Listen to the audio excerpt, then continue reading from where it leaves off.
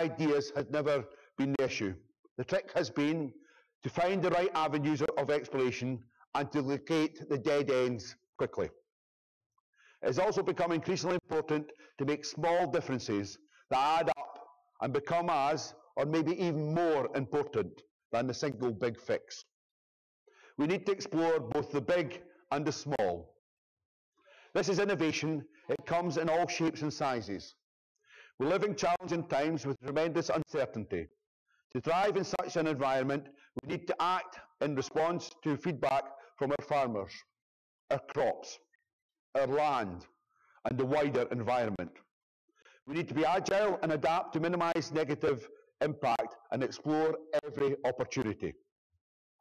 Working through our spot farms and monitor farms and teaming up with agronomists will help us realise that vision. This is how to integrate research with practice and practice with research. We've brought together experts from home and abroad to discuss research-led advances for a wide range of technical issues and pioneering farmers to illustrate how evidence can be used to make tough on-farm decisions. The conference today will include information on a wide range of rotational issues, such as cover crops and soil management, as well as papers on pests, weeds, pathogens, and pathogen management. You will also get the first chance to hear about the proposed changes to the fertiliser manual, the old RB209, which will be updated and issued by AHDB in early summer 2017. One recent innovation has been to live stream this event, so welcome to all our viewers online. Yesterday we had an average of about between 20 and 30 live stream events happening yesterday, and I do believe that we have also had groups of people sitting in rooms using it as a training exercise. So really exciting innovation there. Remember, all you hear today will also be available to watch on our YouTube channels. So if you missed something or weren't here yesterday, you can catch up later by going onto our YouTube channels. Finally, just a bit of housekeeping before we start. As the true air hostess or air hostess, the fire exits are there, and there'll also be two behind us as well. There is no fire drill planned for today. Please turn off mobile phones or put them on to silent. As I said, the event is being live streamed, and there will be a lot of photography happening throughout the day. So please be aware of that. Finally, for the socially engaged among you, the event hashtag is AdConf2016, and it's at the bottom of the screen there if you want to hashtag. So please feel free to tweet throughout the day using the event hashtag. Wi-Fi details are included in your delegate pack, and you'll find them at the bottom of the first page of your delegate pack.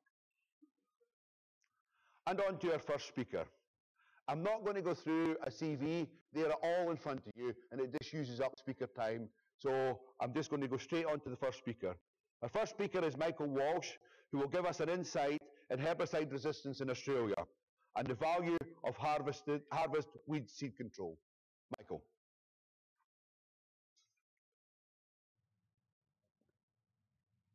Okay. Thank you, George. It's really nice to be here to experience the great UK weather.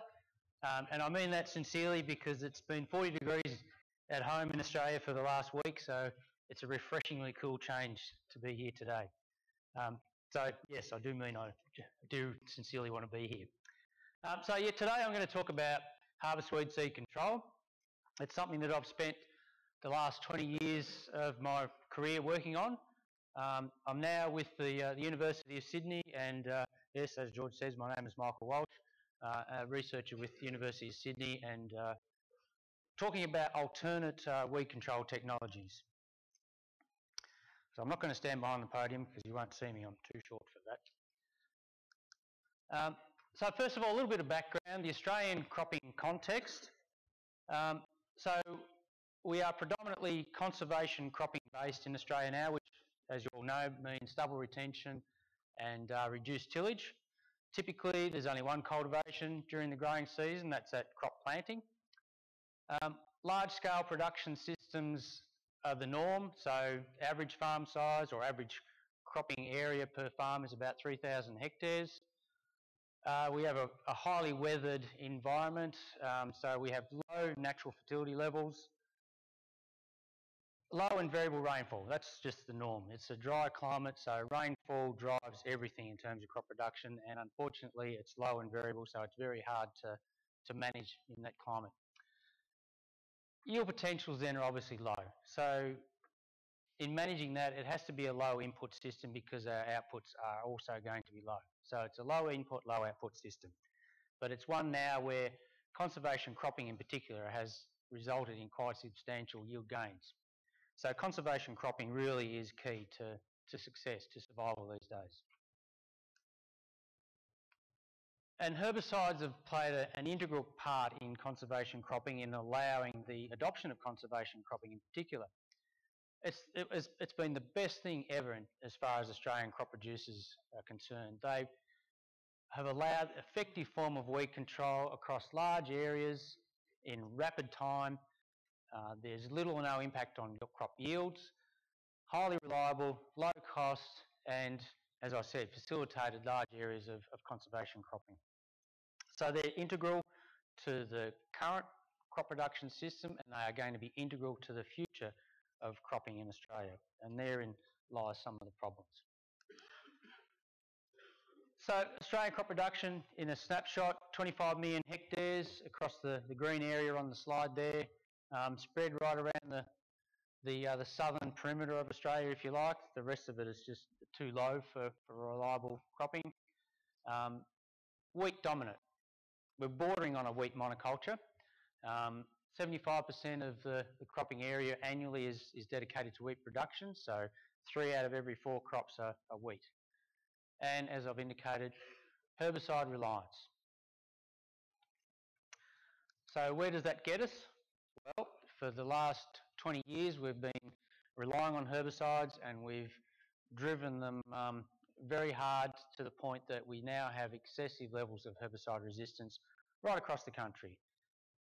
This map here is the West Australian wheat belt, so we're just focusing on that because we've got some really good data on the extent of herbicide resistance across that region. 10 million hectares. We regularly go out and we randomly collect annual ryegrass populations in particular.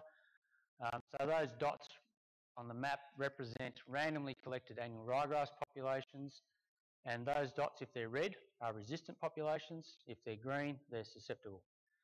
And clearly now we have extensive levels of herbicide-resistant annual ryegrass through West Australian wheat belt, and actually right through the Australian wheat belt.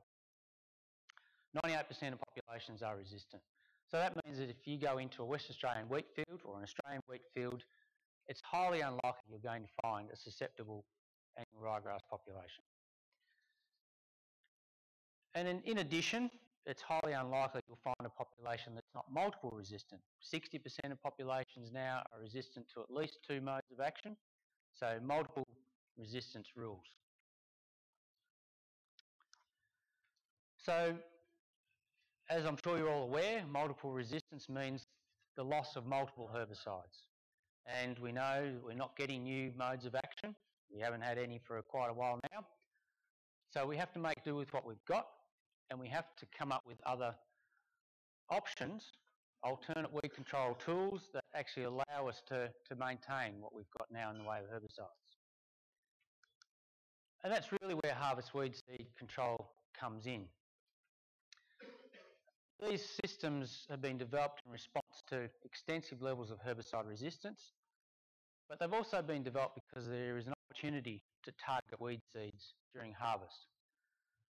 So the numbers below the photos there, the photos represent mature weed seeds retained in the heads of a number of dominant grass species in Australian cropping systems, or grass and broadleaf. So you've got wild oats, wild radish, annual ryegrass and brome grass there. The percentage values are the percent of total seed production that's retained above a low harvest cutting height at crop maturity.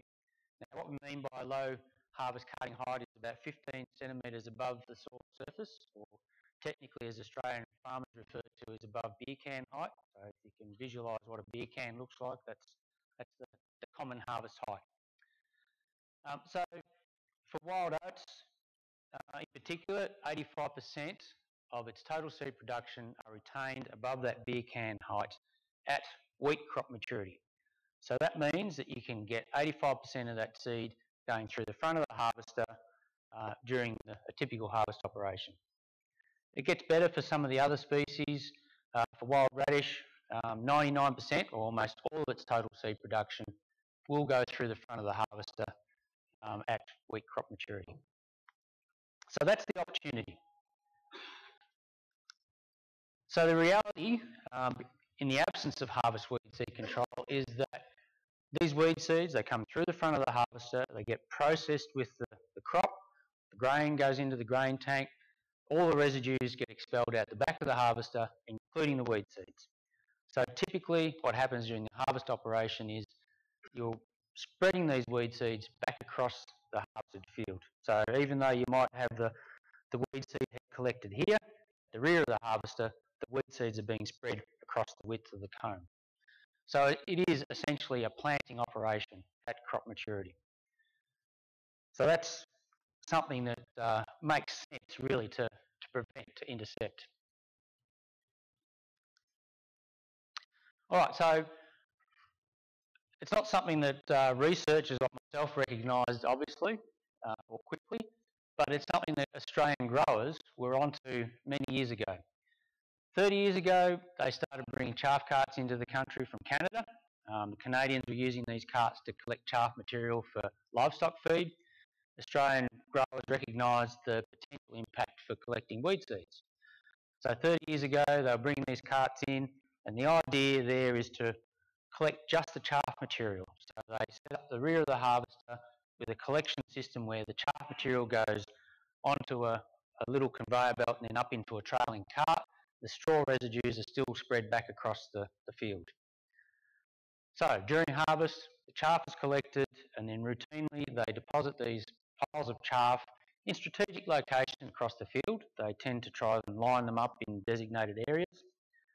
And then the following autumn, you come back and you do something about those chaff piles. Typically, they burn them. They burn them because there are enormous volumes of that material. It's light, difficult to move, and it needs to be treated to get rid of those weed seeds. So they're burnt. The growers will put a fire break around those lines of chaff piles and set fire to them. But to be honest, growers have really had a love-hate relationship with that system. It's a difficult one to use. There's the logistics of trailing a cart at harvest, but mostly it's the management of that chaff material to get rid of the weed seeds that causes the problems. So they've been on the constant lookout for other options for, well, 30 years essentially. One of the early adopters of chaff carts took it a step further in developing the Glenvar Bale Direct system. So this grower decided that he wanted to collect all the material. Primarily he wanted to sell the bale material. And so he was able to establish a market, bale all the material coming out of the rear of the harvester, so that chaff and straw is collected by the baler attached directly to the harvester. The harvester is powering that baler, and it leaves these nice packets of weed seeds around the paddock, which the grower can then come back, collect and sell to a market. Typically that material is exported, which makes that Australian grower pretty happy because he's exporting it out of the country, not just off his farm. But it's actually palletised before it's exported, so there is some control of that seed that's in those feed pallets. So that's a market opportunity. Unfortunately, it's not a big market opportunity, so very few growers have actually been able to access that. But it does suit systems where there are high levels of residues exiting the harvester. Okay, so the next system is a little bit more basic. It's narrow windrow burning.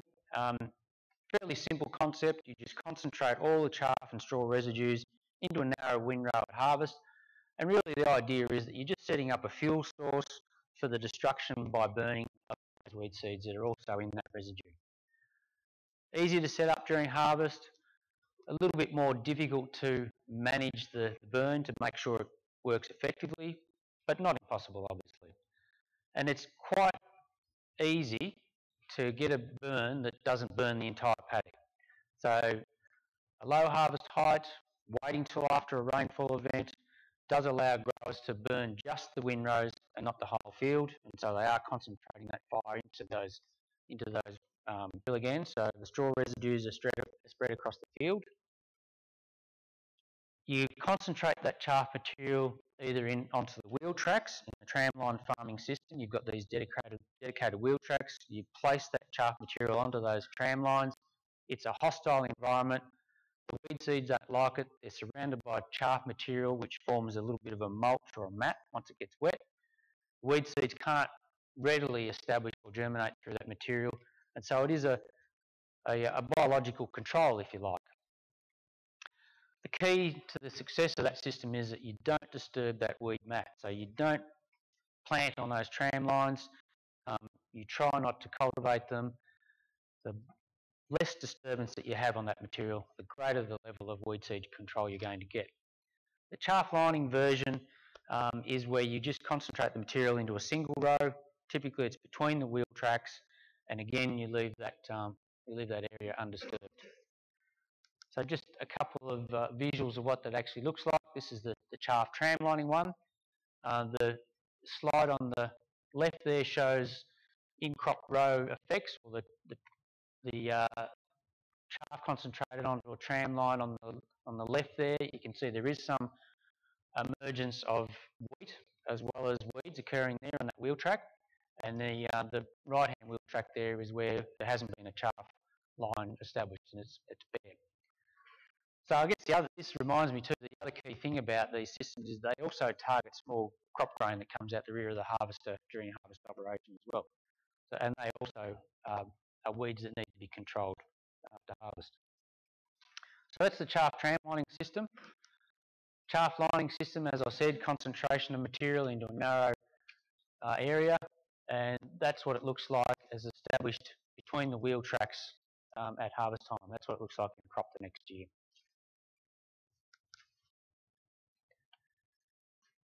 Now these systems all have an impact on conservation cropping, and as I said at the start, conservation cropping is critical to productive cropping in Australia. Whenever you start removing residues, concentrating residues across the broad area of the field or burning them, you do impact on nutrient retention, but importantly on moisture conservation. So those residues are important primarily for conserving rainfall whenever it falls. We don't want evaporation from the soil surface, so residues restrict that.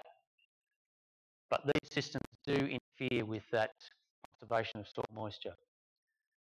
So chaff carts, for example, take away the chaff residues, means you lose about 30% of that biomass that could be retained on the soil surface. For systems like narrow windrow burning, where you're removing both the chaff and the straw residues, obviously the impact is greater. So we've still been searching for systems that don't interfere with conservation cropping systems. And that's where the Harrington seed destructor comes into play. So Ray Harrington decided that he didn't like the idea of chaff carts, in particular narrow windrow burning. He wanted a physical weed seed destruction process that he could incorporate into his harvest operation. So he found a mill, and it's a mill that comes from a coal mine. Traditionally those mills, called a cage mill, are used for processing coal, renders that coal ore down into a powder that's then reconstituted into briquettes. First thing we did when we saw that mill was to see if we could get a student to work on it, because it's obviously quite a classical student project, and the student quite happily spent 3 months looking for dyed ryegrass seeds in those processed samples. And so the results. We're looking at seed survival, so annual ryegrass seed survival at different speeds of that cage mill, and basically the results were fantastic in that we were able to achieve 90% annual ryegrass seed destruction at the speeds that we used. We did find that the faster the mill went, we got a greater level of seed kill, which was what we expected, destructor. So it's attached to the rear of his harvester. He has a chaff delivery system taking chaff from the back of the harvester, feeding into the centre of the cage mill. He's developed a straw removal system that's on a conveyor belt underneath the corrugated iron that you can see there. So that straw is removed from the covering the mill and the motor, if you like. He's used a second-hand harvester motor to power it, etc., etc. It's something that looks as though it's been put together from bits and pieces he's found in his yard. And I have to admit, I had my doubts about how effective this system would be when I first saw it. But to raise credit, it worked as it should. It worked similarly effectively as a standing mill did. So in the field, we evaluated under commercial conditions, and we got very high levels of seed kill from our 4 dominant weed species. So that was proof that we needed to ensure that we could go through to the commercialisation of this system, which is now achieved. A commercial company is now selling the Harrington Seed Destructor as a trailing unit in Australia. But it hasn't stopped there. All along, Ray's vision was to have a mill system incorporated into the rear of the harvester. So pretty much straight away that the trailing unit came onto the market, work was underway onto an integrated system, and that's a little bit what the mill looks like there on a test stand again. Again, it's a student project evaluating chaff material being processed by this stationary mill, laced with dyed weed seeds, etc. And those are the results there. Again, very high levels of weed seed kill. And so now we have an integrated system. So on that New Holland harvester there on the left-hand side, we have an integrated Harrington Seed Destructor fitted into the rear, just below the straw spreading system. And it's a neat system. It's very unobtrusive, it's quite subtle, but it is highly effective. We've again tested this system under commercial harvest operation and found it to be 99% effective. I don't know why, but we never achieve 100% seed destruction with these weeds. I guess that's why they are such a problem. So the integrated Harrington Seed Destructor is now commercially available. Harvest is wrapping up in Australia at the moment, and this has been the first season where these systems have been used by growers. There have been 12 fitted for commercial operation this harvest, and all accounts they have proved their efficacy. Although we're still waiting for the results we'll see next autumn, but in terms of processing the chaff material during harvest, they've been all highly effective. So we now have a commercially available systems for processing weed seeds during harvest that allow the retention of all residues across the field. Now, something that we did in 2010-2011 was to compare a number of harvest weed seed control systems pretty much across the Australian wheat belt. 25 sites, we compared narrow windrow burning, chaff carts and the Harrington Seed Destructor in wheat crops under commercial harvest conditions, focusing on annual ryegrass. So at each site, we set up these treatments in replicated trials. So each plot was the width of the harvester and it ran for about 100 metres. We picked areas that were, I guess, moderate annual ryegrass densities, so between 5 and 10 plants per metre squared. Counted the ryegrass plants prior to harvest, collected some seed, imposed the treatments, then came back the following autumn, start of the next growing season, to assess the efficacy of these systems based on annual ryegrass emergence. And those are the results. So on average, across any emergence that you get any year is going to have some proportion or component of it that's as a result of a seed bank population that's been present in the previous couple of years. So yes, you can have an impact on harvest one year, on the next year's population, but you cannot impact on the seed inputs from the previous 2 or 3 years. But nonetheless, 60% reduction in emergence is still a significant amount of ryegrass being controlled.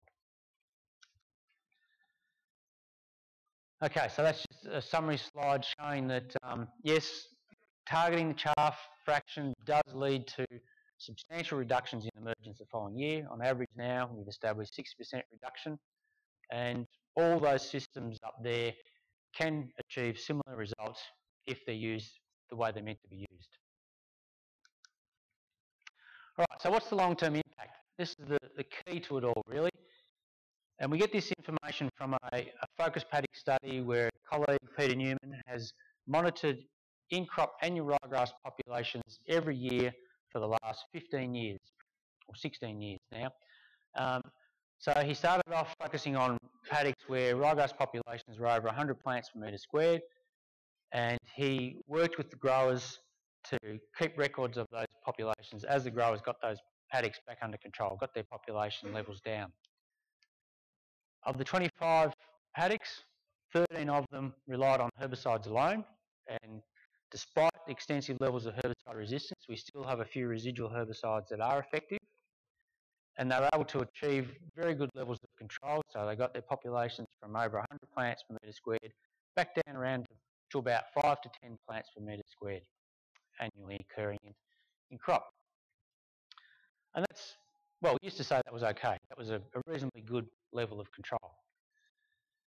The other 12 paddocks use the same herbicide regimes, same management, but they additionally used a harvest weed seed control practice. Typically it was narrow windrow burning. A couple of instances it was a chaff cart. The population density, again starting off around about 100 plants per metre squared, but at the end it's down to less than 1 plant per metre squared.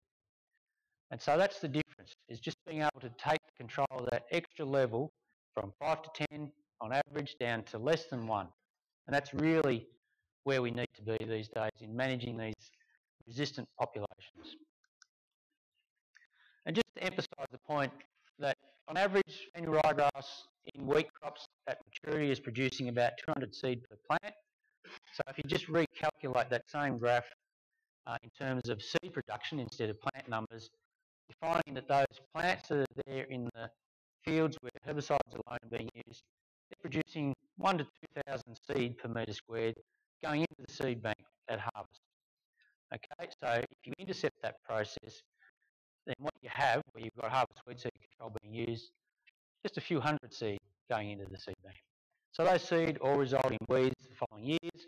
So the differences really are that in herbicide alone treatments, you're controlling thousands of weeds. In herbicides plus harvest weed seed control, you're controlling hundreds of weeds. So there's a tenfold difference in your herbicide selection pressure, if you like.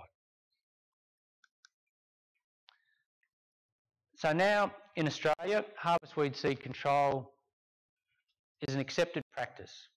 Based on a survey conducted a couple of years ago, 43% of Australian growers are using some form of harvest weed seed control. Typically it's narrow windrow burning because it's cheap, simple, but also highly effective.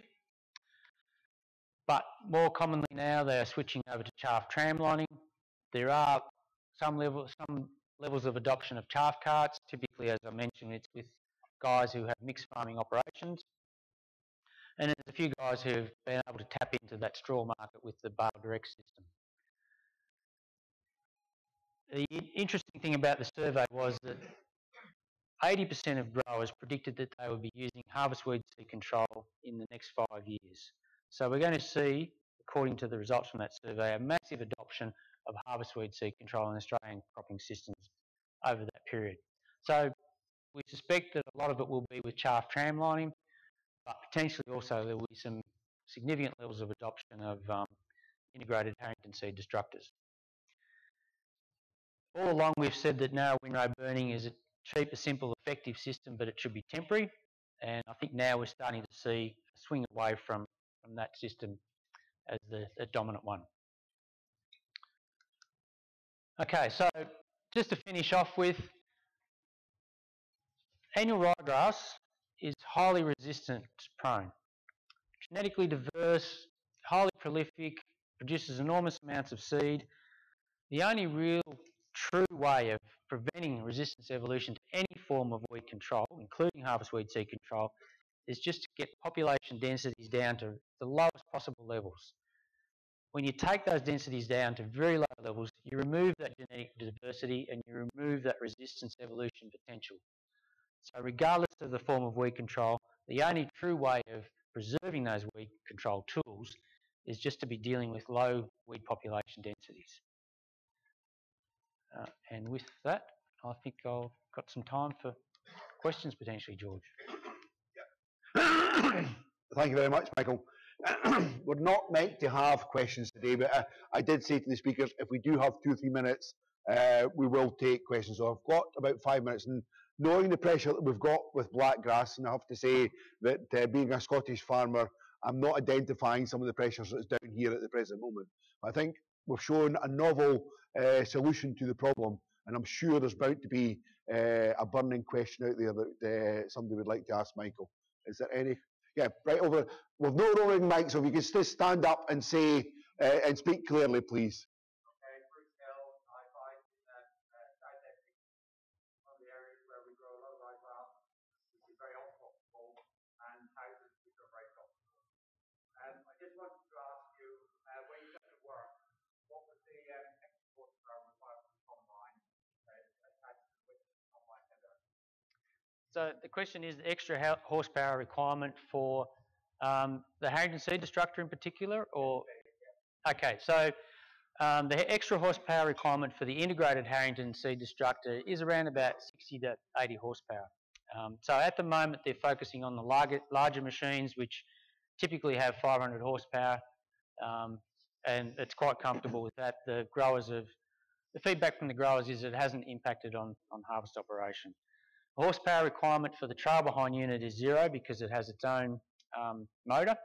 For the other systems, there's probably a limited amount of horsepower draw on their usage.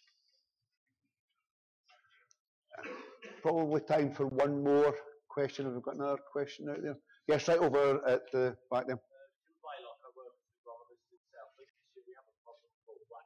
Yep. The question is, what percentage of your ryegrass and weed seeds shed prior to harvest? Do you have a big situation where a blackgrass sheds before the combine for something that doesn't work well? Yeah, no, so the question is about seed retention at harvest in relation to blackgrass.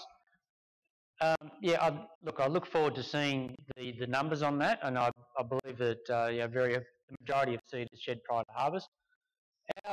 Our biggest problem is wild oats. So wild oats retains around about 80% at wheat crop maturity, so that's right on the first opportunity to harvest, but that drops off at about 2% per day over the harvest period. So the longer you delay harvest, the less effective these systems are going to be. For wild radish and for annual ryegrass, they retain high proportions of seed right through the harvest period, so it's in excess of 80% from woe to go, if you like. But yes, seed shedding is the enemy of harvest weed seed control, but you shouldn't look at it as a complete barrier. There are agronomic ways you can address that. Crop competition is one, growth regulators is another that we've looked at. So yeah, it's worth considering. Michael, thank you very much for your presentation. It's fitted in really well with inspiration, innovation and integration, and it just shows how looking at what other people do can really inspire us to go out there and look and see where we can adopt some of these systems within our present UK harvesting techniques. Thank you. Thanks, George.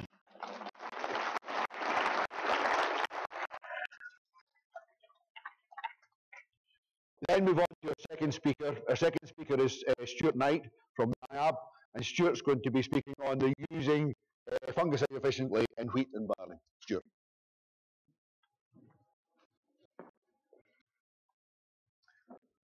So, good morning, everyone. So, as George said, my presentation is about the effective use of fungicides in wheat and barley, and the presentation will draw on results from the fungicide performance work that is delivered through a collaboration of AHDB, ADAS, NIAB, SIUC, Harper Evans University, and Chuggers in Ireland. But before we delve straight into the fungicide performance results, Just a few general considerations for you. And the first point really is to say that don't forget disease management is not just about fungicides. My presentation will be just about fungicides, but there's a lot more to disease management beyond that. So do everything you can to take account to try and reduce the pressure that's on the fungicide. So think about your choice of varieties, think about your rotations, your sowing dates, your other agronomic measures in order to take the pressure off the products.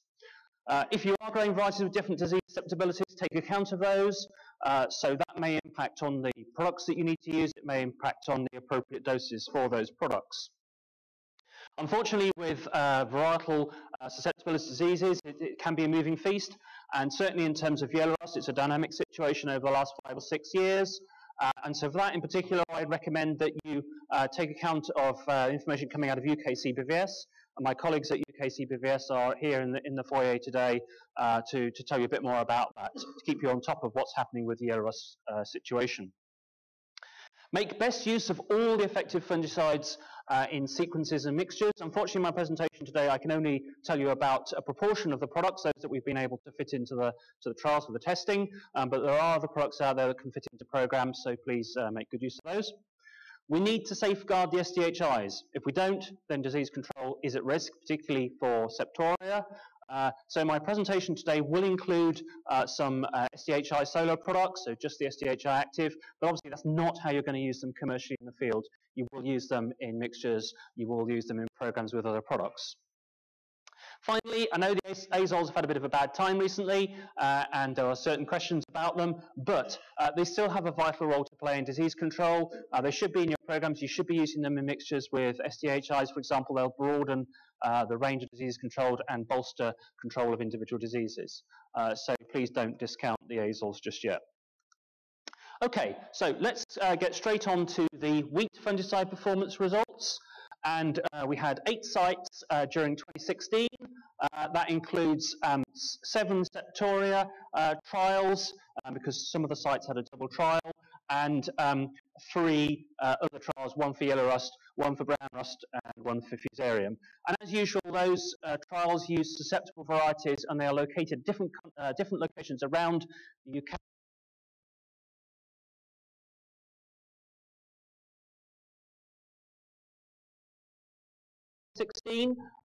We collected some good data in 2016. So of those 7 trials, there were 4 that were targeting the T2 application timing, so targeting the flag leaf, 2 rather that were targeting leaf 3, so a T1 application timing, and the final trial sort of intermediate timing targeting leaf 2. That was a trial in Ireland, Grow 633. All of those trials generated good protectant data in 2016, and most of them also generated some eradicant data. So these are the products that were included in 2016, or indeed in the previous couple of years, that I will show you some of the over-year data. Now, as you know, part of the reason for doing this work is to test new products that are not yet approved. Obviously, we're not showing you the products that are not yet approved yet, so the charts I show you will entirely focus on those products that are available to you. So we had a range of straight actives in the trials, including chlorothalonil, Bravo, but that was only in at 1 dose. All the other products were tested at a range of doses. Chlorothalonil was just in a single dose, a half dose, so litre per hectare equivalent. So a range of straights, and also a range of mixture products, SDHI, azole mixture products. Adexar was included in the trials in 2014 and 2015, wasn't included in 2016, but it's been in enough trials for us to use it in the over-year analyses that I'll show you. The others I think you'll be familiar with, but the bottom one is a new product, Ascra X Pro. And Ascra X Pro is a new product for 2017, and I know Bayer are here today if you want to ask any questions about that, so I won't delve into much about the product.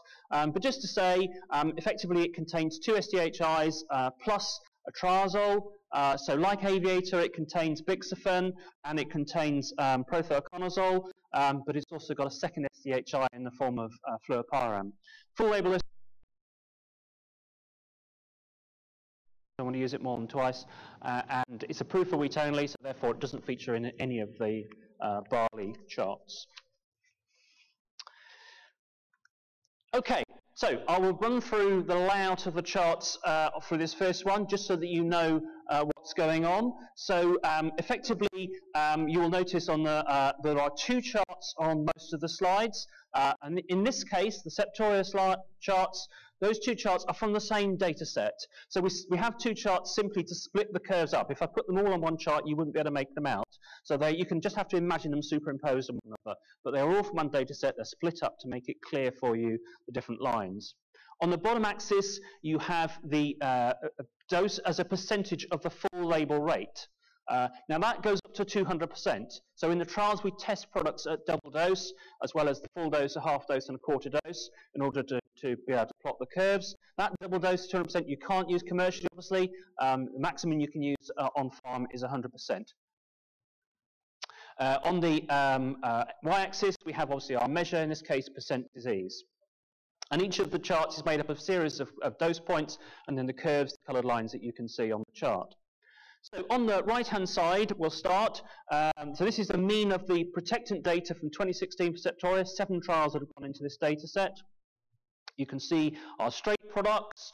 We've got our Proline, our Ignite, which are our azoles, our Vertisan Imtrex, our SDHIs, and then the single point of Bravo, the red diamond, which is our half-dose treatment of chlorothalonil for comparison.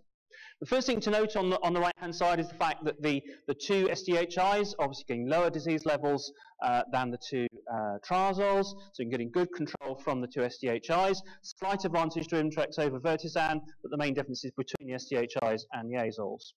The chlorothalonil dose, single dose point only, but actually very close to the SDHI, so in a protectant situation, chlorothal continue to give us a very good level of Septoria protection. And then look at the azoles, and you will see that there is a difference between the two azoles. You will see that the Proline is more effective in 2016 in a protectant situation compared to the Ignite, compared to the epoxiconazole. And I'll come back to that point a little bit later. On the left-hand side, we have our mixture products, and the first thing you'll notice is that all those curves are very close. So all those mixture products are doing a very good job and doing a very similar job, superior to the straights, for example. If you really wanted to try and tease them apart, you will note in particular that the red line, which is the Aviator X Pro, and you can probably just about see it at the bottom, the sort of purpley coloured line, which is the Asker X Pro. Remember, the Asker X Pro has got that fluopyram added into it, and you can see those lines do pull apart a little bit, particularly at the sort of half the full dose range, and so there is a slight advantage in terms of the Septoria protection coming from that addition of the fluopyram. Moving on to the Eradicant Septoria data, 4 trials from 2016. Again, layout of the slides is exactly the same as I showed you for the protectants. So on the right-hand side, again, you will see the SDHIs outperforming the two azole products. Again, you will see the Imtrex doing slightly better than the Vertisan. But if we compare the two triazoles, in this case, the difference between the Proline and Ignite is much smaller. Really, there's very little difference between the two products in this Eradicant situation, whereas there was a difference we saw in the protectant. Again, looking at the mixture products, you will see that the lines are very, very close, so they're all doing a very similar, very comparable job in terms of their Eradicant activity. In terms of rank order, again, the Asker X Pro is slightly ahead of the Aviator X Pro, but the difference there is really, really small, and not too much to be read into that. I'm going to show you now some over-year data for protectant Septoria, first of all. There were 17 trials that have gone into this data set, so it really is a very, very robust data set. And again, layout of the chart is exactly the same. So we'll start on the right-hand side with the single actives, and you will see that in this protectant situation, again, the SDHIs outperforming the azoles. Again, the chlorothalonil doing very well over the 3 years in terms of its Septoria protectant performance. And again, if you compare the azoles, just as we saw in 2016, the Proline over these last 3 years has been outperforming the Ignite, the epoxiconazole, in this protectant situation. There's quite a clear deviation between those two lines. Again, looking at the mixture products on the left-hand side, lines are all very, very close. It really is very hard to pull these products apart. But looking for small differences, you will again see that the purple line, the Asker X Pro, is ahead of the red line. So it's slightly lower disease levels in the Asker X Pro compared to the Aviator X Pro. This chart obviously also includes Adexar because it was in 2014 and 2015, and we're able to therefore include it in the OVIR analysis. And you will see the Adexar is very, very close to the Librax line. So those two products, remember, Adexar is epoxiconazole plus fluxaperoxide, Librax is metaconazole plus fluoroperoxide, and actually those two lines are very, very close over that 3-year summary. Looking at the Radicant over-year data, again, 8 trials in here, robust data set. The story on the right-hand side with the single active products is similar to what we saw in 2016. Again, the SDHI is ahead of the azoles. Again, Imtrex slight advantage over Vertisan. And again, as we saw in 2016, no real difference between the Proline and the Ignite in the Eradicant situation. It was just an effect we've seen in the Protectant. Again, looking at the mixture products, lines closely grouped, but you know, the Aviator X-Pro is behind the Ascor X-Pro, so we are getting some advantage over that 3 years in terms of Eradicant activity from the inclusion of the fluropyram in the product. And there's a slight advantage actually over 3 years from the Librax compared to the Adexar in this Eradicant situation. Now, I'm going to present you some yield data from that over-year analysis. So 18 trials gone into here. Now, because we test our products as single applications, not in a program, remember the yield responses don't necessarily reflect closely what you would get on farm, but they are an indicator of how well the fungicides are doing. And so obviously the charts are upside down here now. The higher the curves, effectively, the higher the yields. But the rank order of the products typically is what you'd expect from the disease control. So again, the yields we're getting from the SDHI solos on the right-hand side are ahead of what we're getting from the azoles. Imtrex is ahead of Vertisan. And again, we are seeing an advantage to Proline over the Ignite coming from that additional Septoria protectant activity. Again, we'll see the yields from the mixture products are outperforming, or are higher than the single actives, and the rank order of those products is typically what you'd expect from the Septoria control. So we do see an advantage to the Ascor X-Pro over the Aviator in line with the better Septoria control, not a lot in it between the Adexar and Librax in terms of the yields. There is one thing here that you perhaps will see is a little bit surprising, and that's the yields we're getting from the Vertisan Ignite compared to the other mixture products, and also to some extent the yield from the Vertisan compared to the Imtrex. And that's perhaps not quite as good as you might have anticipated from the Septoria control data over the 3 years, and we've seen that in several, in all of the years really where we've done this, but not necessarily all trials. And so something about the disease control there is not quite marrying through as far as yield in case of the Vertisan Ignite. That could be the fact that perhaps it's not quite so persistent. Various other explanations could be applied. But as I stress, remember this is single applications where the yield is dependent on that single application. Obviously, if you use Vertisan Ignite in a program with other products, that yield difference might well be eliminated if you used it in a program. So we'll move on to the rust products now. And again, we have a range of single actives, and we have some mixture products there, most of them in the yellow rust trials, some of them in the brown rust trials. The brown rust we use an inoculated trial design, which means we've got less products that we can fit into the treatments. And some of those products in brown rust were only in 2014 and 15, not in 2016.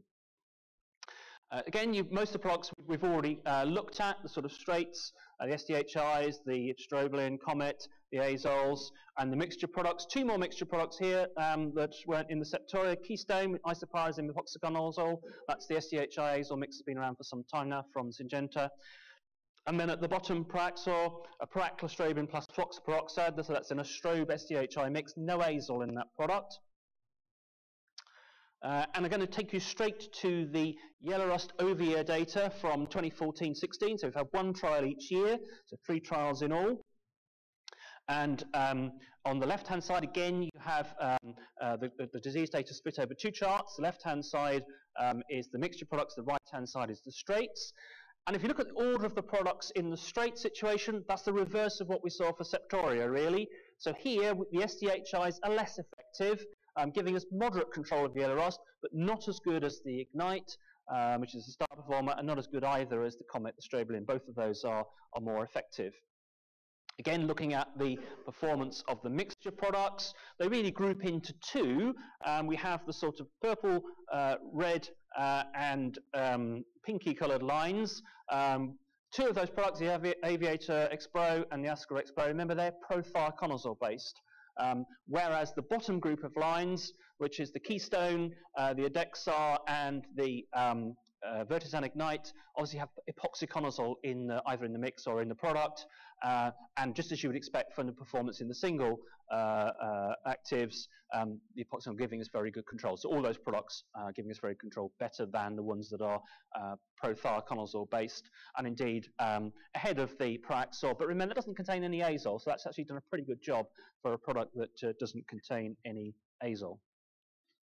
So that's the disease control from the yellow rust. Looking at the yields from the yellow rust over year, again, reflecting what you'd expect from the disease control. So the Intrex, the Vertisan, not giving us as high yields in the yellow rust situation, whereas the Ignite really doing very well. Looking at the yields of the mixture products in the yellow rust situation, again, the groupings are similar to what we saw for the disease control, but a little bit more spread out.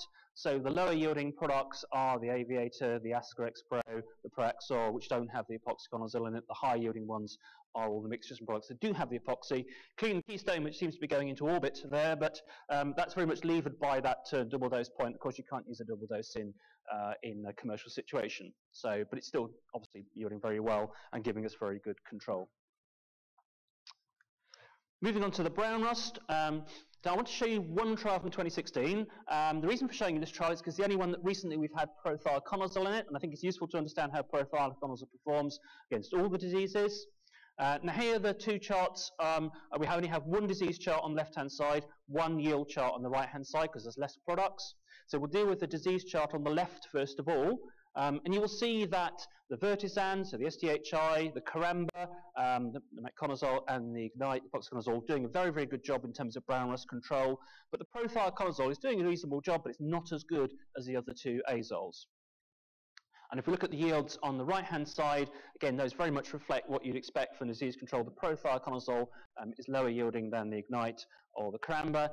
Vertisan actually doing very well here in the yield situation, and that may well reflect the fact that Vertisan is as we know, a very good Septoria product as well. And although these trials are carefully selected to try and reduce the impact of other diseases, we can't rule out the fact that Vertisan is giving us some better Septoria control, which is helping with that yield response. So that's the 2016 data. I'll now show you some 3-year data. 3-year data doesn't include the Proline because it was only in 2016, but it does include a couple of other products. So if you look at the disease data on the left-hand side, we now added Intrex, so another SDHI, into the chart.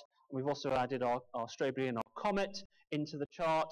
And you will see that, again, the SDHI, the Comet, working really, really well against brown rust. We have an awful lot of good products now for brown rust control from different fungicide groups. And the yields, again, reflecting pretty much what you'd expect from that disease control, with, again, the SDHIs giving us a bit of an advantage over the azoles. Finally, on the wheat, I want to cover the Fusarium products. So this was a single spray at T3, again, in an inoculated situation. And again, just 4 proof products that I'm going to cover today. Proline, Ignite, Follica, Caramba, so all the azoles for this experiment. And the first slide is looking at control of head blight. Now this is sort of visual symptoms, percentage heads infected. This is the mean of 2 years of data. And we have the 4 products. And you will notice that 3 of them are closely grouped on this chart. Ignite, Follica, and Caramba, very, very close to one another. Data is a little bit noisy, but overall they are very similar in terms of their performance in reducing the number of heads infected. And then we have the Proline, which is clearly in a different line. It's much more effective at the lower doses than the other products, and also the points much less scattered, so it's a very robust treatment. Now, please don't go away with the message from this chart that you can control Fusarium head blight with a 25% dose of Proline. That's not the message. The message is that the Proline is very robust in terms of its control, so that means that you can you have a product that you can have good confidence in the level of control, assuming you get timings right and everything else. Looking at the mycotoxin data, I'm just going to show you the mycotoxin data from this last year, from 2016. So this is the 2016 data, and the charts are different here. It's not a curve, this is a bar chart. And so we have our 2 untreated, so we have 2 untreated as a comparator. And then we have our 4 products, the Proline, Ignite, Follica, Cramba along the bottom. And then we have our DON levels, PPBs, up on the y-axis. And remember, we're looking for that threshold of 1 to 50. So both our untreated plots were above the threshold. All of our products reduced levels compared to one or both of the untreated. Ignite only reduced it significantly compared to one of the untreated. But Proline, Follica and Cramba in turn was significantly more effective than the Ignite. So we have a slightly different sort of segregation, if you like, of the products here. The Ignite is sort of intermediate, really, in terms of its reduction in mycotoxins. Follica and Cramba and the Proline all giving us significant reduction compared to that, and against both the untreated. So the products are working now. They are giving us reductions well below the level of the 1 to 50 threshold. Okay, some conclusions then from the wheat work. First of all, the Septoria, SDHIs are giving us very good Septoria control. However, I say the main message is please don't use them on their own. Use them in mixtures, and those are much more robust in terms of Septoria control, but also are more robust in terms of their overall disease control and yield. The Ascarex Pro, the new product, giving us an advantage, giving us some improvement in Septoria control compared to Aviator, so that fluopyram is definitely adding some value to it. For our recent Ovia Septoria protectant activity, it's clear that Proline is showing a better performance than Ignite from that last 3 years of data, but it only applies to the protectant data. The eradicant data, there is really nothing to choose between them. In terms of straight SDHIs, giving us moderate yellow rust control, but not as effective as Comet or Ignite. So there's other products, the azole strobes, still have a valuable role to play in programs for the other diseases. Good options for controlling brown rust, SDHIs, strobilurins, azoles, most of the azole options very good for brown rust, but Proline is not as effective as the Ignite or the Cramba. And finally, Proline, in terms of the overall control of head blight and mycotoxin reduction, Proline is clearly overall ahead of the other options, but metconazole, Follicure, tebuconazole giving us that good reduction in mycotoxins as well.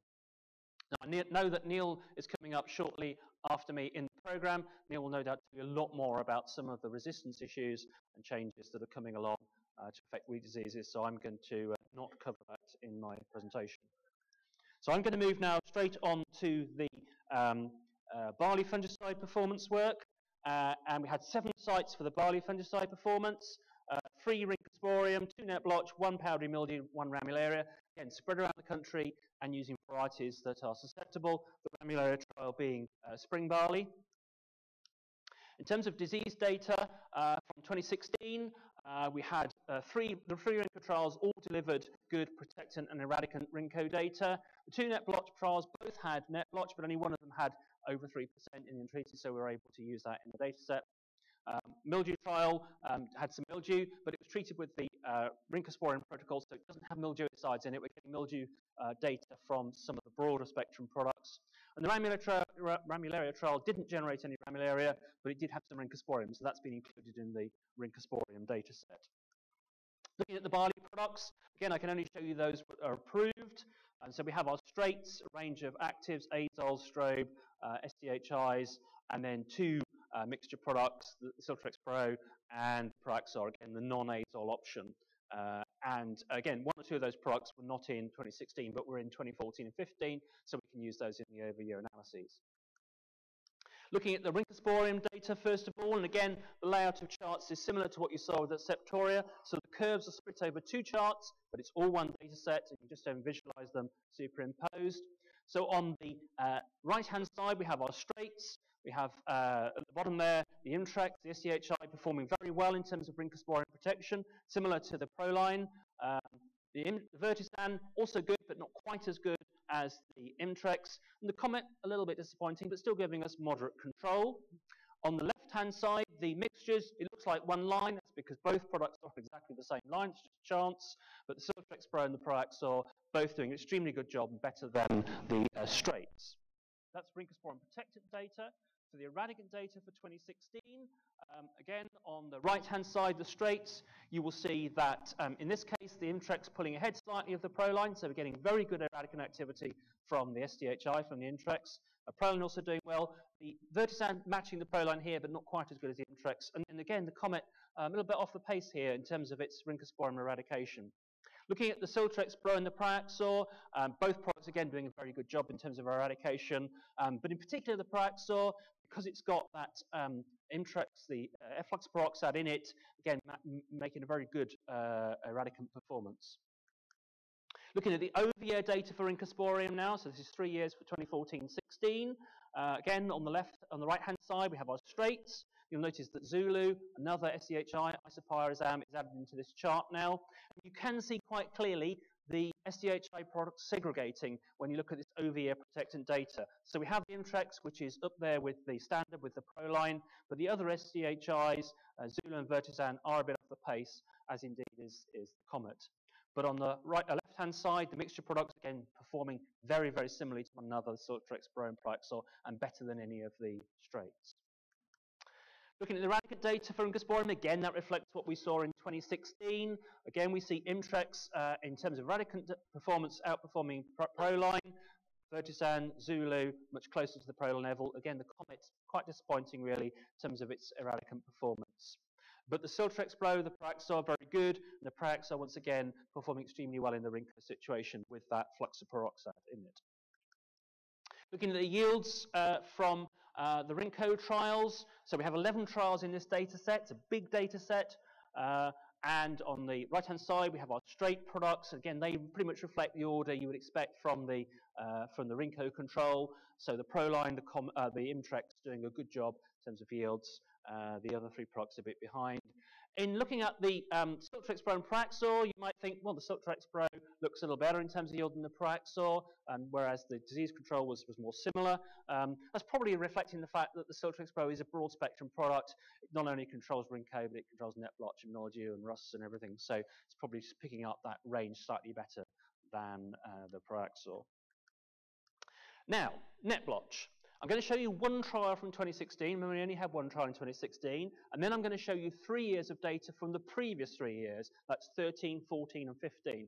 But the 2016 data was a little bit different to what we'd seen previously, which is why we have separated it out. So again, the curves are split over two charts. On the left-hand side, we have our mixtures. The right-hand side, we have our straights. If you look at the straights data, you will see a good performance from Proline, pretty much what we'd expect for net blotch. But if you look at the other products, they don't appear to be performing as we might have expected. The control, particularly from the SDHIs, was a bit disappointing. So was the Comet, although we've seen that in a bit of a trend in recent years, perhaps associated with the increase in the F129L mutation.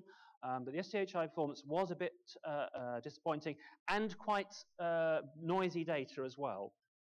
If we look at the mixture products, they've done much better.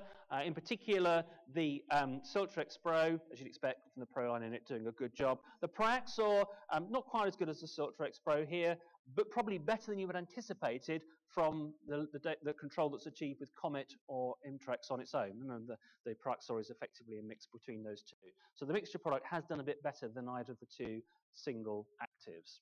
So try and capture that image in your mind of that performance and compare it with my next slide, which is the net blotch protectant activity over the previous 3 years, so not including 2016, and that's a very different picture. So if you look at the control on the right-hand side from the straights, you can see that all the SDHIs, the Zulu, the Intrex, the Vertisan, doing a really, really good job in terms of net blotch activity, and in fact slightly better than the Proline, not worse as it was in the previous slide. Now these were under, not all these trials are very high pressure. The average untreated here is only around 6%, so not massive pressure, but nevertheless the SDHIs were clearly looking much better than they were in 2016. And again, looking at the mixture products on the left-hand side, the Praxor, the Siltrex Pro, the Vertisan Proline, all doing a really, really good job, nearly complete control from those products, better than we saw in 2016.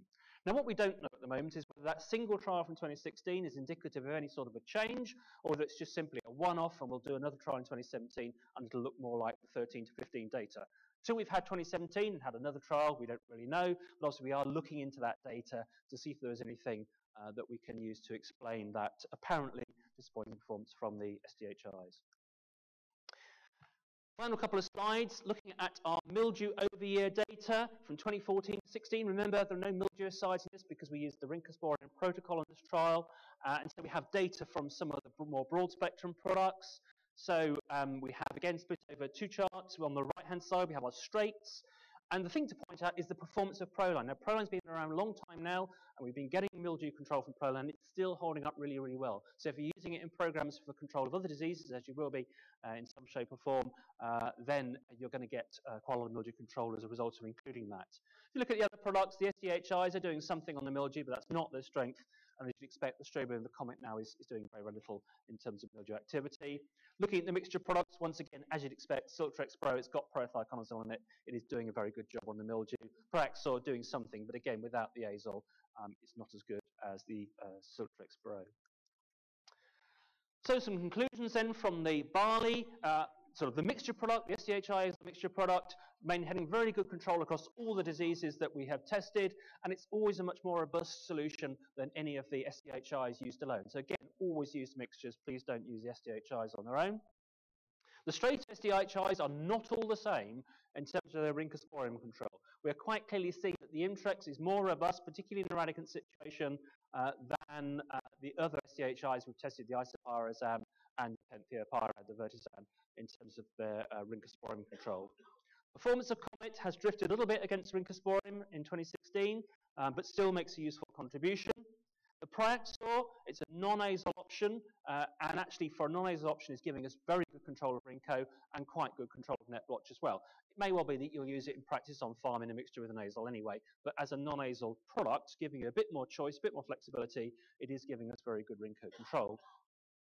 As I've just explained, the performance of the straight SDHIs against the net blotch was very good in 2013, 14 and 15, but disappointing in 2016. It was weaker, and we really need to look into why that is, and we eagerly await the data from 2017 to see what that looks like. And the final point really on the barley is that Proline is maintaining very good mildew efficacy, so we're using that Prothio program. You should get a lot of activity from that. I'll finish just by thanking all of the partners in the fungicide performance work, ADAS, NIAB, SRUC, Harper Adams, AHDB and Chuggers and Ireland for their contributions to this presentation, and reminding there's lots more data available for you on the AHDB website at that link if you want to find out more of the fungicide data that's being generated. Thank you. Thank you very much, Stuart.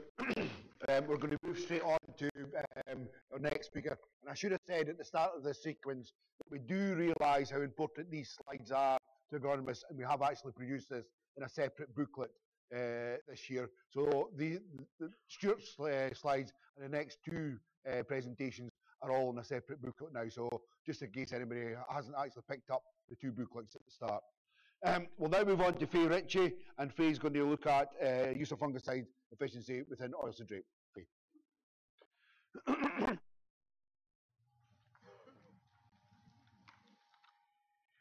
So good morning. The purpose of the next 20 minutes is to give you an update on oilseed rape fungicide performance. So the same project as Stuart's just talked about, but on oilseed rape.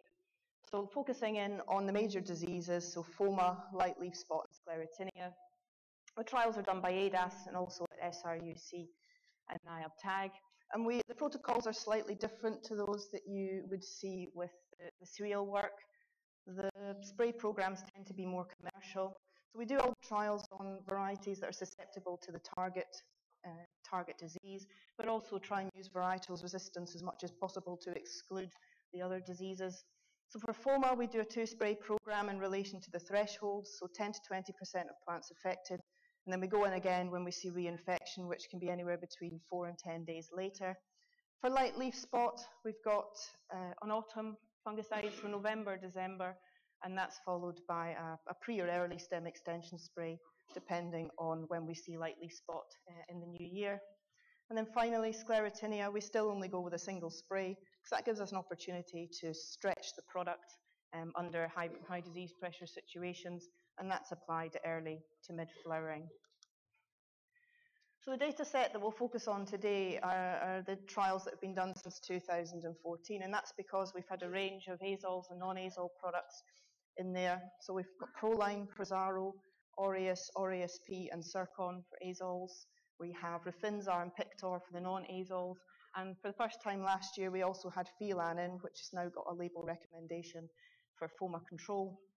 So they're all tested as two-spray programs, and often when they're entered into these trials, they're under code, so we don't know what the registration will be. But of course, in practice, many of these now can only be applied once at a specific growth stage after a specific time of year, or they have a recommendation to be used as a tank mix, such as Phelan. So it's the trials are two-spray programs, but it's a really nice way of comparing the relative effectiveness of the products.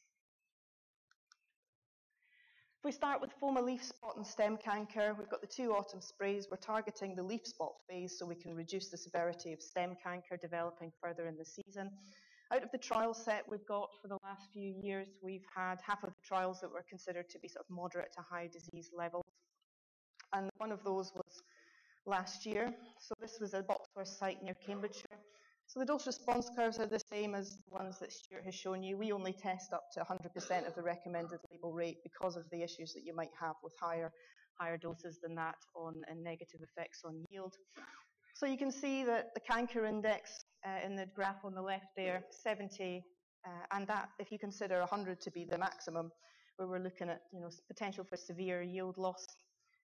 You can see that products such as Proline, Rufinzar, Phelan, and Pictor are all decreasing the canker index to less than 30 from half the recommended label rate onwards, and that's what we really want to see from these products.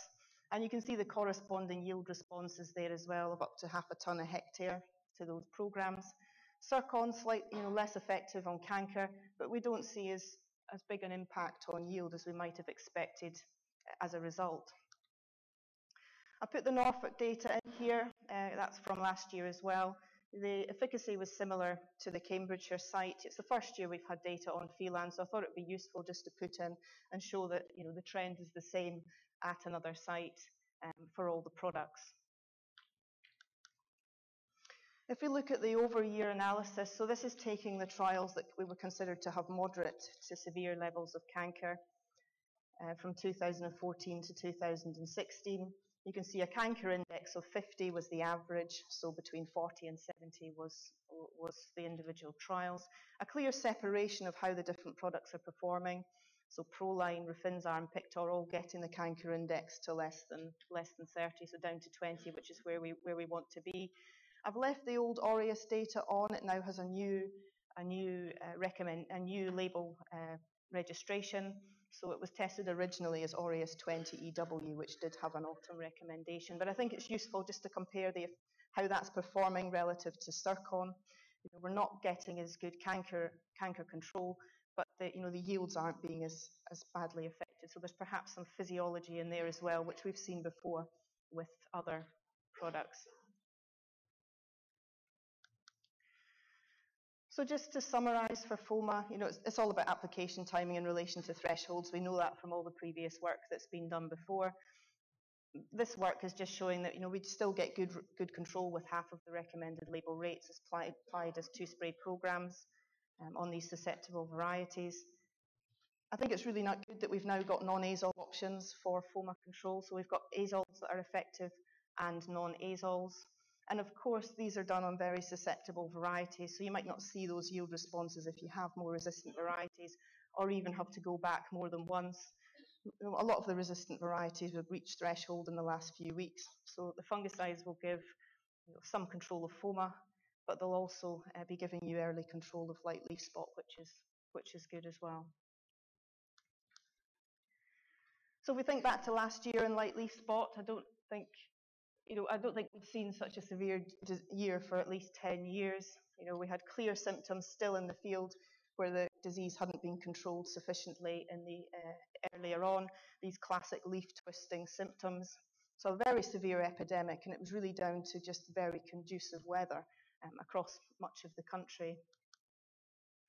And I thought it would be useful to go back and just see how these products are performing under different scenarios. So when we have a situation where there's very low disease in the crop, and also when we have low disease in the crop in the spring, and also when we have quite high levels of disease in the spring, to see actually what are we getting out of those fungicides at those times.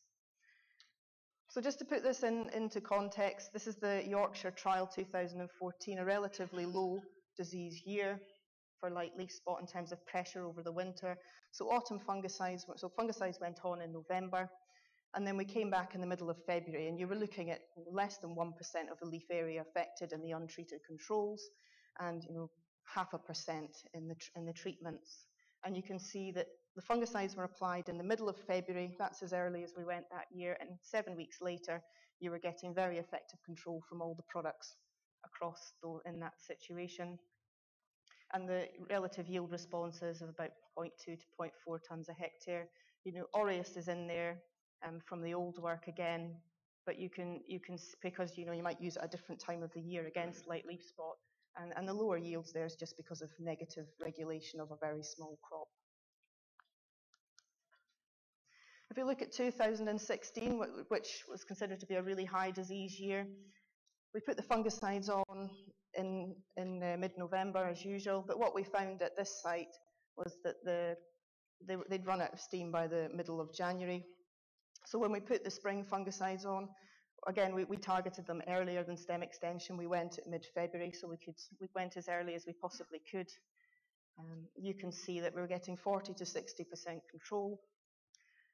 All the products performing very similarly, but despite the high levels of disease we had when those fungicides were applied in February, we were still getting yield responses of 0.4 tonnes a hectare. We've got a lot of trials data now on light leaf spot, and I think it's very useful because the products do tend to change in terms of their ranking order with yield over years and also over sites to combine them all. So this is a data set encompassing ADAS trials that you've just seen and also the SRUC and NIAB tag trials. So 7% leaf area in the untreated controls, and all the products, the difference between them is 2 to 3%, and in terms of the effect that would have on yield is relatively minor. So you can see the typical yield responses there.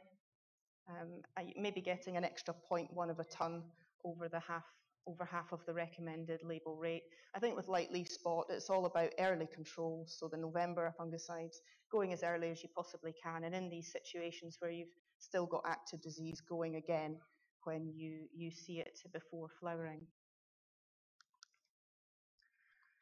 So for light leaf spot control, I think it's all about getting on early. Even where we've got highly infected crops, getting in there early did have positive yield responses, even last year on these susceptible varieties.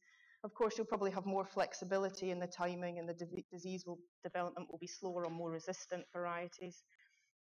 But I think the positive thing coming out of this is that we now have non-azole options for control of light leaf spot, and they do seem to be giving equivalent control to the existing azole. So we've got good azole chemistry, and we have good non-azole chemistry as well that we can use throughout the fungicide program. There have been reports of decreased azole sensitivity in UK light leaf spot populations. There was debate last year of whether that was the reason we were seeing such a high level of disease. I don't think we've got the evidence yet to say that that is the case. I think last year it was just incredibly conducive weather. We were seeing field symptoms across in the west in mid-November, and in our untreated monitoring plots, we were seeing 100% of plants affected in middle of January. So just a very severe infection, and certainly on the susceptible varieties, we were chasing it last year. So now just to finish with Sclerotinia stem rot, it's been quite a few years for Sclerotinia. We don't hear a great deal about it now. I think we've really got on top of it. We've got the timing of the fungicides right for single sprays. We've got 2 spray programs. But what the trials results that we've seen from 2015 and 2016 have shown is that the risk is still out there on these high-risk farms. There's still the potential to lose quite significant amounts of yield if it goes uncontrolled. So this is the list of the treatments that we've tested in the last few years in 2015 and 2016. And you look at it and you might think, well, that's quite a short list. But within these trials, we're also testing coded products. And as those come to market in the next 2 to 3 years, we should have some really nice data that we can share with you, which will help you decide, how to use the products. So we've got the products that have been around for a long time: Proline, Amistar, and Phelan. And we've also got data on Pictor in here. But before I show you that, I think it's important to put the season just into context to understand why they're performing the way that they are. So this was a Sclerotinia risk in Herefordshire in 2016. And it was very similar to the trial site that we had in 2015. So you can see that from first flower to the very last flower, so from April all the way into June. The purple arrow represents when the fungicide was applied, so just a single spray in the Sclerotinia work. So either side of that, there were weather criteria that were considered to be high risk. But what we realised when we look at the data, that it was really only the infection event that occurred within a week of fungicide application that really had any effect and caused all the disease. So this is the combined data set from the two seasons, and you can see why I said that. We know from previous work we need high rates for Sclerotinia to get the persistence of protection. So at least 3 weeks protection is typically what we get from the higher rates, so from 3/4 of the recommended label rate onwards. And in this instance, you're getting very, very good control with a 1/4 rate, which of course you probably wouldn't go with in practice. But it just shows that the products are all performing very well. You can get nearly 100% control if you get the timing right with a single spray, and yield responses of up to 0.7 tonnes. So that risk is still there on these farms, even though we're not necessarily seeing those levels of disease anymore. So just to finish with Sclerotinia, we have a range of chemistry that we can use, and some of that chemistry has also got activity against other diseases such as light leaf spot, so that can be used to plan the fungicide strategy where those diseases are present. We know from previous work that product choice and dose are important. Most products you have to go on with at least 3/4 of the recommended label rate to get that 3 weeks protection. For fungicide resistance, there's not been any reported yet in the UK. There's been some reports from France where they're picking up SDHI resistance in fields, but at very low levels and levels that are not having any impact on field control. But all modes of action, all fully effective in the UK. So that's just a very brief summary of the 3 years' worth of work that we've done in oilseed rape. And I think the sort of important information coming out of that is the fact that we now have non-azoles for FOMA and light leaf spot control that we can use in conjunction with azoles, which is very important for fungicide resistance management. Thank you. Okay, thank you very much, Faye. We'll now move on to our last speaker in this session, and it is Neil Paverley from ADAS. Neil is going to look at azole and SDHI performance. Neil.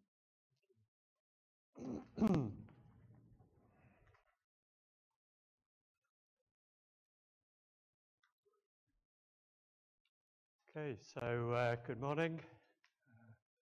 It struck me listening to Michael's presentation from Australia that it's unfortunate that we can't grind Septoria spores up into dust like his weed seeds.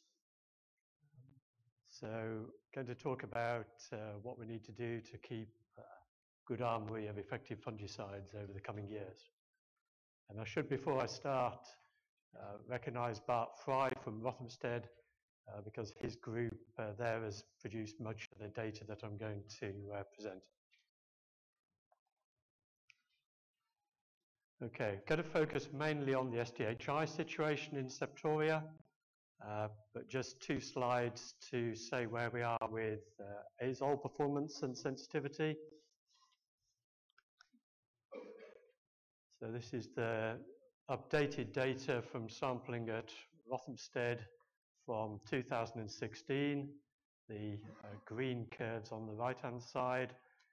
So along the bottom of these 2 charts, we have the concentration of azole required to inhibit growth of Septoria in a Petri dish by 50%. And each of the dots on the curves is one isolate taken from the field. And what we can see is that we have pushed Septoria hard to the right. So most of the isolates now requiring a Petri dish between 10 and 100 times as much concentration in order to inhibit growth. What we see from the genetic information is that Septoria continues to become more sophisticated and complex in the ways it's able to overcome the azole chemistry. There is no sign that that evolution is slowing down or stopping, and there's no sign of that in these curves. So that's the Petri dish, but obviously we need to look at what's happening in the field. We've shown these lines before, so this is the percentage control of Septoria from across all of the fungicide performance trials since the early 2000s in both protectant and eradicant situation. And I should give a very strong health warning that this is a single application applied on susceptible varieties under high or moderate disease pressure, and particularly on the right-hand curve, an extreme test for eradicant performance. So this is not the performance we would expect in the field, but it is a consistent data set across years by the same methodology. We've added the 2016 data onto the end. They're within the normal sort of noise around the relationship. And so when we put together the field data and the lab mutation data and the lab Petri dish data, we see no sign that this is slowing down.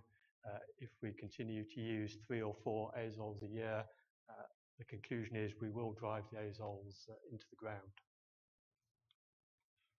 Okay, let's have a look at SDHIs.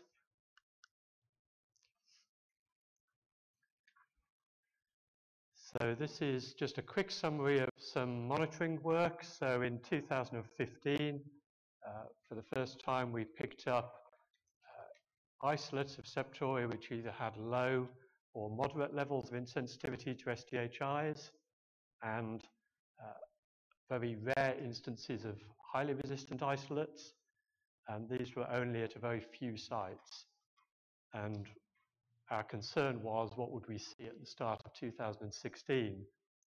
So we had a lot of collaboration from different companies submitting samples here, and we were really very relieved that it was only in one of those 32 samples that Bart's group analysed that we found one lowly insensitive mutant strain of Septoria. So that was good news, and that probably relates through to the good control that Stuart was describing from the SDHIs in 2016. The story at the end of the season was not quite so encouraging. When we went to the various trial sites, we could actually, in plots which had received an SDHI fungicide as part of the program, we could pick up at least one SDHI resistant mutant at each of those sites, albeit at low frequencies. And the good news was that the highly insensitive strain still remains very rare. Okay. So the question is, what do we need to do to keep the situation where these mutant types are at low frequencies? Okay. And also, what's the likely impact of those different mutations on performance as far as we can assess it in the lab and the greenhouse? So along the bottom here we have all of the different mutant types which have been found in Septoria in the field. And up the left-hand axis is the concentration of fungicide required, of SDHI, required to inhibit growth in a Petri dish, as we saw before. So on the left-hand side in green, we have sensitive strains of Septoria, which is what we've had up until now. In the yellow region, we've got a whole range of different strains with different mutations, which have low or moderate in sensitivity, somewhere up to about a 10-fold increase in the dose in a Petri dish required to inhibit growth. And then on the right-hand side in red, we have two types of strains, and in particular this one carrying this H152R mutation, which in the Petri dish can withstand 100 times the dose of the sensitive types. And that's the one that's causing us a lot of concern. Okay. And this happens to be for fluxapyroxad, but a very similar position of all these strains in relation to sensitivity occurs for all of the SDHIs.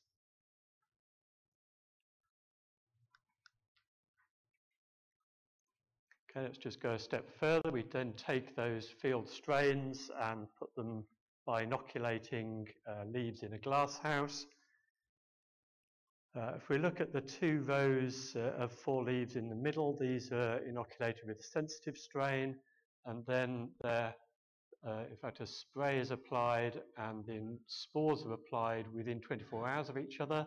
So this sets up a situation where the conditions are really optimal for the fungicide to work really effectively, and there's no weathering or wash off of the fungicide because it's in a glass house. So we get control of sensitive strains with much lower doses than you would achieve in the field, right down to 1/64th of a dose. But despite those really optimal conditions for the fungicide, if you look what's happening with the H152R strains, you can see on the right-hand side, it's still perfectly happy at a full label dose of SDHI, and that was found pretty much across all the SDHIs as well. So that's the one that's of concern. So our current consensus, and it's difficult to translate from the lab and the glasshouse to the field, but our consensus is if the low or moderate resistant strains came to dominate the population, we would still be able to control Septoria with SDHIs, but higher doses would be required and the level of control would be less. If H152R comes to dominate the population, then I think all bets are off at the moment.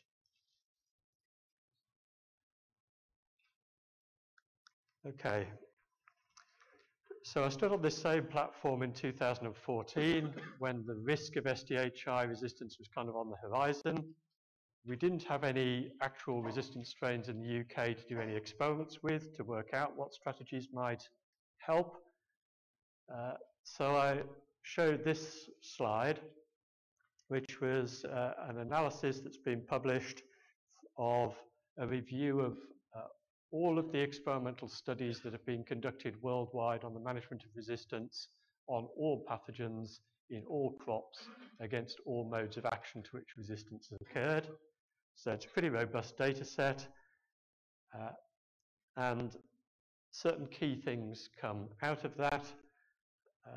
Each number on this screen, so 1 on this screen is 1 experimental study. So what we can see on the top row is there were 19 sets of experimental studies looking at the effective dose on selection for fungicide resistance, and in 16 out of those 19 studies, if we increase dose, we increase the selection for resistant strains, so resistance develops faster. Similarly, if we increase the number of sprays in the program, it increases selection, it speeds up resistance.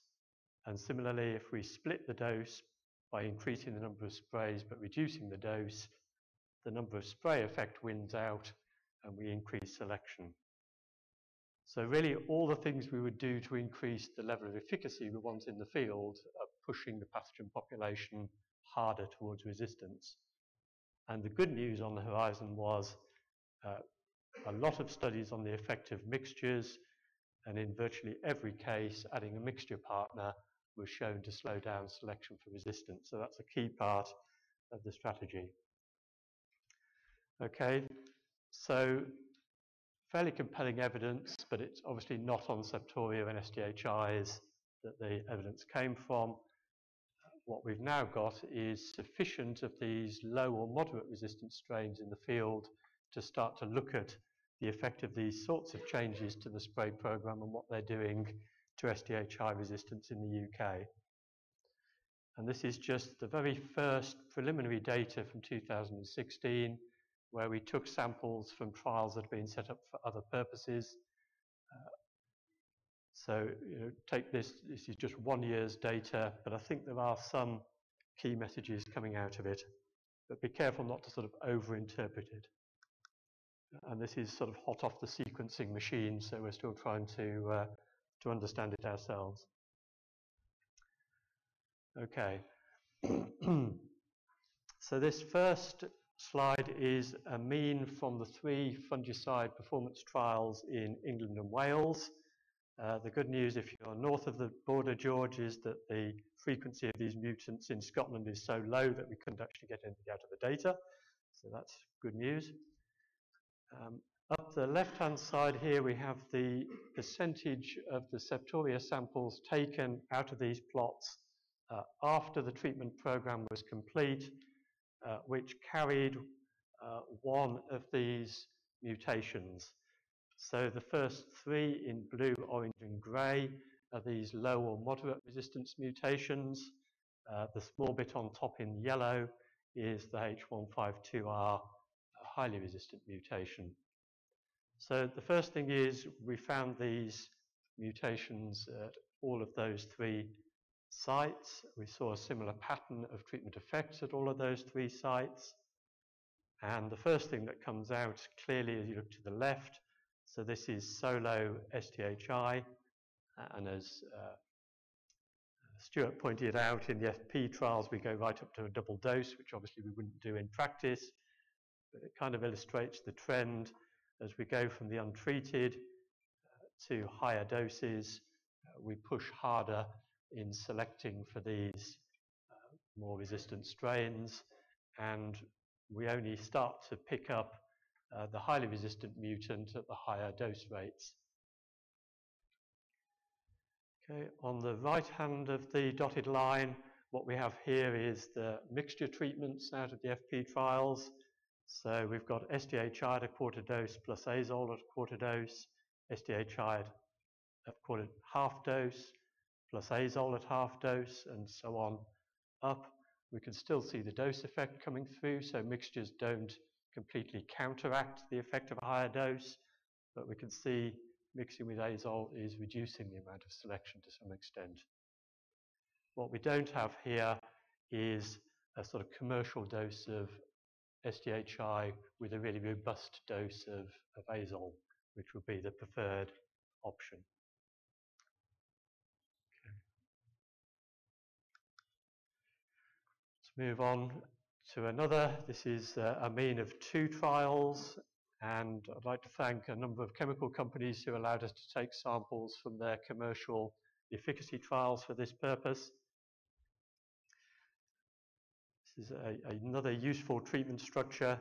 So along the bottom we've got the treatment applied at T1 and T2, and you can see in the untreated the levels are actually so low that it's at the detection threshold. We can't actually be certain if they're there or not, but we can be certain that SDHI insensitive mutants are present in the treatments that received an SDHI during the program.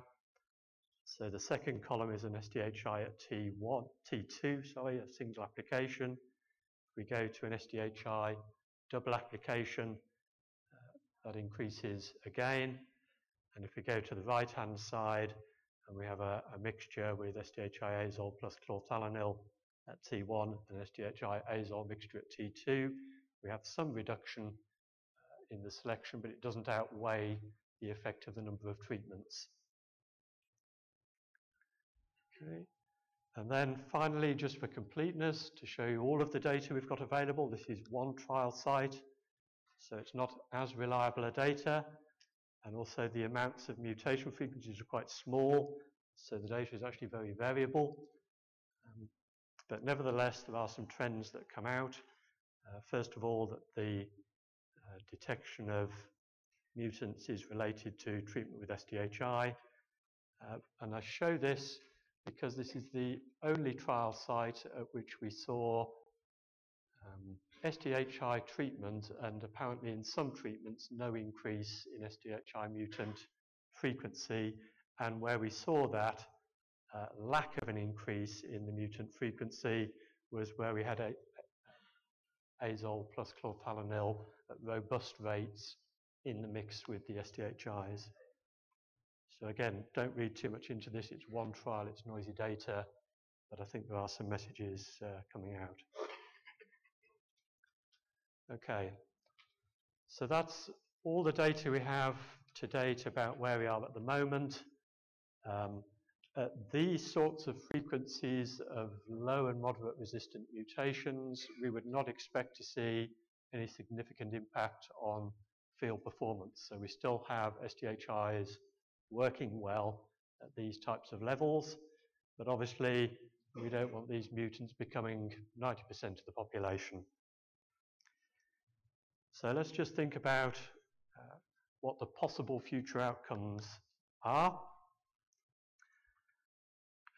And in particular, we know it's likely that we're going to get a new systemic mode of action against Septoria in Inatreq, and also a new azole, which looks at the moment to be quite effective against current Septoria strains, as Revasol, sometime around the turn of the decade. So I'm kind of looking ahead here to the end of the decade and where we might be in the worst or best case. So worst scenario, azoles and SDHIs lose efficacy. We have 1 or 2 years reliant on multi-sites, which are at risk from loss to regulation. We have more and more sophisticated strains that are able to overcome azoles. We may generate strains that can overcome new azole. And we're running out of effective mixture partners for a new mode of action, and therefore that stops working. We don't get such an effective life out of that. So that's our worst possible case. Best possible case is epoxy and prothio performance stabilizes. Our new Revasol azole gives us another 15 years of good azole activity. SDHIs maintain performance. They can act as strong mixture partners for the new mode of action, and we're in a really solid place for control maintain in the long term. Okay, so the reality is going to be somewhere between those two, and what the reality is depends on 2 things. First of all, how fit these strains are and the extent to which they can compete against the sensitive strains in the field. It could be that at the start of 2017, these strains have been outcompeted and they're back down to undetectable levels, or it could be we start next year at this new increased level. And the second thing that will determine which of these outcomes is what we do about our fungicide treatment decisions. Okay, so the question is, where have we got a bit of wriggle room to reduce the selection for azole and for SDHI sensitivity? I would suggest, we're not going to be messing about with T2 sprays. They're too critical, but let's look about what might be done around the edges. If we look at low, moderate or high intensity fungicide programs of SDHIs, azoles, strobilurins or QOIs and multi-site inhibitors, the azoles at T3, if we've got a good Septoria resistant variety and the T2 spray doesn't need topping up for Septoria control, we're then really focusing on fusarium. If we've got a dry spell around flowering and the fusarium is low risk, we still have the temptation, we get 3 points off our mycotoxin risk if we put a high dose of azole on for our grain passport, but we should still be really asking ourselves, does this crop really need this azole at T3 in this season? And then at the other end of the season at T0, again, if we've got a good Septoria resistant variety, and there are now good choices with ratings of 6 on the recommended list in most of the end-use groupings, would a multi-site be sufficient against Septoria at T0? Do we really need the azole? if yellow rust is there, would a QOI deal with it? Or if it's just looking too scary, we have to go for the azole option. But we need to be asking ourselves, in general, are we making these choices in order to be able to sleep at night, or because the crop really needs it? But they're tough decisions, I really recognise that. And then the other key question is, do we need 1 or 2 SDHIs in the programme? And that's a key point about how the SDHIs will continue to work. And I'll perhaps leave you to look at the economics data in the booklet, but if I just flip through to the 2016 data, which was a fairly typical year in terms of yield responses, moderate disease pressure.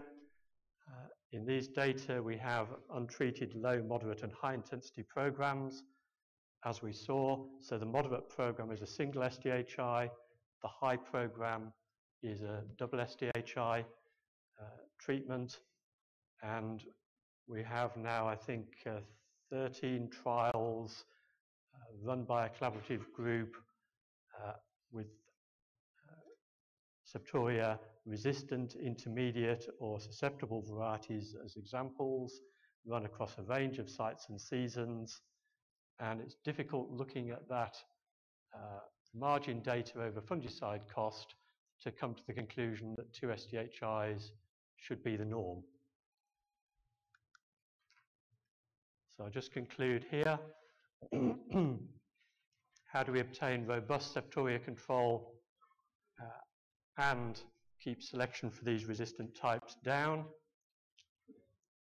So the first thing I would suggest is start at the base of the pyramid, maximising use of multi-sites throughout all doses when we're mixing them with SDHIs in order to maximise the protection of the SDHIs. So that really means at T2 and perhaps also at T1. But around the edges of the programme, can we really think about where we might be able to limit the number of azole treatments?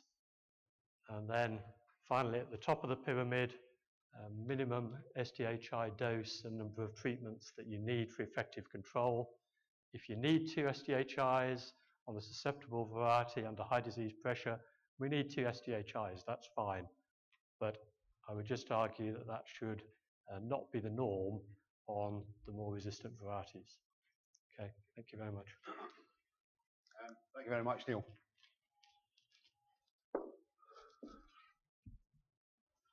That ends the first part of our session this morning. I should have said earlier on that all speakers will be available during the break and over lunchtime if you have any burning questions that you would like to ask the speakers there.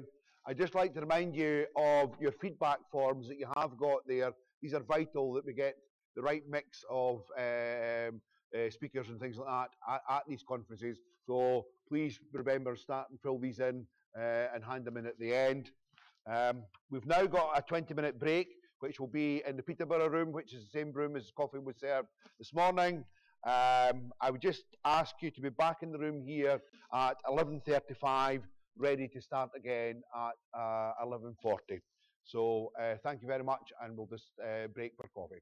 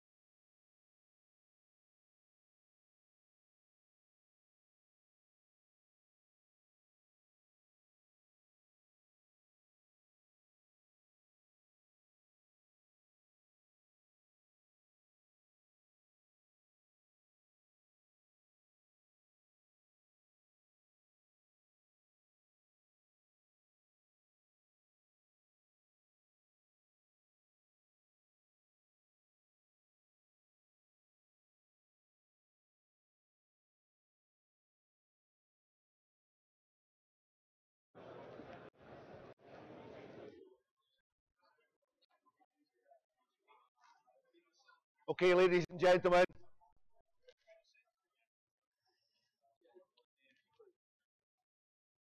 Thank you for getting back so promptly, and welcome back to our live streaming delegates as well. Just to say that we can announce that this is the biggest conference ever. We have 260 delegates in the room, and we have got 72 live streaming going out there at the present moment. Now, we do know that there's a couple of major customers out there that are using this as a training day. So there's, I do know that Frontier have 30 people in one room. So if we actually take these figures, this is very, very impressive. And it's good to see that it's a conference that is growing from strength to strength. Just moving on to our next speaker. Our next speaker is John Knight from AHDB. John will be talking on advancing suitability solutions for crop health and protection. And anybody who doesn't know, that's a new CHAP centre. So, ladies and gentlemen, John.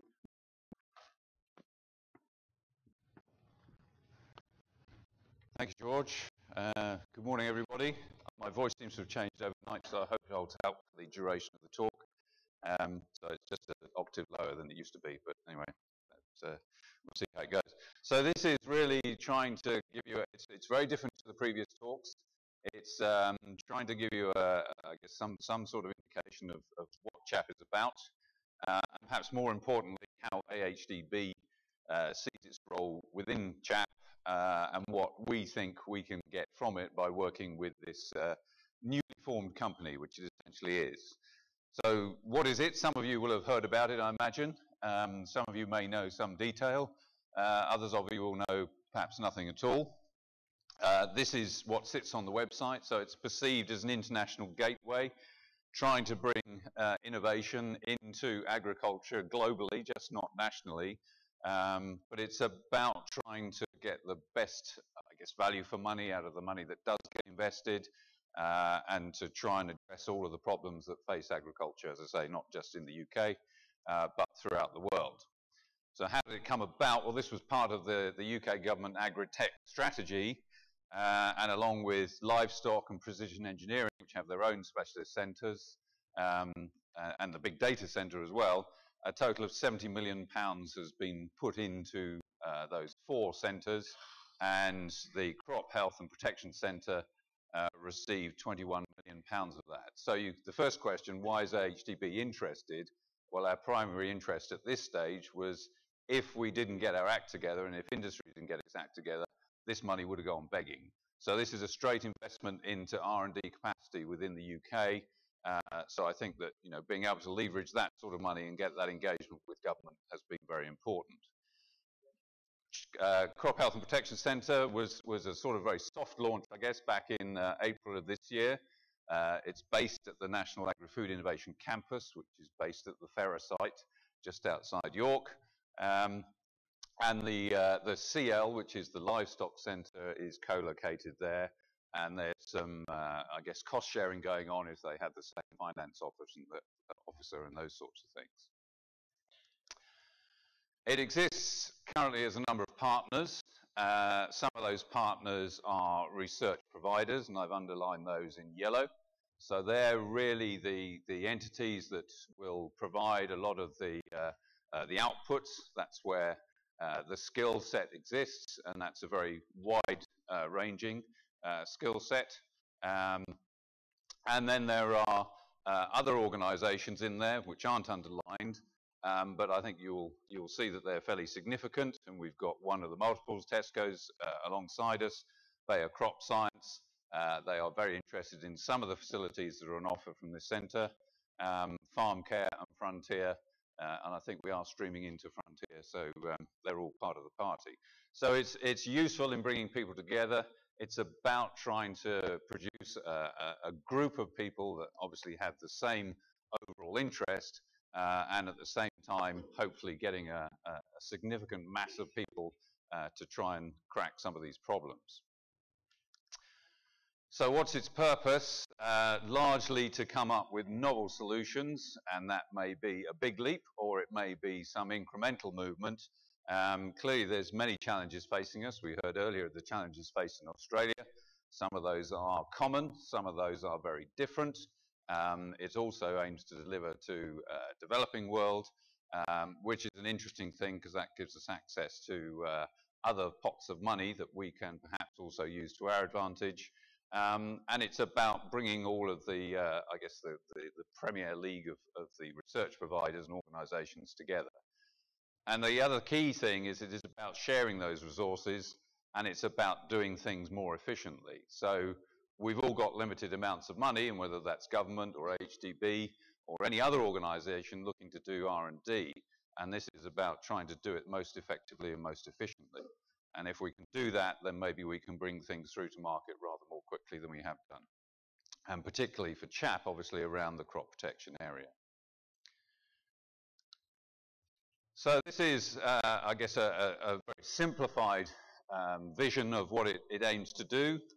We've got the development of these integrated novel control technologies. We've got early warning and monitoring surveillance data, and then the precision application, i.e. what we do in order to implement that control in the field. And within the centre of that, it's all about regulation, understanding what regulation is out there, how it's affecting the environment. It's about reaching out to stakeholders. It's about the exchange of information, skills, and it really is a two-way thing in that the industry involvement in this is about making sure that research is directed in the most positive way for the end users, i.e. the farmers and growers. And then the third element there is about the incubation of new ideas and trying to accelerate those out. And this is very much a commercial thing. So CHAP itself is a business, so it's a startup company, and it has to make its own way. And the way it does that is by attracting funding in, which may be HDB, maybe others, maybe research councils, maybe other government money, maybe private money. But they need to generate that income, so what they sell has got to be relevant to the industry. If you just keep a note on those colours, then as we go through the different assets that are available for people to use within the business, it just shows which of those elements they're trying to deliver to. So the four colours there. I think probably the one of most relevance to the people in the room today is what has been termed the SMART decision support unit. So this is about surveillance, monitoring, and real-time decision support. Largely based around the activities already existing to some extent in FERA. The objective is to provide a service whereby people get up-to-date information, and that will be based on about 30 sites. So if you've come across Crop Monitor in the past, it's building on that, extending the facility of that.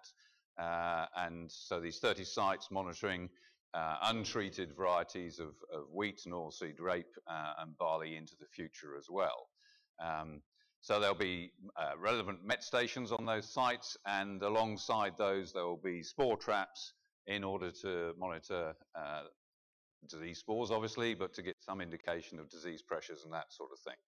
And in next year, hopefully, there will be a series of automated spore traps which will make the process rather simpler, hopefully more cost effective, and you're not tying people up to do this, but the ability to bring information in real time for well-informed decision making is going to be a key part of that. So alongside the cereals or seeds, there will also be services to potatoes, so insect trapping and pathogen detection will sit alongside that. The monitoring that goes on will be based around 300 or so wheat fields and 100 oilseed rape fields, and looking at fungicide and insecticide resistance that might be detected at those locations as well. So a large network all feeding in centrally to provide a service that people can make use of. And the idea will be that there will also be alerts going out, so if there's some significant change in the situation, that information can go out through the system as well.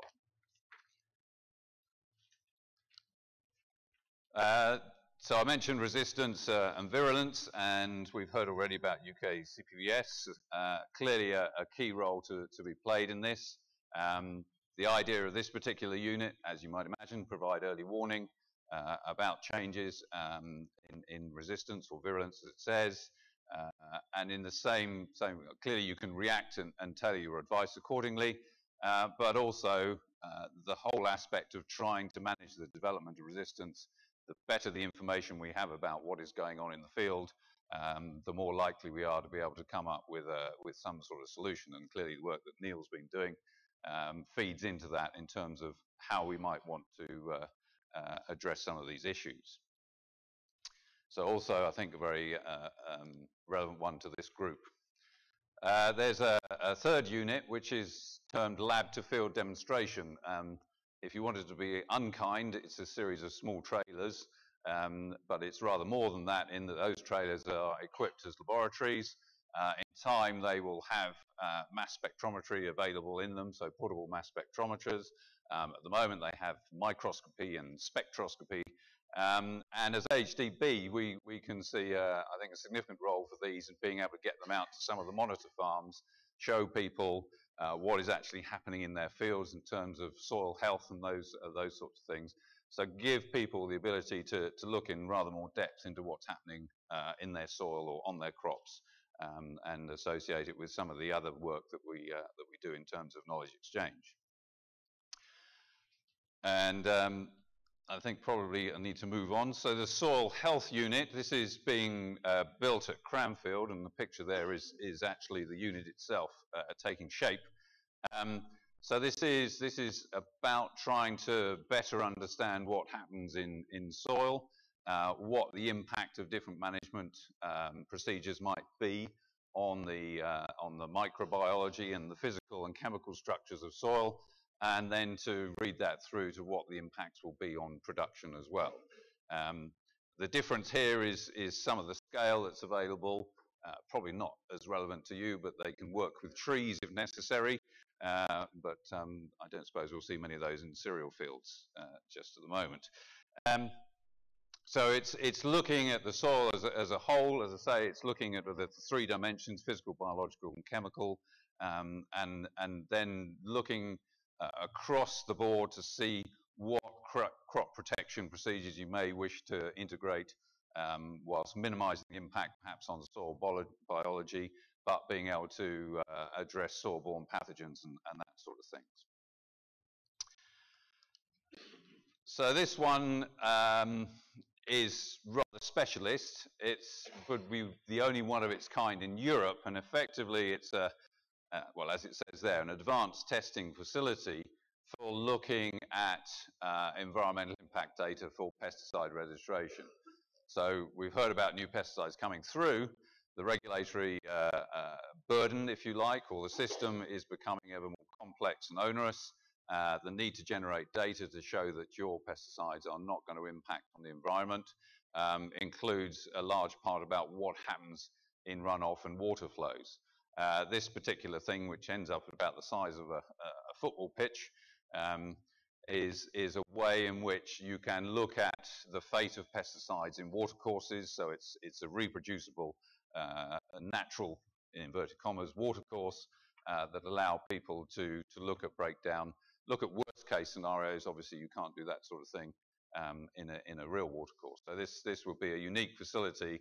And I'm pretty sure that's what attracted Bayer to coming in as a member of the partnership, so they can see it as a way of them generating data that enables them to get registrations. Another unit is about trying to find new things, new crop protection products that enable us to get continued control, I suppose, into the future. Maybe looking at different ways of managing pests and diseases, weeds also. So maybe around biopesticides, chemical-free. I'm not quite sure that's the right word. I think chemicals are in everything. It's just probably not the conventional chemistry that we're talking about. So whether it's biopesticides, whether it's macrobiologicals, or even looking at semiochemicals in order to lure and kill pests away from crops, that's the sort of thing that's envisaged within this particular facility. So it's looking beyond the normal horizons. Some crop protection companies are already looking in that area, but this is an ability to perhaps look further and faster than we would otherwise do. And it's based around being able to accurately genotype and phenotype the natural organisms that might be of use. You can take those suitable candidates, and if you can develop a general understanding, you can perhaps identify other candidates for future exploitation as well. And alongside this, there would also be a sort of a prototype facility in order to scale up production of some of those biopesticides to get them to a semi-field scale to see if they work effectively. So that's perhaps a rather different way of operating than we're currently doing. We have the Precision Application Unit, and this is, I guess, putting it all together in the sense in that clearly we're all looking to minimize costs and maximize returns. This is all about producing more from less. It's the sustainable intensification that everybody talks about, and this is really trying to find a way in which that can be delivered. So it's about use of precision cultivation, sowing, planting, I guess, if you're in horticulture. It's about the nutrition, it's about irrigation, it's getting it all right in the optimum level, right place, right time, and that's about, you know, trying to, as I say, really maximize the return on investment. And I think that that clearly is a key part of everything that we do or try and do going forward. So having a facility that's got the kit to do that reliably at a sort of semi-field scale rather than perhaps in the laboratory gives us the ability to move forward. So in terms of what we want to achieve as AHDB, that gives us another opportunity to do that. AHDB has also got its own crop storage research facility at Sutton Bridge, largely around potatoes. We have received part of that government funding in order to develop this facility, so there's now a series of stores that are available through CHAP for use. The idea is not just to keep with potatoes, although well, it'll still be a core part of the business. There's opportunities to look at storage of other crops, whether that be onions or turnips or apples or flowers. And there's also exploring the options for doing some grain storage, and that there are no really very good experimental grain storage facilities in the UK at the moment, or if there are, they're mothballed and sitting elsewhere. So we're aware of the fact that there are still issues around grain storage, and we'd like to think about how that might be pushed forward as well. And the facilities themselves offer the ability to control temperature and relative humidity, as you might expect, but also the ability to play around with the CO2 levels, so you can have modified atmosphere storage also. This bit is seemingly a bit more remote, but I said at the beginning that it's the CHAP and the Agritech centres were aimed at delivering globally, really trying to generate money, I guess, for UK PLC. So some of the ideas we can develop can be exploited and delivered overseas. So this is really about trying to maintain the resilience of the food supply chain. Approximately 50% of our food is imported. A lot of it comes into the multiples. They're very interested in sustaining their supply chains into the future, knowing what's going to happen. If we can help do that, then one of the key things is that there's a thing called the Global Challenges Fund, which is money from the government. And anybody want to guess at how much is sitting in that fund? Nobody, any ideas? So it's £1.5 billion. So this is an opportunity for us to look at things that are relevant to the UK, relevant to overseas agriculture, and some of the fundamentals. If we're looking for new pest control products, then if we've got common pests, and we do have common pests, then it's an opportunity to do that. We can invest the money in the UK to develop the thinking here, and we can sell the technology overseas, or we can just find technology that we can pass on to whatever is needed. So this is one way in which we can probably access a much bigger pot of money. It's not all agriculture, there's health as well, but even if we said it was 20% agriculture, that's still a big pot of money that is there for exploration. The last unit I got down here really is the building up a collection of the biotic crop threats, and this is the pests and diseases that exist within this country, understanding the variety and the evolution of strains. We've seen the work that Neil put up. We've got a whole variety of different strains of different diseases. Keeping track of those and keeping record of those and keeping samples of those is a very important part. Because if you're looking to develop new crop protection products, knowing that they're able to deal with a wide range of these strains is going to be important. The other dimension of this is understanding how this works with those pests and diseases which are sitting offshore. We know that a lot of the diseases also trends over time, evolution, and making sure that we have a full picture of that and we can anticipate where we need to go from there. And obviously that links up with the UK CBVS, and that's obviously funded by ourselves, but also Animal and Plant Health Agency for the UK government. So, what is CHAP? Well, as I said, it's basically a start-up business. It's starting from a position where it needs to generate income. It's had £21 million from government collectively to the partners to invest in some of these units. It has to effectively match that funding over the next few years. So it's a fairly ambitious thing to take on. It can be done. I think that its strengths are that it brings a lot of useful people together, and obviously having access to a collaborative group of like-minded individuals gives us as AHDB the ability to work with those people rather more easily than trying to organise them separately. It gives us access to those other bits of money which we wouldn't perhaps otherwise be able to get into. I think that what else can it do at the moment? It doesn't have any money, as I say. It's not a source of funding, and that's a common misconception about those people who have heard about it. It can put a little bit of money into supporting joint bids. So if there are things that people want to do with Innovate or with whoever it might be, then there is a little bit of money to help people write bids and exploit that. But basically, it is a small and medium enterprise looking for business at the moment. It now has a new CEO, so we had an interim position in the meantime. So Robin Batchelor has joined from the 1st of November, and I think he needs to do a bit of thinking and assimilation, but I'm sure there will in due course be a rather more formal announcement, and the soft start will turn into a hard announcement in the near future.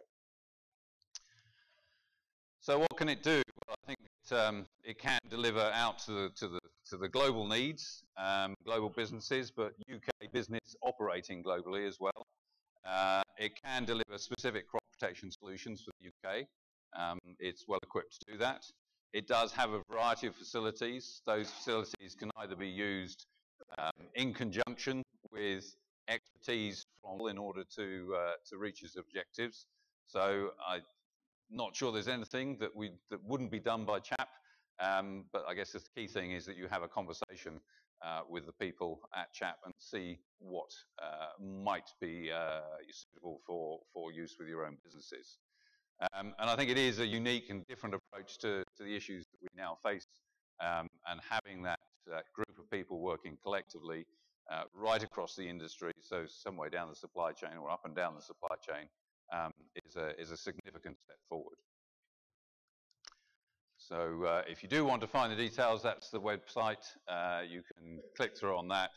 And I also have a few packets of the descriptions of the various facilities that are available, which are on the HDB table in the coffee area. Thank you. Okay, thank you very much, John. I think this is an exciting time to be within research with these new centres being established, and I think it's something that we just need to try on. And thanks again to John for coming in and explaining a little bit about CHAP. We then move on to our next AHDB speaker, and it's Caroline Nicol. I think Caroline has got the question here that everybody wants to know, and how can we maintain pyrethroid efficiency? Thank you.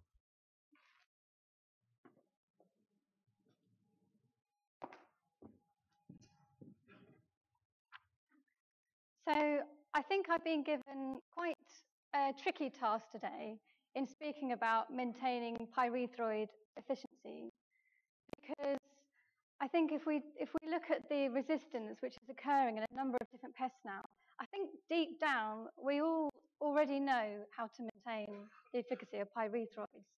But I'm also very aware that the most common pesticide which is applied for insects is pyrethroids. So my main aim for today is to, after hearing my presentation, so for the next time you do go and recommend a pyrethroid spray for your grower, to just pause for a moment and think, is this actually the best way to manage this pest? So if we consider all the common pests we have, we tend to categorize these into minor and major pests. So we have some which perhaps are quite common, occur every year, but they're not really a big problem. And an example could be the leaf miner in oilseed rape. And then we have, if it works, some pests which are common ones, but not real pain in the necks, perhaps more sporadic ones which occur year on year. An example could be orange wheat blossom midge or wheat bulb fly. And then we have the real headache pests. And an example here could be cabbage stem flea beetle, which has been occurring in recent years every year, and now it's got resistance. But I think if you think of these and the way that I could just categorize them, I think in recent years they have actually been chopping and changing. And I think if we think of some of the reasons why this has been, it could be because of the way that the rotations are now. So we're providing more source of food and more opportunities for them to breed more readily. And we're also, the weather in some instances is really favouring them. So some of the mild winters is just enabling them to continue to breed throughout the winter. And also what is available to us in terms of insecticides. So, and how that's affected as well in terms of regulation, restrictions, bans, and also recent changes of availability of products and resistance coming through. So if we move on and look at the usage of pyrethroids, you can see that within the first few years of use, if we look back towards the 80s, you can see that straight away the usage went right up into around 80% in the 90s of the main insecticide used. And then if we lay on top of that, where resistance cases have been confirmed, you can see that peach potato aphid came in 1997. And then about 10 years later, pollen beetle resistance was confirmed. And then from 10 years, we've then gone to 5 years between the gap to the next one, to the grain aphid. And then I've just added the brassica leaf miner in there, as some work was done using the pollen beetle viral test assay to look at resistance, and they did find some levels there. And then in recent years, we've got the cabbage stem flea beetle and striped flea beetle. And then in even more recent years, we've got the pea and bean weevil. You could actually add an extra one on there as well if you count the diamondback moth. But what it's showing here is that if you look at all the confirmed cases of resistance, the numbers have actually doubled in the last 3 years. So if we just look at the mechanisms of some of these pests, peach potato aphid, the current mechanisms at the moment and the populations of which ones they have is stayed roughly the same, with mace resistance to carbamates, super KDR, and then resistance to OPs as well. There has been a slight shift in recent years, as where before it's been up in the percentages of around the 90s, which have carried mace and super KDR. There's been a tiny shift in the last couple of years where it's dropped from percentages in the 90s to the 80s, with a few more in suction traps being tested coming back as either susceptible or carrying just the super KDR.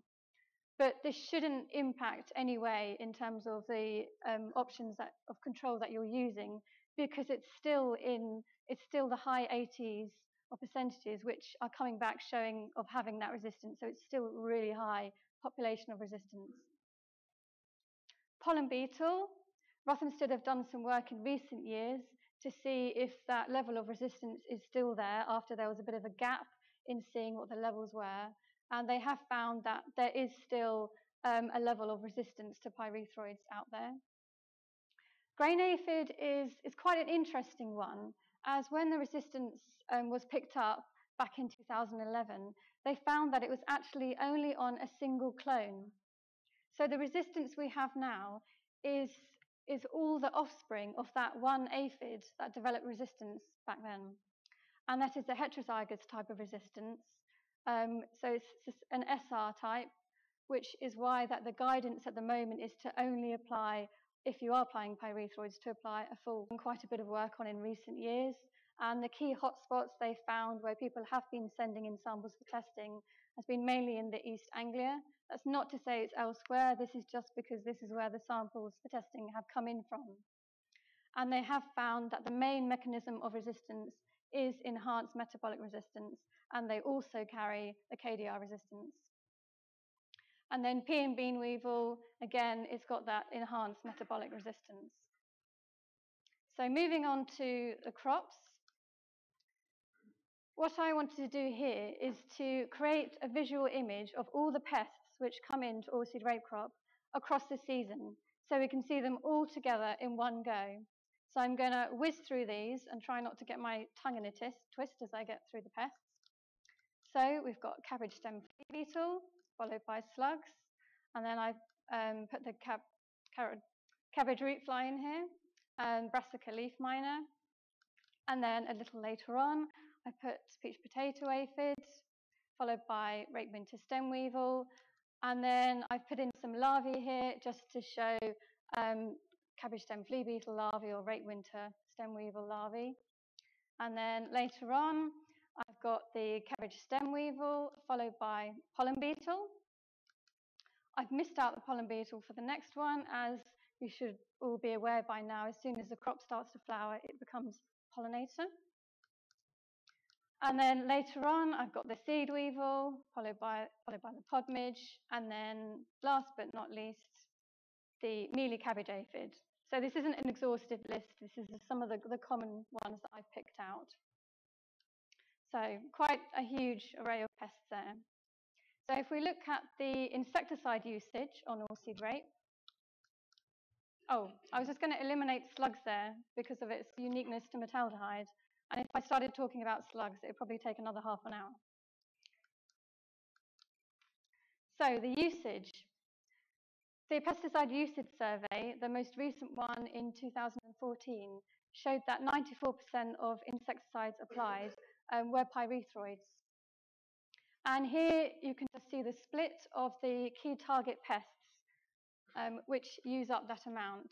So it's about a half split quarter, which is attributed to cabbage stem flea beetle and aphids.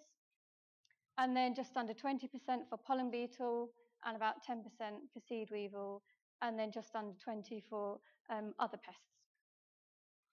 So if we go back to our range of pests and put those key pests here into that pests across the season, and I highlight those. So these are the key pests which the usage survey is saying that you're targeting. So if we lay on top of this that insecticide resistance, which is confirmed for pyrethroids, it's not surprising that the key ones which are coming up are the main ones which those pyrethroids are being applied for. I've just put a circle around the leaf miner here, which perhaps this has come about because of the applications going on at the similar times as the key pests.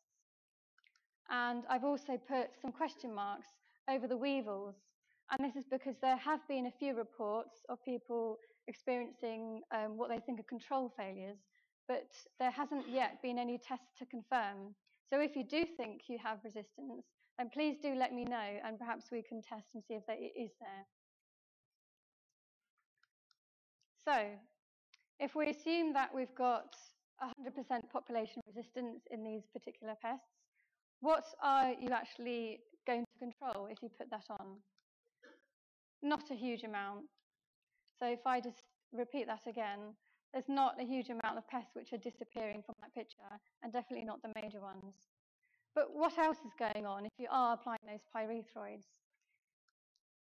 So the non-targets are potentially going to be hit at this point as well. And so in the autumn, you've got the carabid beetles and spiders, which are your key predators at this time. And then there's a whole range of predators in the spring. So again, the carabid beetles, spiders, and also parasitic wasps. So you're potentially affecting these.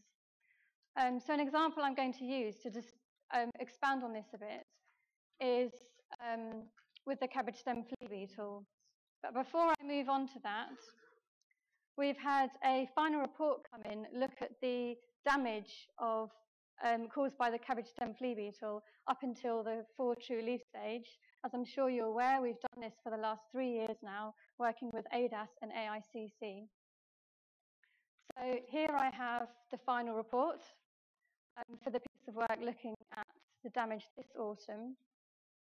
And what they found is that by the 4 true leaf stage, 3% of the national area was classed as lost.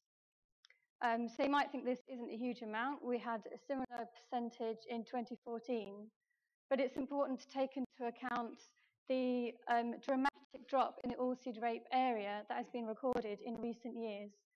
So if people with the highest risk where they've experienced damage in previous years are no longer growing it, that 3% is potentially attributed to areas starting to expand outside those high-risk areas.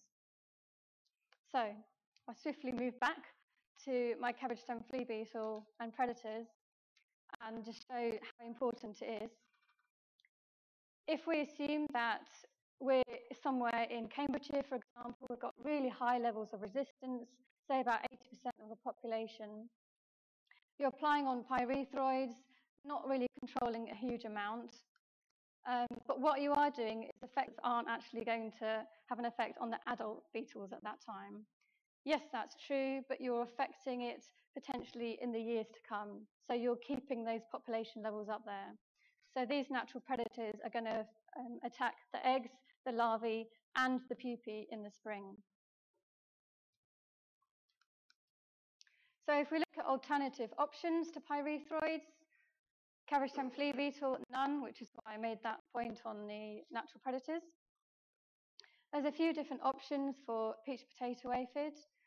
You may notice that I put Isoclast in there.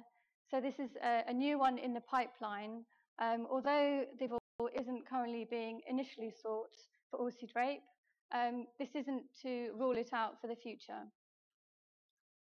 Pollen beetle, there's a few other different options, and just a reminder there to only spray before the first flowers open. And then seed weevil, no alternative options, so again, really important to think about those predators. It's also important to consider what the pyrethroids are doing, as we know that some of the alternative options are kinder than the pyrethroid insecticides. So, if I move on to wheat pests and create a similar picture, a few less here. So slugs coming in, and then your aphids, so grain aphid and bird cherry aphid. And I've thrown in a few flies there, which could represent perhaps wheat bulb fly, frit fly, yellow cereal fly, gout fly. And then some more aphids, perhaps a late migration coming in. And then all the different larvae of result of whichever fly you happen to have in the crop. And then my rather large orange wheat blossom midge, followed by more aphids, a grain aphid and a rose grain aphid. So again, I'm just going to eliminate the slugs from that picture. And if we look at the insecticide usage on wheat, it's actually the same. So it's 94% of insecticides applied, again, are pyrethroids. About 4% of that is pyrimecarb, which would be quite interesting in recent years, seeing that we'll soon lose that one. But the important thing to see here is that 94% of that is being applied to aphids, with just 1% to orange root blossom midge and 5% to other pests. So although the picture here is targeting perhaps fewer pests and the resistance is only circling the grain aphids, it looks like it's a better picture than oilseed rape, but actually if that 94% is being applied at aphids, the key ones here are the grain aphid resistance. And I've also put a question mark over the bird cherry oat aphid, because again, although it hasn't actually been confirmed in the lab, if you do think you have resistance, please do let me know, and then perhaps we can get those tested. So in terms of chemical control options, I put pyrethroids in red where there's known resistance to attribute that to the grain aphid. So for the autumn aphids,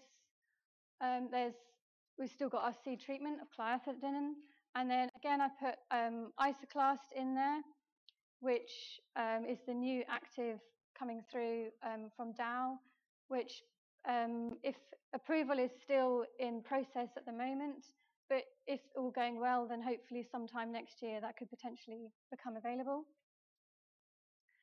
And so summer aphids, again, a few other alternative options.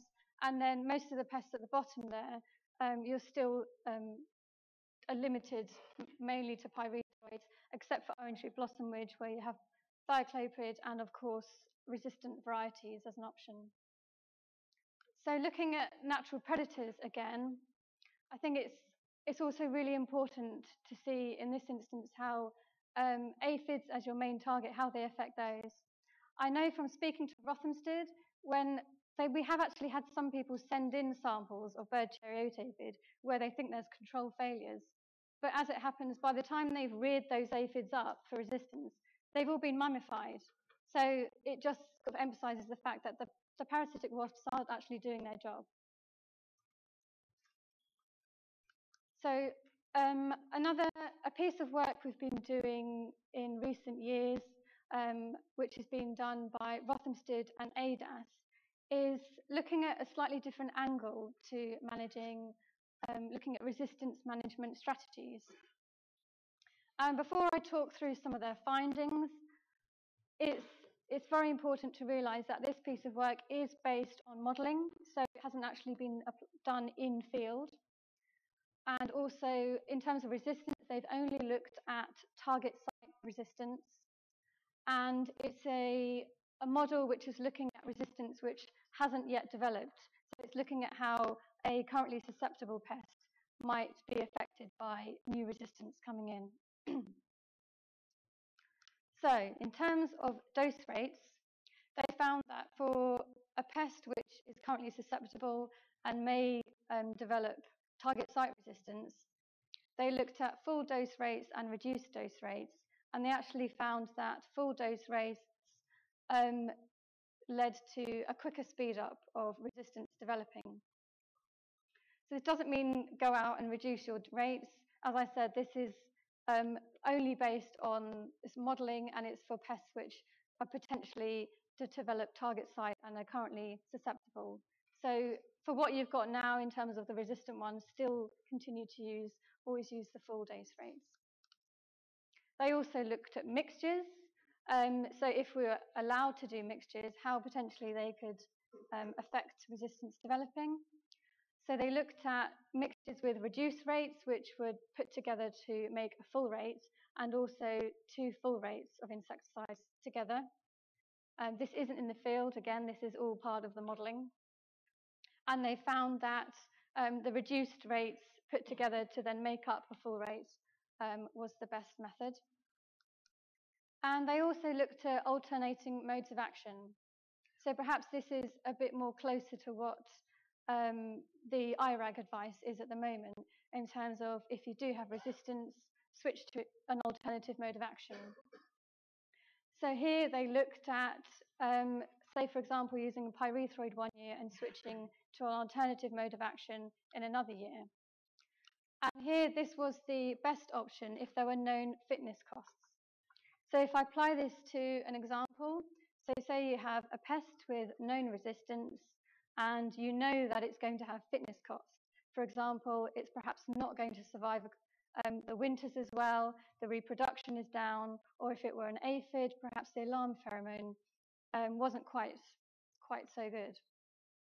So if you switch to an alternative mode of action, if you take into account those fitness costs, then the resistant population was predicted to drop.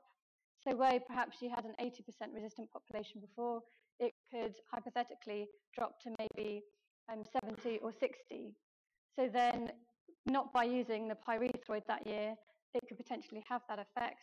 And then by the following year, when you then perhaps went back to using a pyrethroid again, there'd be more susceptibles within that population.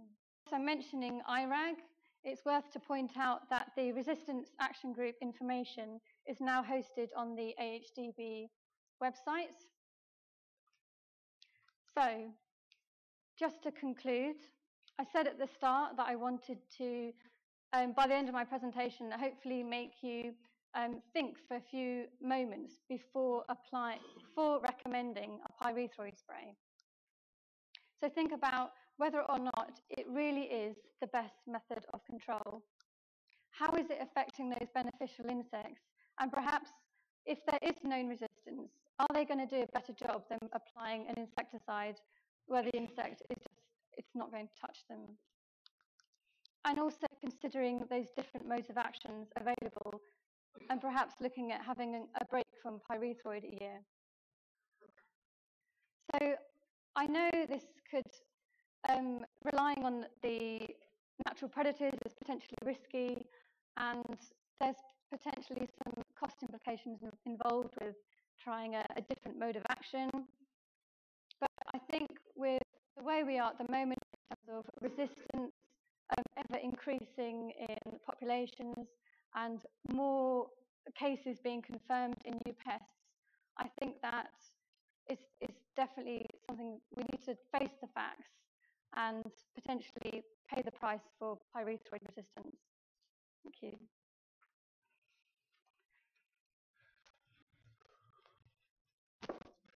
Thank you very much, Caroline. Again, can I just thank the speakers for this morning and reiterate that they will be available for questions over lunchtime. Can I also remember about your feedback forms as well, to fill these in, and also can I encourage you to visit the stands in the Peterborough Suite where you can find out more information and the most up-to-date AHDB publications are there as well. So lunch is going to be served in the atrium, which is across the hallway, so through the Peterborough Suite, across the hallway, past the registration desk, and the door's right in front of you there. After lunch, coffee and tea will be served in the Peterborough Suite, and can I ask you to be back in the room by 1:25 for a prompt start at 1:30. So thank you very much and enjoy your lunch.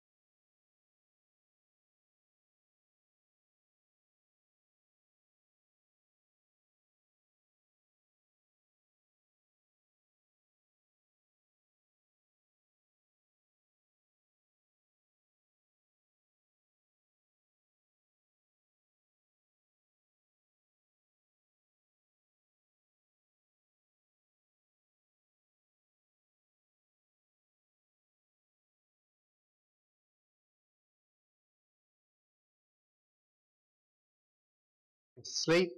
But actually, this is my favourite ice cream place. It's 5,000 miles away is the bad thing. But for me, whoops, this will work.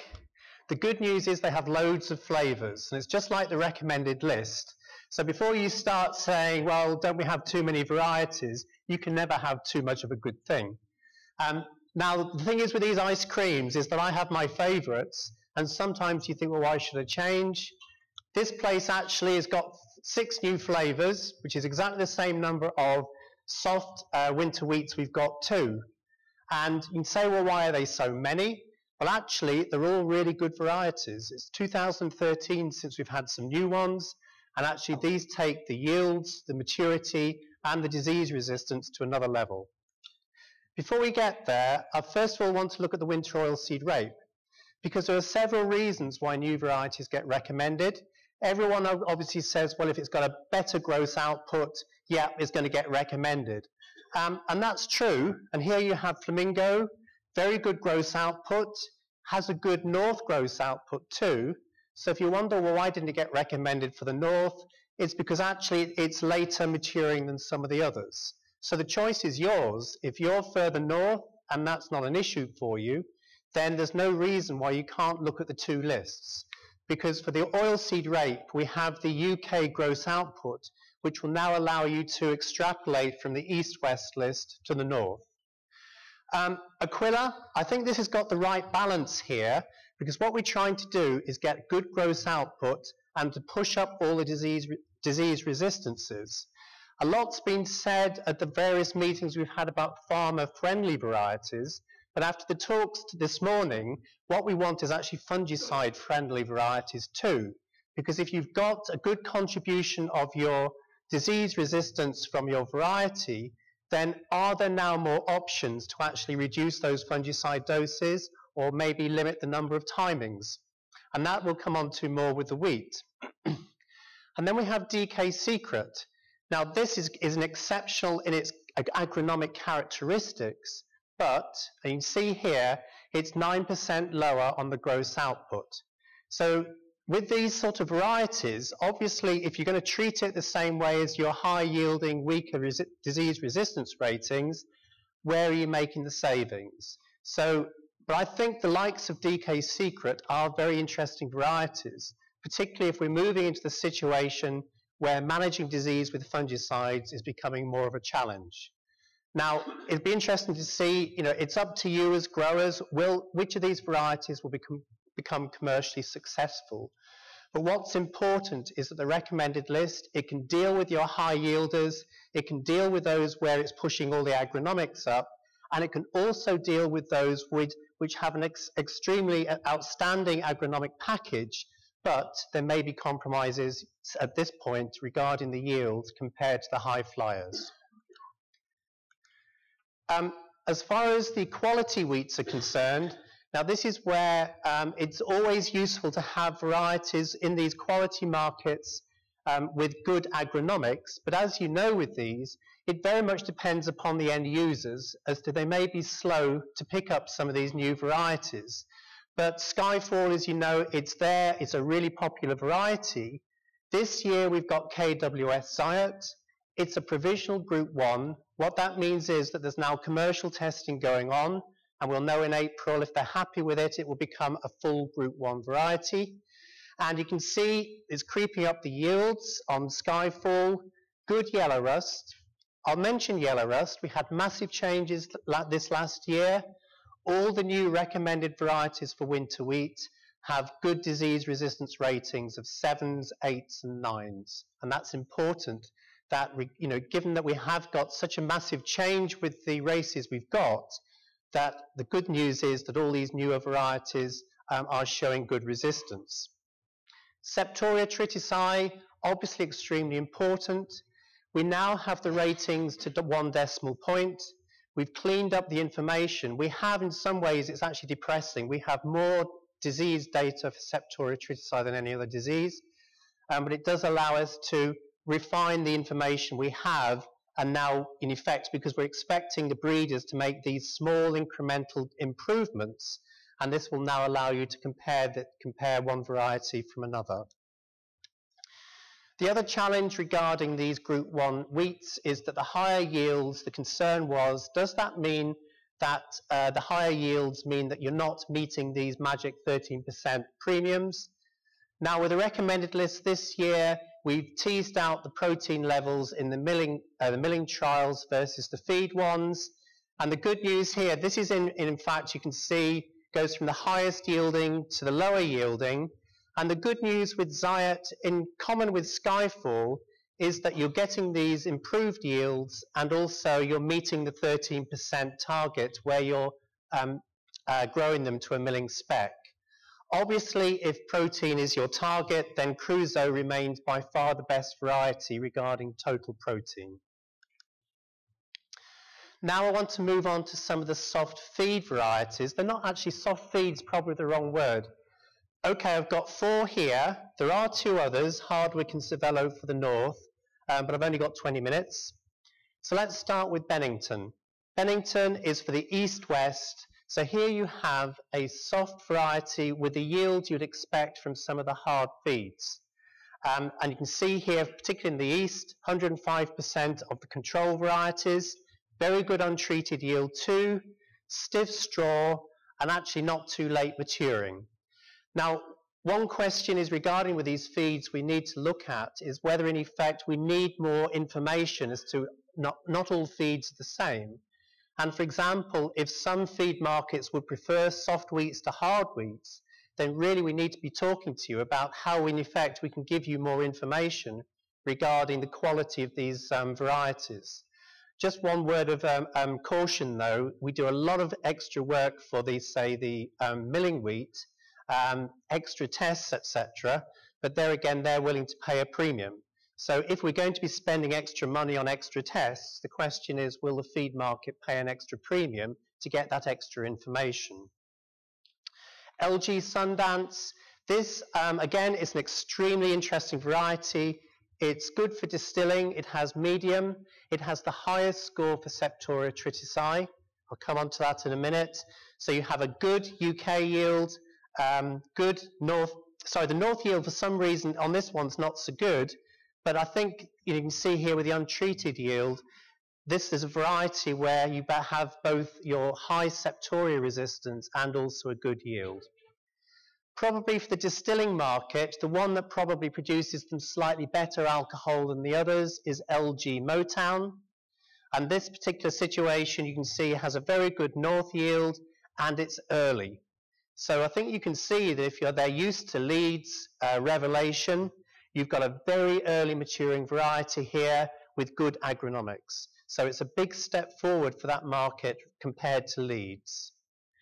Malton, I think this is a good variety for the UK.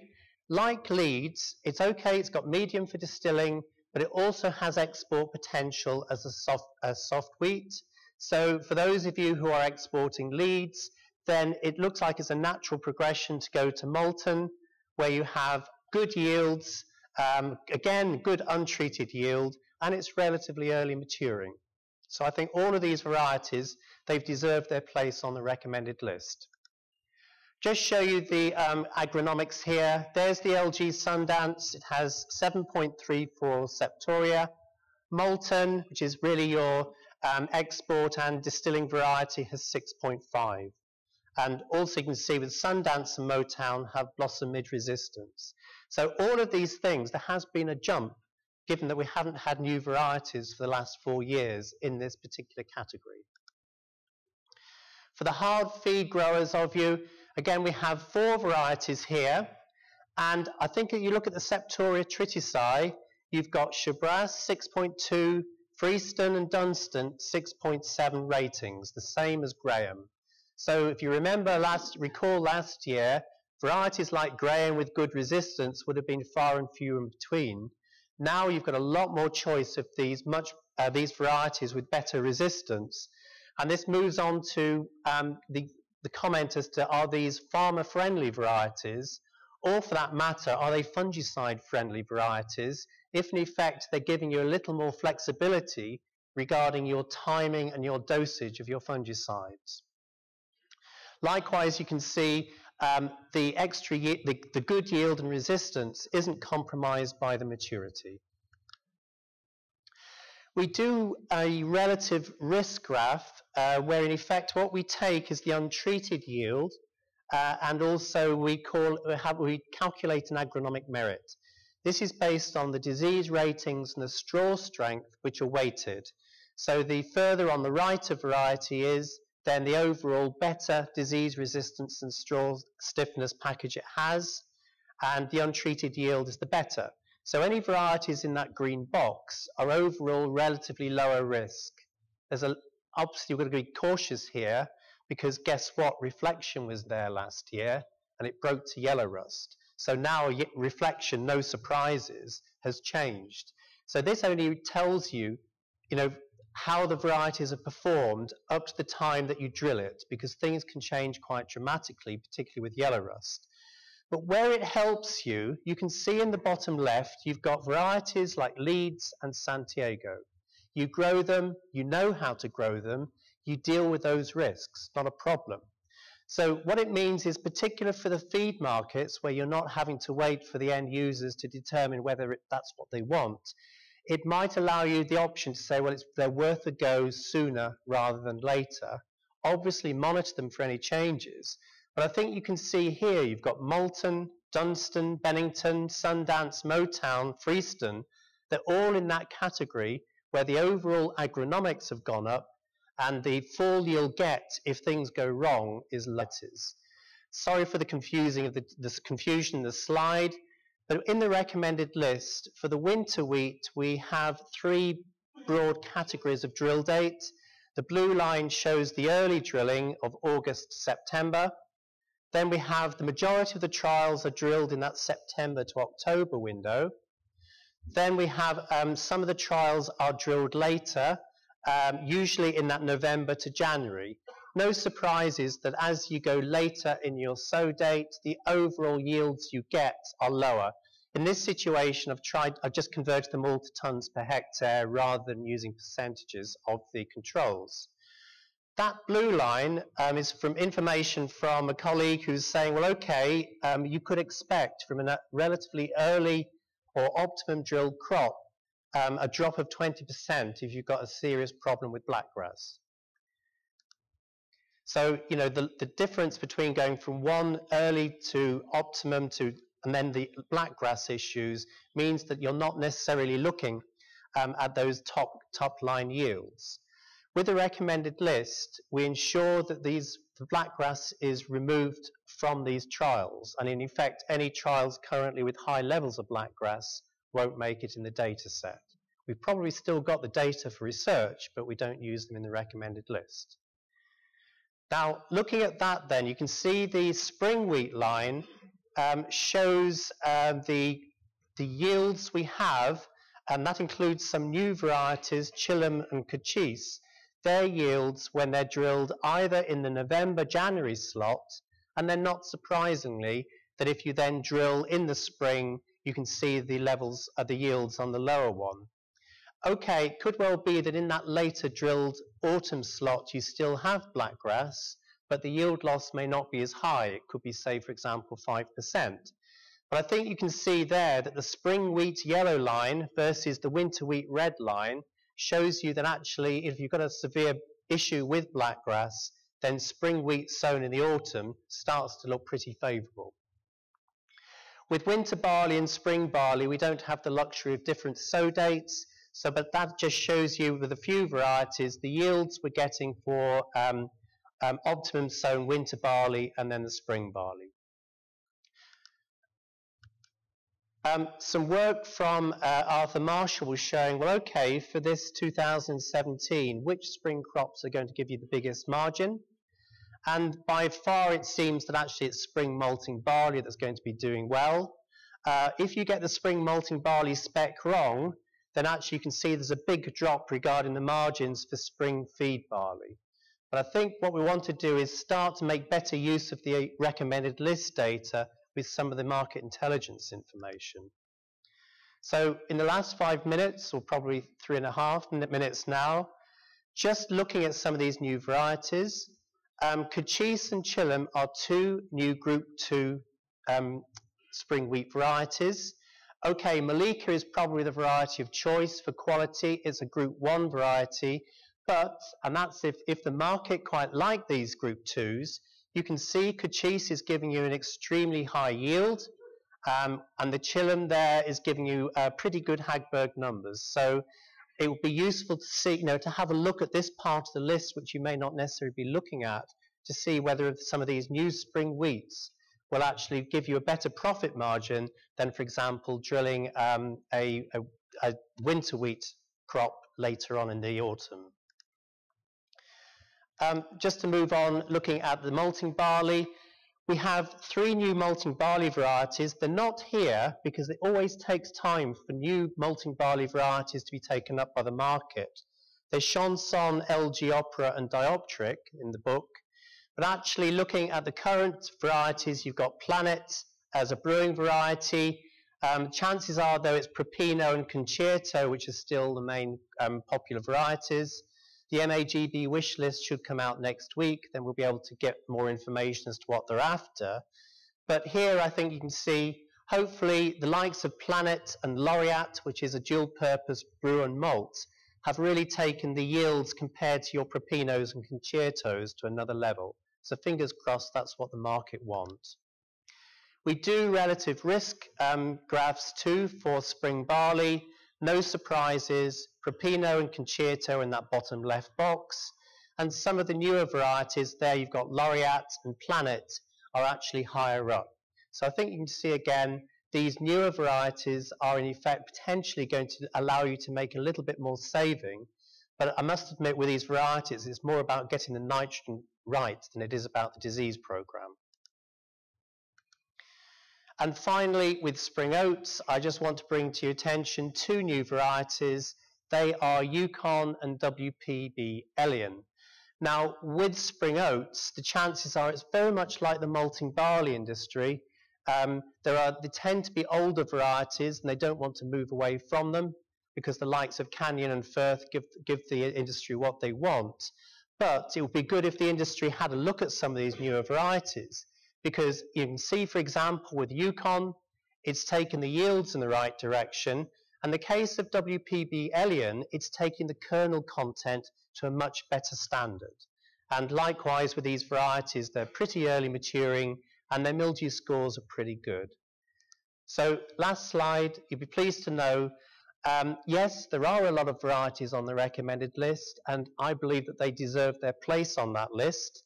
What we're going for is what the market wants for the quality characteristics, but also we want something which is giving you a good yield, and also all the agronomics are sort of going up together. We don't want a situation where one bit goes up and there are always potential weaknesses. And I think this year you can see there are more varieties that have done that. So plenty of varieties, and all it needs is for you to have a go at them. And with the quality market, it's for the market to say, yep, they want you to grow those varieties. Thank you very much. Okay, thank you very much, Simon. As I said, it was very much a whistle-stop tour. Just to remind you that the RL list for 16-17 was launched last week, so you can actually get that full list out there to give you a wee bit more detail than what Simon's just given you there just now. We now move on to our second afternoon speaker, and that is Pete Berry from ADAS, and Pete's going to look at the evolution in nitrogen management. Pete.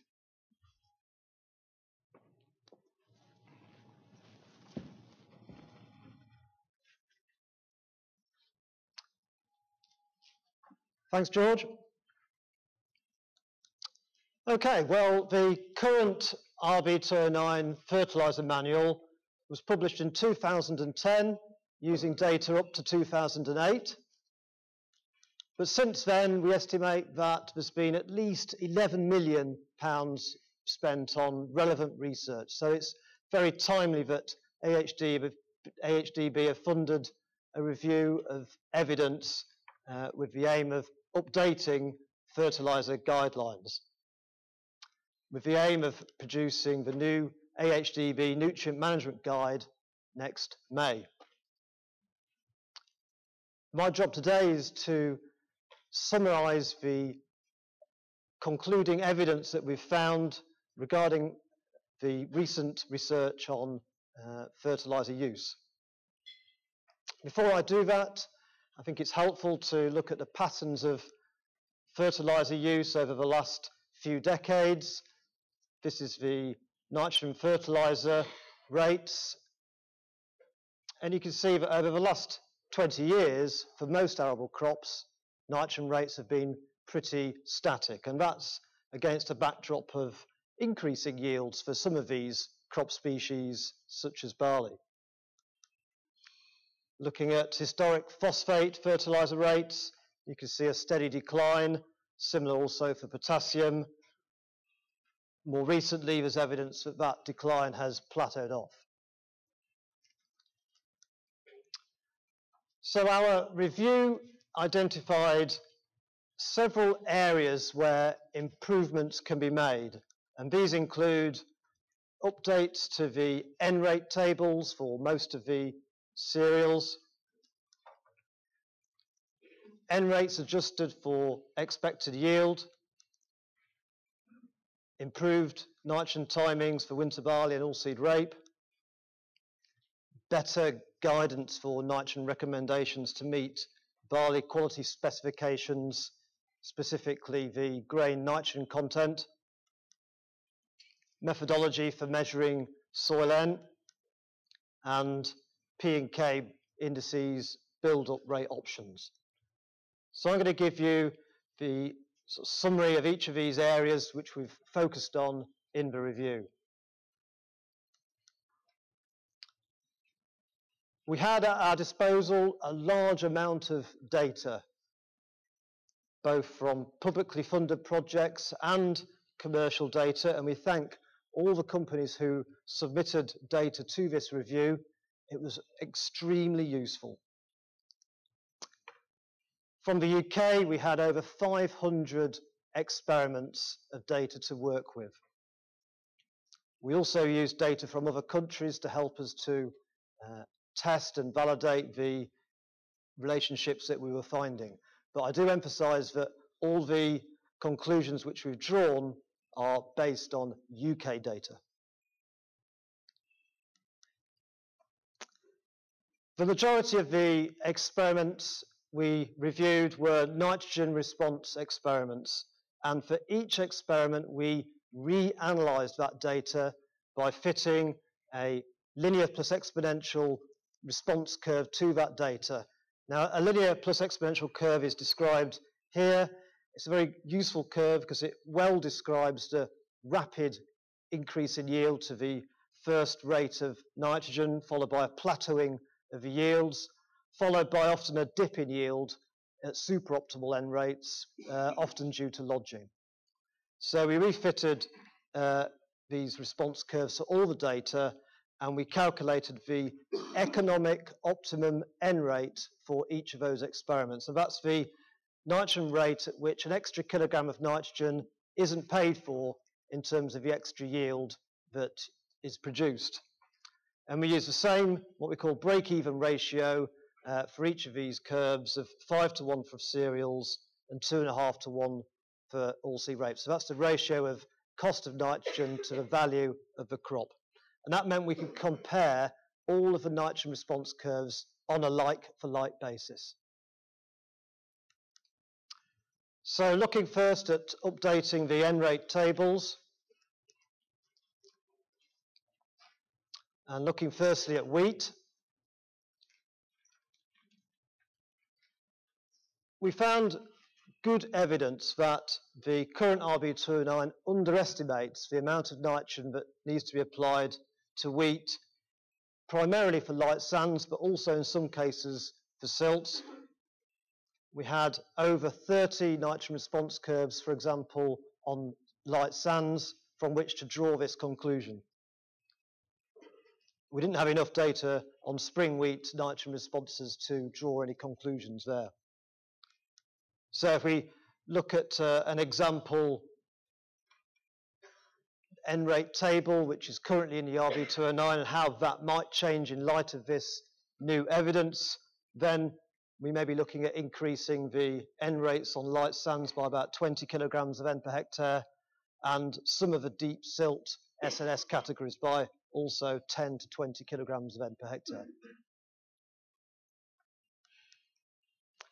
Winter barley rates, again, we had over 30 N response curves for each of the SNS soil types on which to base our conclusions, and these showed that for both light sands and shallow soils with a SNS index of 0, there was good evidence that RB209 was underestimating how much nitrogen fertilizer is required, and there should be an increase of 10 to 20 kilograms of N per hectare.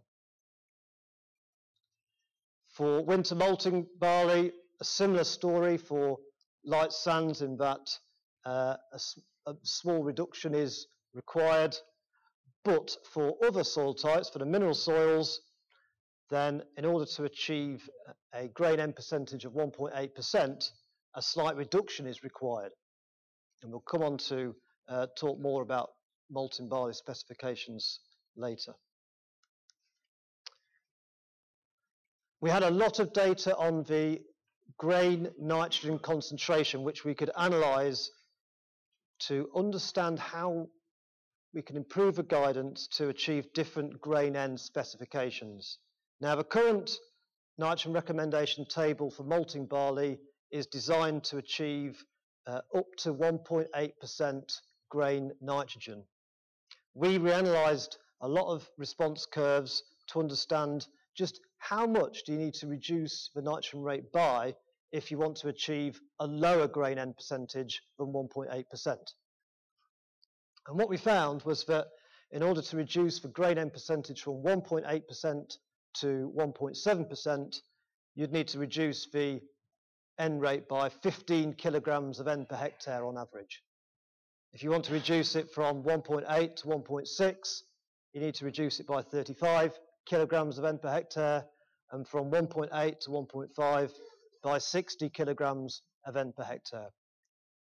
And we hope that this will be useful information given the wide range of grain N specifications that different markets require. Spring barley N rates, quite a similar story to winter barley N rates, in that we found good evidence again for increasing the N rate on light sands. For spring malting barley, again, for the mineral soils, there's evidence that these need to be reduced down slightly to achieve a 1.8% grain N with greater confidence. And again, we reanalysed all the grain N percentage data to figure out just how much you need to reduce the N rate by in order to get different grain N concentrations. In summary, to reduce from 1.8% to 1.7%, you need to drop the rate by 30 kilograms of N per hectare, and then down by 60 kilograms of N per hectare to get from 1.8 to 1.6. Now, the data we had, very few data sets actually had grain N concentrations of 1.5%, so we couldn't fill in that last column. Winter oats, rye and triticale N rates. For oats, we found evidence to justify an increase in N rate on average of 40 kilograms of N per hectare. And I'll show you a bit more detail of that in the next slide.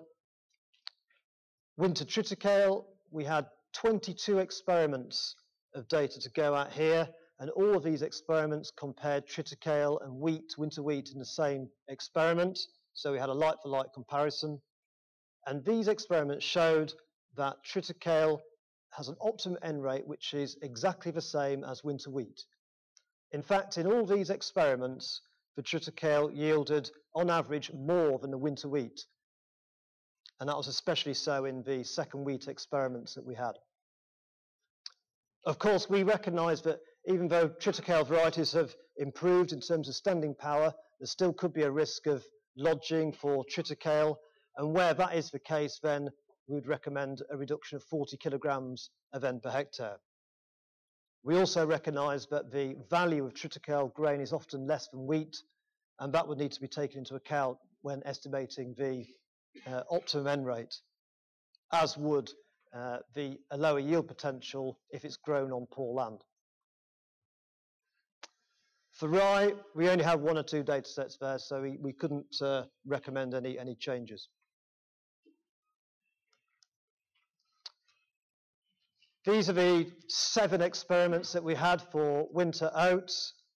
You can see that most of the experiments had 2 or more varieties, so there's quite a lot of data there to go at. The third column shows you the RB209 recommended N rate in kilograms of N per hectare, and the last column shows you the economic optimum N rate that we measured for those experiments. And you can see that in the orange text that for a number of the experiments, the measured optimum N rate was more than 100 kilograms of N per hectare greater than the recommended rate by RB209. So we identified this area as an area for more research because 7 experiments isn't enough to draw really strong conclusions, and clearly there's a potential here that some situations where significantly more N is required for winter oats than is currently recommended.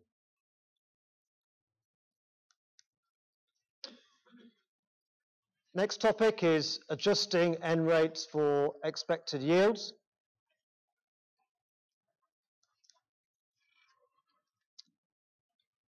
So as I said, we had a large number of nitrogen response experiments. We calculated the economic optimum N rate for each experiment. What we have in this chart is each red dot is a separate nitrogen response experiment. The horizontal axis is the yield of that experiment at the economic optimum N rate, and the vertical axis is the difference in N rate between what was recommended by RB209 for that site and what we measured in the experiment. So the positive values indicate experiments where the RB209 recommended rate was less than what we measured in the experiment. And what the relationship shows us is that for experimental sites with a high yield potential of, say, 10, 12 tonnes per hectare, the RB209 underestimates how much nitrogen is required for those crops to achieve that yield. And in some cases, it's underestimating it by over 100 kilograms of N per hectare. For the trials where we're achieving about 7 tonnes per hectare, RB209 was about right. For trials which were achieving less than 7 tonnes, then RB209 is overestimating how much nitrogen to apply. On average, for each additional tonne of yield per hectare, this relationship indicates an extra 20 kilograms of nitrogen per hectare is required. The relationship is highly statistically significant, and we found similar types of relationships for winter wheat and spring barley, all of which were statistically significant.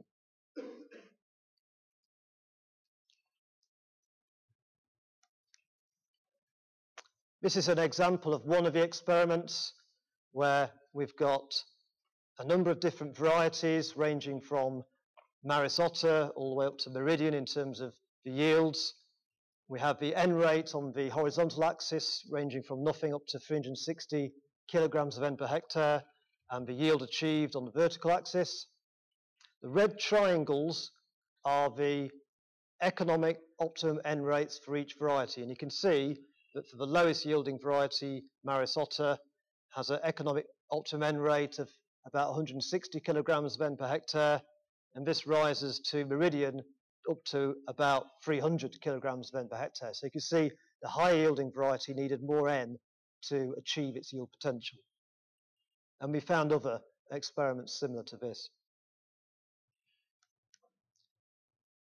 Across all of the analysis in this part, for winter wheat, winter barley, and spring barley, we found evidence to justify increasing the N rate by 20 kilograms of N per hectare for each additional tonne per hectare in expected yield.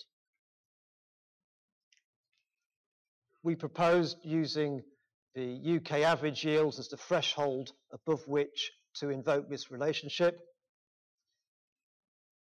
We should recognise that for expected yields which are lower, then this indicates that N rates should be reduced to avoid wasting any nitrogen fertiliser.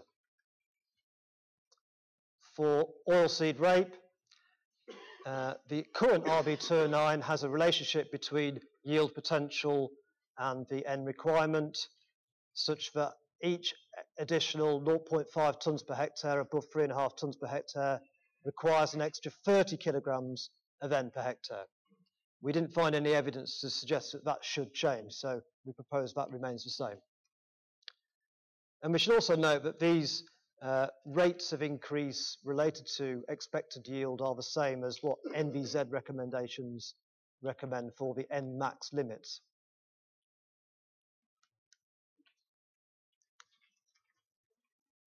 If we are to adjust N rate with respect to expected yield, then we need to be really sure that we're going to achieve the targeted expected yield.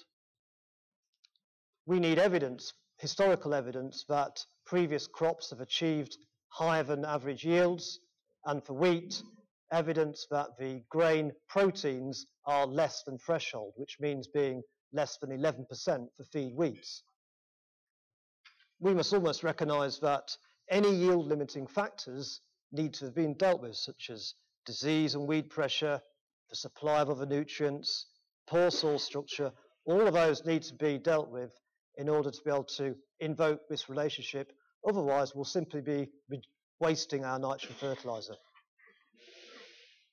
Also, if expected yield is unlikely to be high due to uncontrollable inherent factors like climate, soil type, aspect, then there's no point in increasing the N rate to try and achieve that yield, because it will just be, again, wasting nitrogen fertiliser.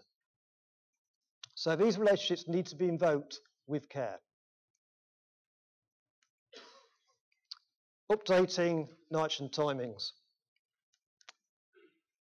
Evidence of this is the result of a 3-year project, AHDB project on winter barley, which looked at a wide range of nitrogen timings, and the evidence coming out of this project so far is showing very conclusively that earlier N rates are required for winter barley, such that if you're applying a total of less than 100 kilograms of N per hectare, then best to apply all this in a single dressing by growth stage 30-31. Most crops will be receiving 100 to 200 kilograms of N per hectare, and we recommend that this is applied in 2 splits, half at late tillering and half at growth stage 30-31. In some cases, more than 200 kilograms of N per hectare may be required, and we recommended splitting this into 3 parts, 40% late tillering, 40% growth stage 30-31, and the remainder at growth stage 32. On average, in the experience we've done over the last 3 years, using these timings increase yield by 0.3 tonnes per hectare compared to current RB209 timings. For oilseed rape, we conclude that adopting a canopy management type of timings is most appropriate, which in short involves reducing and delaying nitrogen for crops with large canopies and applying additional N for crops with a higher expected yield of more than 3.5 tonnes per hectare. So if we take this example of a medium towards large size canopy with a green air index of 2, it's got 100 kilograms of N per hectare already in the canopy, and that will stay in the canopy. It can reduce the amount of fertiliser that's needed to be applied. If we've got a soil N of 30 kilograms of N per hectare, a high expected yield of 4.5 tonnes per hectare, then our evidence would indicate that the best timing strategy would be 80 kilograms at green bud and 60 kilograms for the high yield at yellow bud or early flowering if you've got the kit to be able to apply it evenly at that late growth stage. So you'd be effectively omitting the first normal split done at the start of stem extension. Contrast this with a small canopy, green area index of 0.6. It's got 30 kilos in the canopy, a soil end supply of 40 kilograms of N per hectare, expected yield of 4.5 tonnes. For this, we'd be recommending a free split strategy with 100 kilograms going on at the start of stem extension, 90 at green bud, and the 60 kilograms for high expected yield at yellow bud early flowering. Moving on now to measuring soil mineral N. This is the result of a substantial AHDB project a few years ago. So this information has been getting into the industry over the last few years, and this will formalise it in the new nutrient management guide. The best circumstances to measure soil mineral N are where you have a large potential soil N supply, or where the N supply is uncertain, such as maybe there's been a lower than normal yielding previous crop, or high levels of residues from previous crops. Autumn sampling is usually best, apart from on shallow soils, and when autumn sampling, you only need to go down to 60 centimetres. When you're doing spring sampling, it's best to go down to 90 centimetres, because more of the N's being washed further down the soil profile, and a measurement of mineralisation definitely helps to get the best estimate of the soil N supply. When you're handling, best not to freeze, don't mix it, keep it cool, get it to the lab as quickly as possible, because the soil sample will mineralise and you'll get a false reading. P and K indices and how to build them up. The current RB209 advice is to, if you're at a suboptimal P and K index of less than 2, then it's to build them up over a period of 10 to 15 years by applying an extra 30 to 60 kilograms of phosphate or potash over and above the maintenance value. We've added the bottom row now, so that you've got an option to ramp up the rates over a shorter time period to 5 or 10 years by applying an extra 50 to 100 kilograms of phosphate or potash over and above the maintenance values. We also found evidence that on calcareous soils, it may be more appropriate to maintain a P index of 1 rather than trying to get it up to a P index of 2 all the time and applying fresh P fertiliser. There was experimental evidence showing that applying 200 kilograms of triple superphosphate to wheat in the spring increased the yield by 0.5 tonnes per hectare on calcareous soil with a P index of 1. So there's evidence that that approach would be beneficial. So the take-home points are that the evidence we have reviewed indicates that it would be sensible to increase the N rates for cereals, particularly for light sands.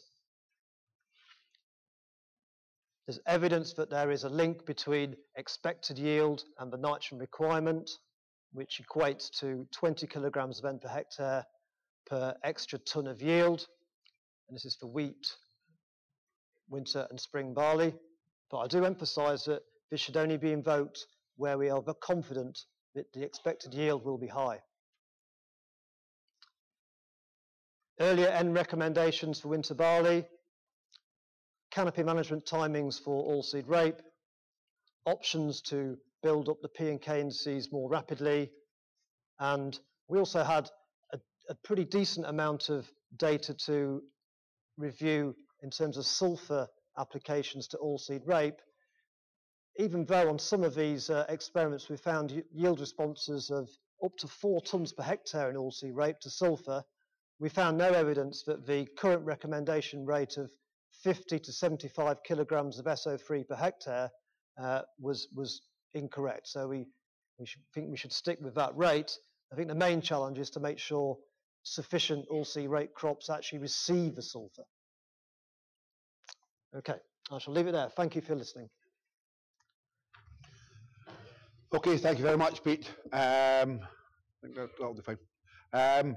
As I say, this is a perfect example of the new AHDB working closer together, and the 6 levy bodies coming together to produce something that is really meaningful and will help the industry.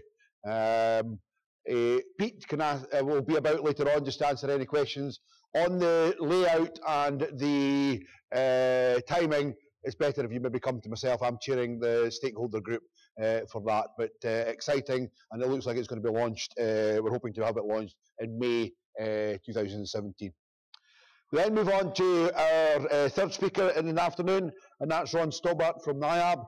And Ron's going to look at the pros and cons of cover crops and impact on soil health. Thank you, Mr. Chairman.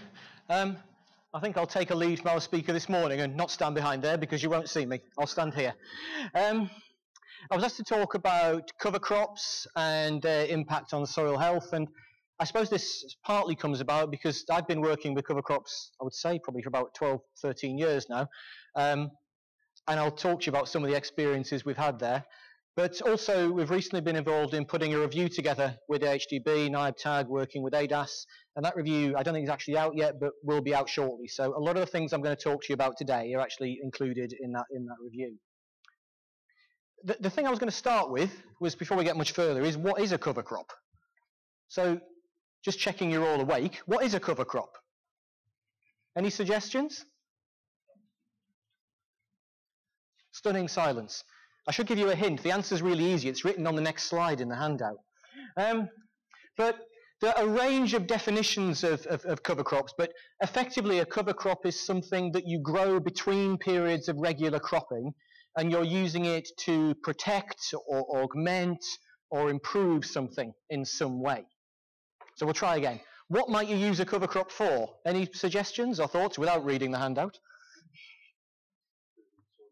Improving soils, I've got one down here at the front. Anything else? Capturing nutrients. Anything else? Erosion control. I'll probably give up there. But yes, you can use cover crops for a range of different things. And you can pick out a whole load of stuff there. Now, when we come to use cover crops, we often use other terms within this as well. So where we talk about things like capturing nutrients, which we mentioned there, you could talk about catch crops, or we could talk about green manures for actually putting things back in, putting those nutrients back into the soil, or organic material back into the soil. So we do get a whole load of other words and other types of terms that we also associate as a subset of a cover crop, if you like. Now, before we go any further, one thing I would say is I think when we've gone where we've been working with cover crops over recent years, and we've seen it really grow in popularity over that time, one thing that's happened is we've gone through this, which is the 5 stages of the hype cycle. So with the 5 stages of the hype cycle, you start with the trigger of innovation.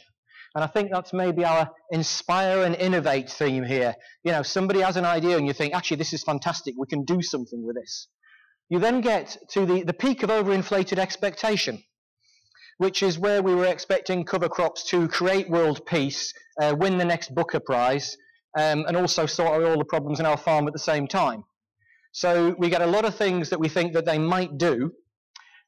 Then actually we get into the trough of disillusionment, which is sort of where you tried a few things and maybe haven't quite worked as well as you'd hoped, and you think, actually, this is never going to win the next Booker Prize.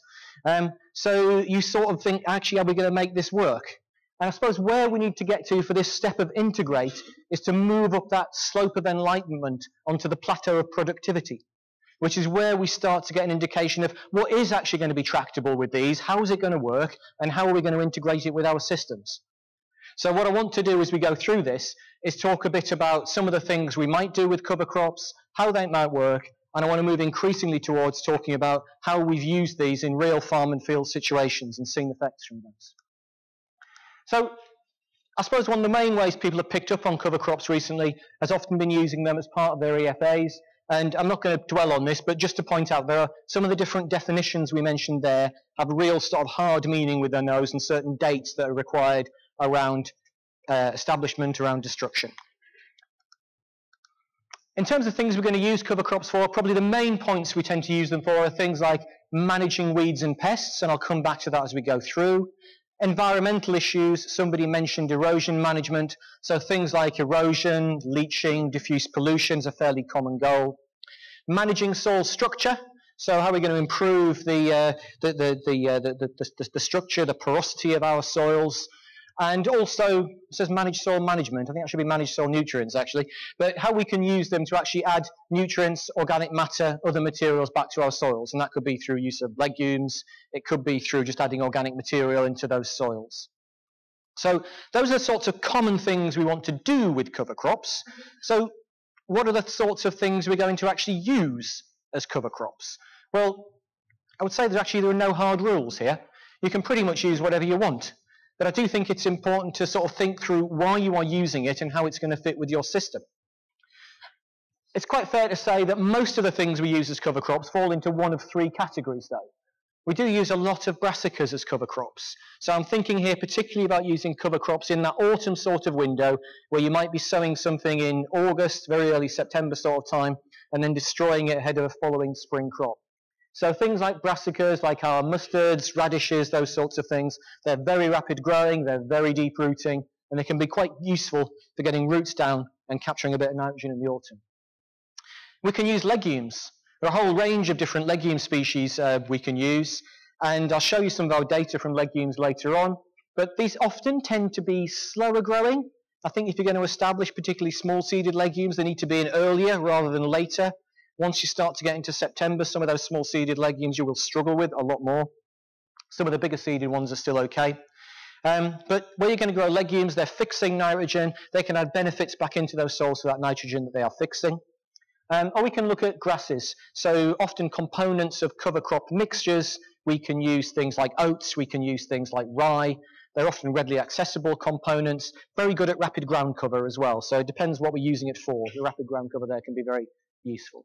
So a range of things we can use, but it's not all encompassing. You can use things outside those. You know, you've got things like buckwheat that you could use, which doesn't fit into any of those criteria either, or things like chicory. So it's not exhaustive, but commonly we're using cover crops that fall into one of those three sorts of categories. So what have cover crops ever done for us? And I think we can say some positive things that they've done, and we can say potentially some negative things that we've seen as well. Now, I'm not going to go through this in massive detail, but when the review is published, if you look at the review, it does talk in a lot more detail about several of these different areas. But I think the sorts of things we can pick out, there are things we can do there around nitrogen fixation, nutrient uptake, weed management, improving the health and fertility of our soils. Equally, there are a lot of potential problems with using cover crops as well, and things we need to think about. So, I mean, examples there where we can look at weed issues. We might be trying to use a cover crop to actually in some ways try and improve our weed management, but equally it could give us volunteer issues in following crops. So it could give us a weed problem as well in some situations. So there are pluses and there are minuses in sort of most of the areas that we're looking at. I'm not going to go through that in detail, but I'm around later if anybody wants to have a chat through any of those things. In terms of management approaches for the common sorts of things we want to do with cover crops, well, we often talk about weed management, and I think this is in many ways quite a contentious area. Can we use cover crops to manage weeds? How can we use cover crops to manage weeds? To me, there are three basic approaches within this. We can look at things like allelopathy, and I always have trouble saying that word. Look at sort of allelopathic effects of cover crops, how the exudates and materials produced by cover crops or from their residues might actually affect the growth, germination, performance of other weed species. We could also look at crop competition. Can we get that cover crop to actually just physically compete with other things around it, and so depress the weed populations? In field situations, the sort of allelopathic effects and the competition effects are really difficult to tease apart. And actually one thing you sometimes found with there can be quite sort of interacting factors there. Things like allelopathic materials, are often only produced in the presence of the weeds. You've got the weed before that sort of thing is produced as well. So it's really hard to pull apart in the field. We can look at conditions as well. So weeds can often be, you can often go down the route of sort of creating a trap crop effectively with your cover crop. You're creating an environment for those weeds to actually sort of germinate, and then you kill them off before you go into the following crop. Actually, you could argue that's not a lot to do with the cover crop. You're actually often in that situation using the cover crop to do other things, which might be to provide cover, improve your soil structures, and the cover crop is just an environment to create that trap crop. Pest management. Caroline spoke this morning about sort of pest management issues, but we do have some options there where we can use some of the biofumigant properties of cover crops to actually help reduce pest problems. To get those to work well, they need to be grown in the right way. You need to get the right levels of biomass. The methods of incorporation are actually also pretty critical to get the value out of those. But, you know, perhaps going forwards where insecticides are under more pressure, we may need to think about some of those routes as well. Soil management is a pretty common one. We often want to use cover crops in some way to help manage our soils. Now that can be from really simple approaches, which can be, you know, giving us ground cover in the autumn to reduce surface erosion, diffuse pollution losses. It can be around using our roots to get down through the soil, improve the porosity of those soils and improve that structure. So those are fairly common things, or it can just be to add organic material to those soils, so we can actually start to get more organic material going back in there. One point I would make, and this has come out a lot in the research work, is where we're looking at yield responses. The yield responses we see with cover crops aren't always instantaneous, and they don't always come in the crop following the cover crop. So quite often they're coming elsewhere in the rotation. So I think if you're looking at responses, you need to look at a rotational effect, and that also needs to come into account where you're looking at almost the cost of the cover crop as well. Do you take account of that only in the season of cover cropping, or if you're getting a yield benefit in not the crop behind the cover crop, say for example the wheat crop behind that, you need to take that yield effect into account as well, where you're looking at the cost of the cover crop. Right. I think that's enough of the background and theory aspects. What I want to do now is move a little bit more into the practice and delivery sort of aspects. One of the studies that I look after within NIAB TAG is a large charitably funded project funded by the JC Mann Trust and the Morley Agricultural Foundation. Been running for a number of years now at Morley, and it's called the New Farming Systems Programme. Series of long-term rotational trials, and cover crops feature in a couple of those studies. So one of the studies we have here, you can see we have a rotational progression there running up to 9 years. Within this, we actually have 4 different cultivation strategies. We're either using a plough-based system, a deep non-inversion based system going to 20 centimetres depth, a shallow non-inversion based system where we go no deeper than 10 centimetres, and a managed approach where we try and make a strategic decision each year on what we will do. This site is on a medium-ish sort of soil, Ashley series soil, about 12 to 14% clay, something like that. Now, with those rotations, wherever we get to a spring sown crop, we further differentiate the rotation by either having a brassica cover crop ahead of that or not having a brassica cover crop ahead of it. So it gives us a nice long rotational sequence to look at the longer term impacts of a cover crop. Just ignoring the cover crop for the moment to set the background, if you look across all of the crops in that rotation and just look at the cultivation effects, one of the things we've seen is we're generally getting the highest yields from the plough, and we see reductions in yield as we move through a deep non-inversion and a shallow non-inversion, so we're getting slightly lower yields. However, it's not the same story with margin, and in fact actually the deep non-inversion is actually slightly ahead in terms of cumulative margin. There's probably an entirely separate presentation within that, so I won't dwell on that one too much for the moment. But one of the things we've been able to do with this is then start to look at the cover cropping approaches within this and the interaction of cover cropping approaches within this. So within that rotational series, we've now had several iterations of winter wheat.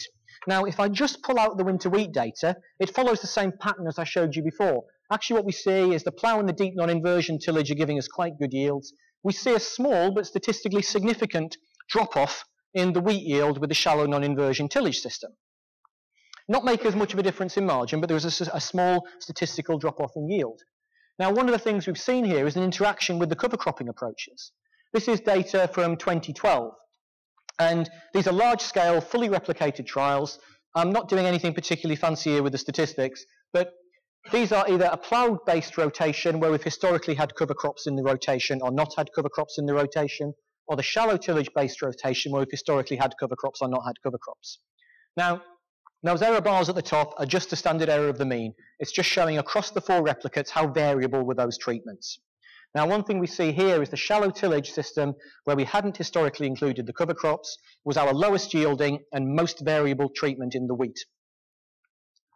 Our shallow tillage system, where we had historically included the cover crops, was our highest yielding and least variable system in that wheat crop. So we're seeing an interaction there with the cover cropping approach, but we're not seeing it with the plough. To put some numbers onto that, in 2012, that difference would have been worth between about £50 and £100 a hectare, based on prices that were relevant in that season. For brevity, I haven't shown you the data from 2015. The next time that rotation was in winter wheat, but it follows the same pattern, and that pattern would have led to 38 to 47, so 40 to £50 a hectare improvement in margin in that year. Now, this comes back to something that I said previously. Bear in mind, this isn't happening in the crop behind the cover crop. This is happening in the crop behind that. Now, that led me to think, are we seeing some sort of management interaction here? So what I've done is I've looked at, you can imagine if we get to a point where we have a crop, and we say we've got 2 wheat crops in the plough-based system. One's historically had cover crops in that rotation, one historically hasn't had cover crops in that rotation. We can say which of those was higher or lower yielding, and then express that as a percentage. So anything above the line would be an advantage to having had a cover crop in the rotation. Anything below the line would be an advantage to not having a cover crop in the rotation. Now, what we see here in the plough-based system is that those bars are all predominantly below the line. So using that brassica cover crop system, where we then used a plough-based system for our establishment, actually lost us yield. The yield advantages were to not having the cover crop. If we look at that same data, where we had used the cover crop where we had used the shallow tillage-based system and the cover crop in the rotation, actually pretty much all those bars are above the line. So we're actually seeing a real system management interaction here. We've made the same decisions up to this point on the type of cover crop that we're going to use, how we're going to sow it, how we're going to deploy it. All we've done is we've changed the way we've managed that transition into the following crop.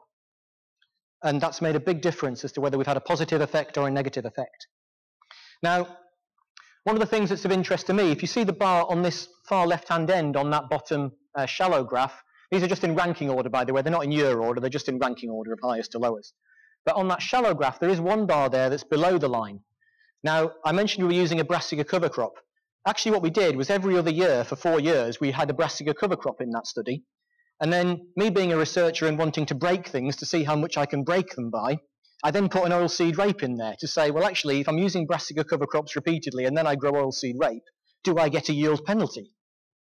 And that bar below the line was our yield penalty. So that repeated use of a brassica cover crop actually caused us some problems when we then went to grow oilseed rape in that rotation. And what we saw was that actually in every paired comparison, regardless of whether it was ploughed, deep, shallow, or a managed approach, where we've had no cover crop historically in the rotation, compared to where we've had the brassica cover crop historically in the rotation, we saw a reduction in our oilseed rape yield. The mean reduction was about 6%, and that was statistically significant.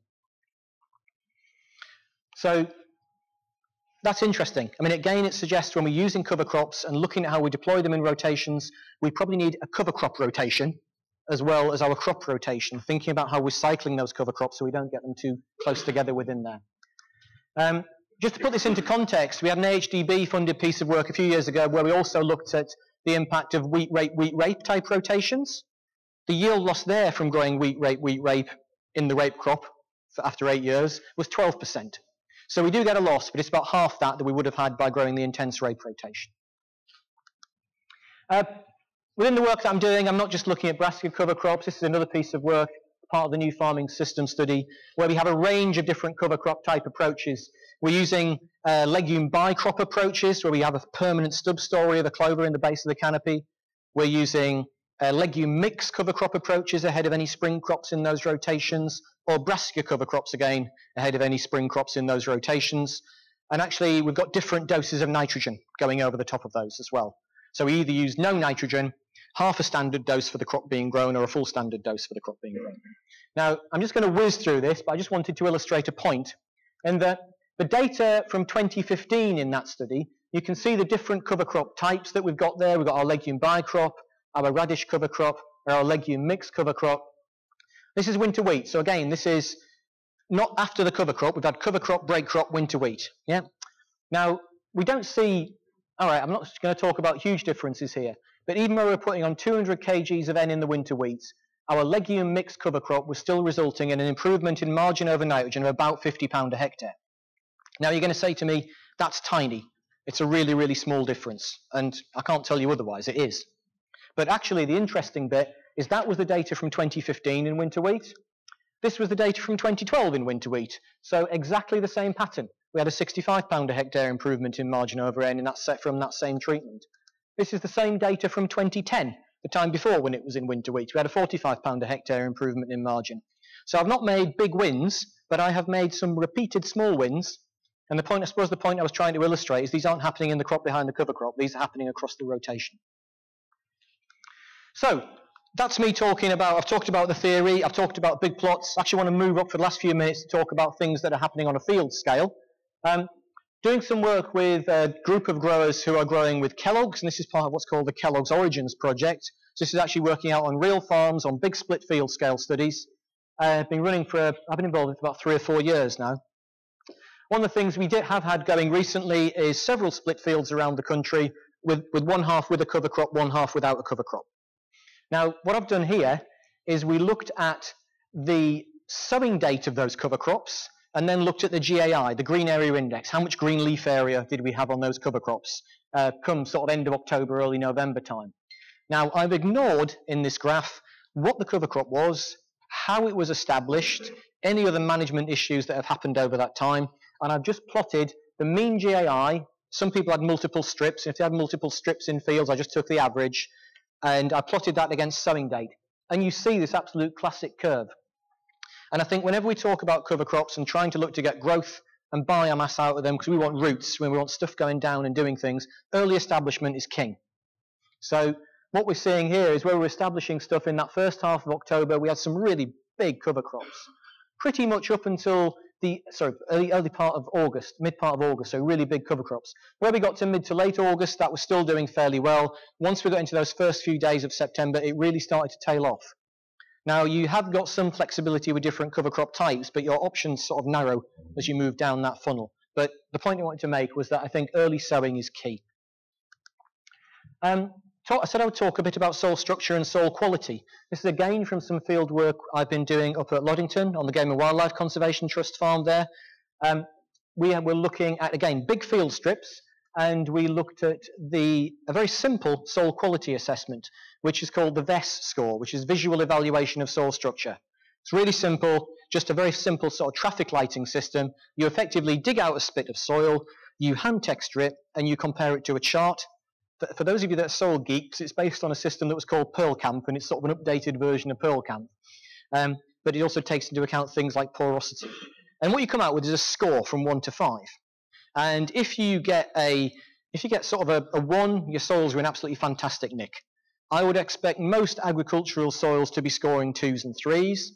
If you've got a 4, well, you've got some compaction issues. And if you've got a 5, you're mistakenly trying to dig up the farm drive. You've got serious compaction issues. But what we were able to do was we looked at those soil structures in the autumn in a field, and we scored it with a 3, which is pretty decent. We then left a stubble strip over the winter, or we did deep autumn cultivation, as would have been farm practice, or we put in a range of cover crops over the winter months. Big tramline width field strips. When we came back and scored them in the spring, the stubble was about the same as the autumn assessment had been.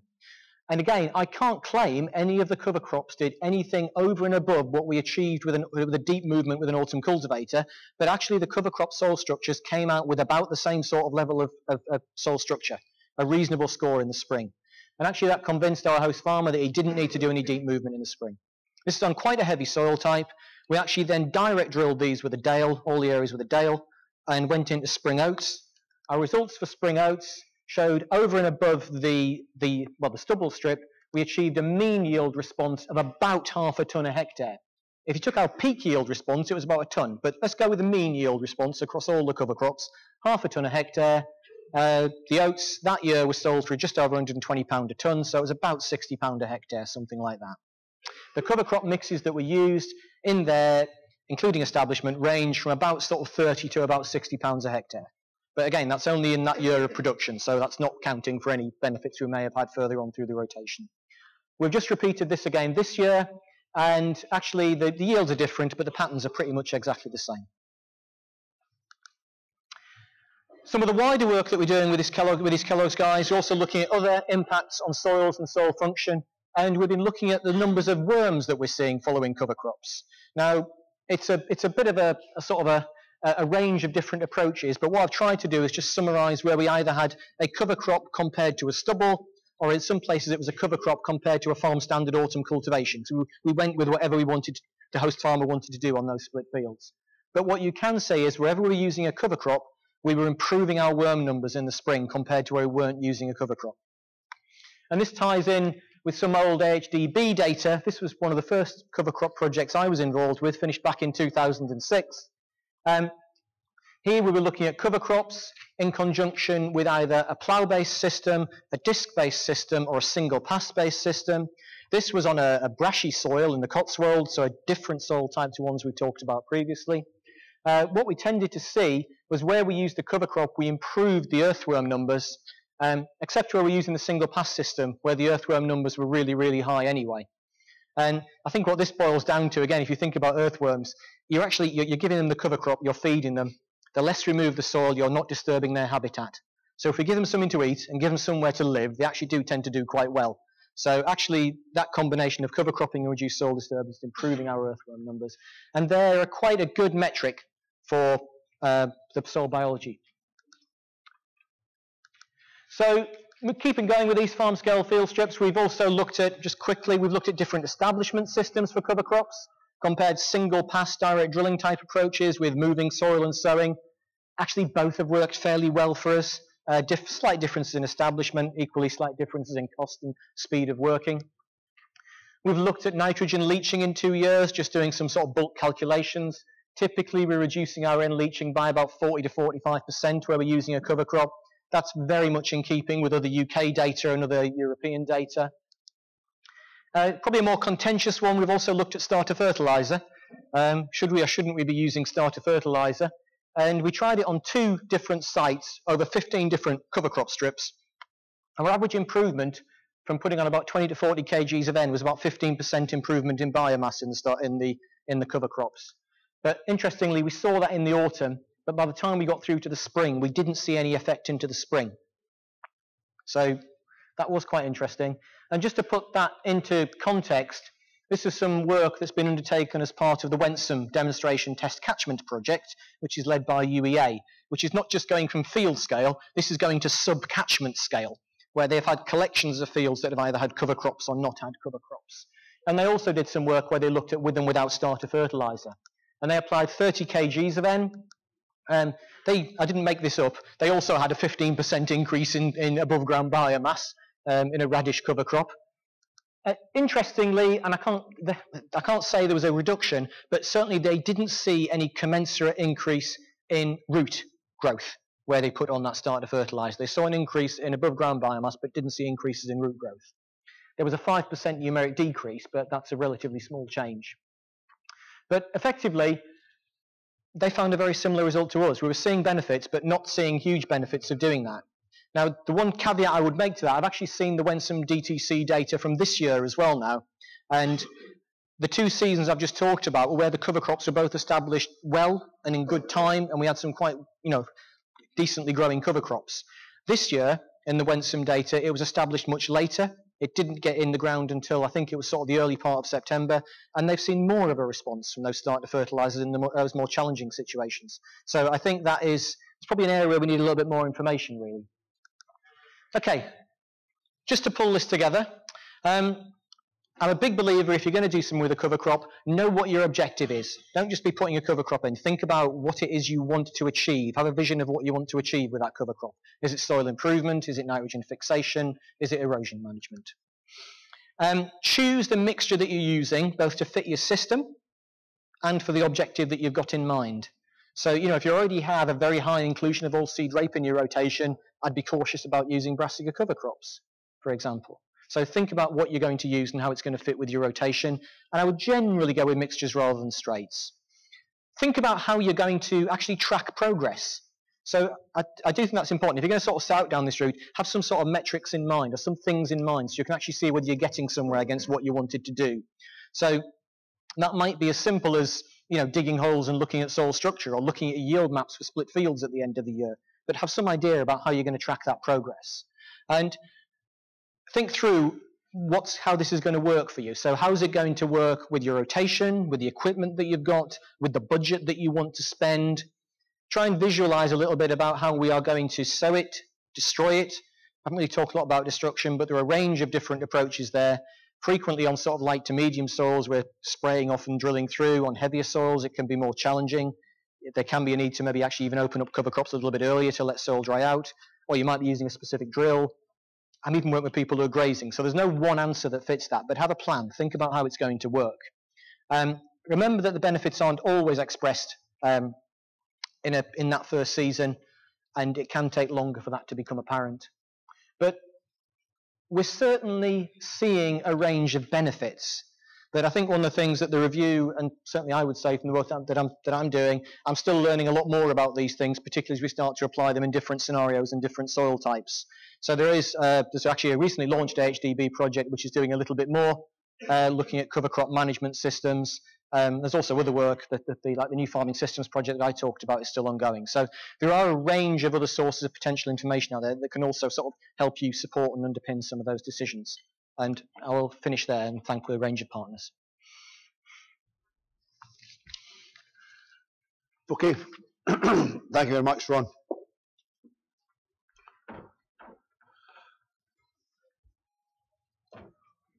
Up till now, our speakers today have looked at inspiration and innovation. It's now time to get the theory turned into practice, and we've got two monitor farms to look at the way that they can actually look at getting them into practice. Our first monitor farm is David Walson, a monitor farmer and Nuffield scholar from Cambridge, who's going to look at innovation on farm, looking at soil quality. David.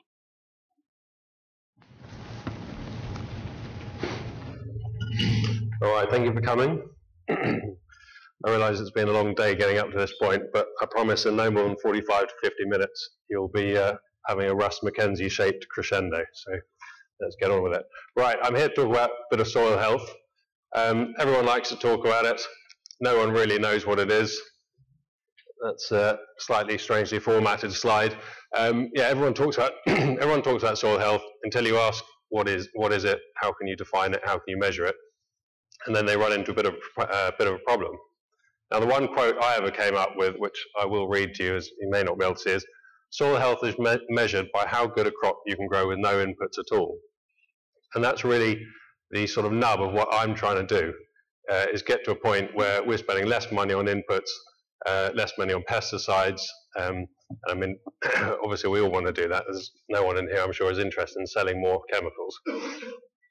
But yeah, so it's not just the sort of fertility of the soil, it's really the health of the plants as well, so they're more resilient to pests and diseases and that sort of thing. Yeah, I mean, at the moment, I say it's difficult to measure, it's difficult to manage. There are a few measurement techniques around, things like the Haney test, and people are trying to bolt together lots of little tests and come up with one big number at the end which says what your soil health is. I don't really buy into these. I mean, it's a bit like looking at all the rugby teams in the world and measuring how tall they are, how heavy they are, and how quick they are, and then coming up with a number and saying, well, that's the best rugby team. It's not as simple as that. There's lots of other factors as well. So we run into a problem there, yeah. So we don't really know how to increase our soil health. One thing that I did find though when I was travelling around was that there's possibly other ways of looking at it.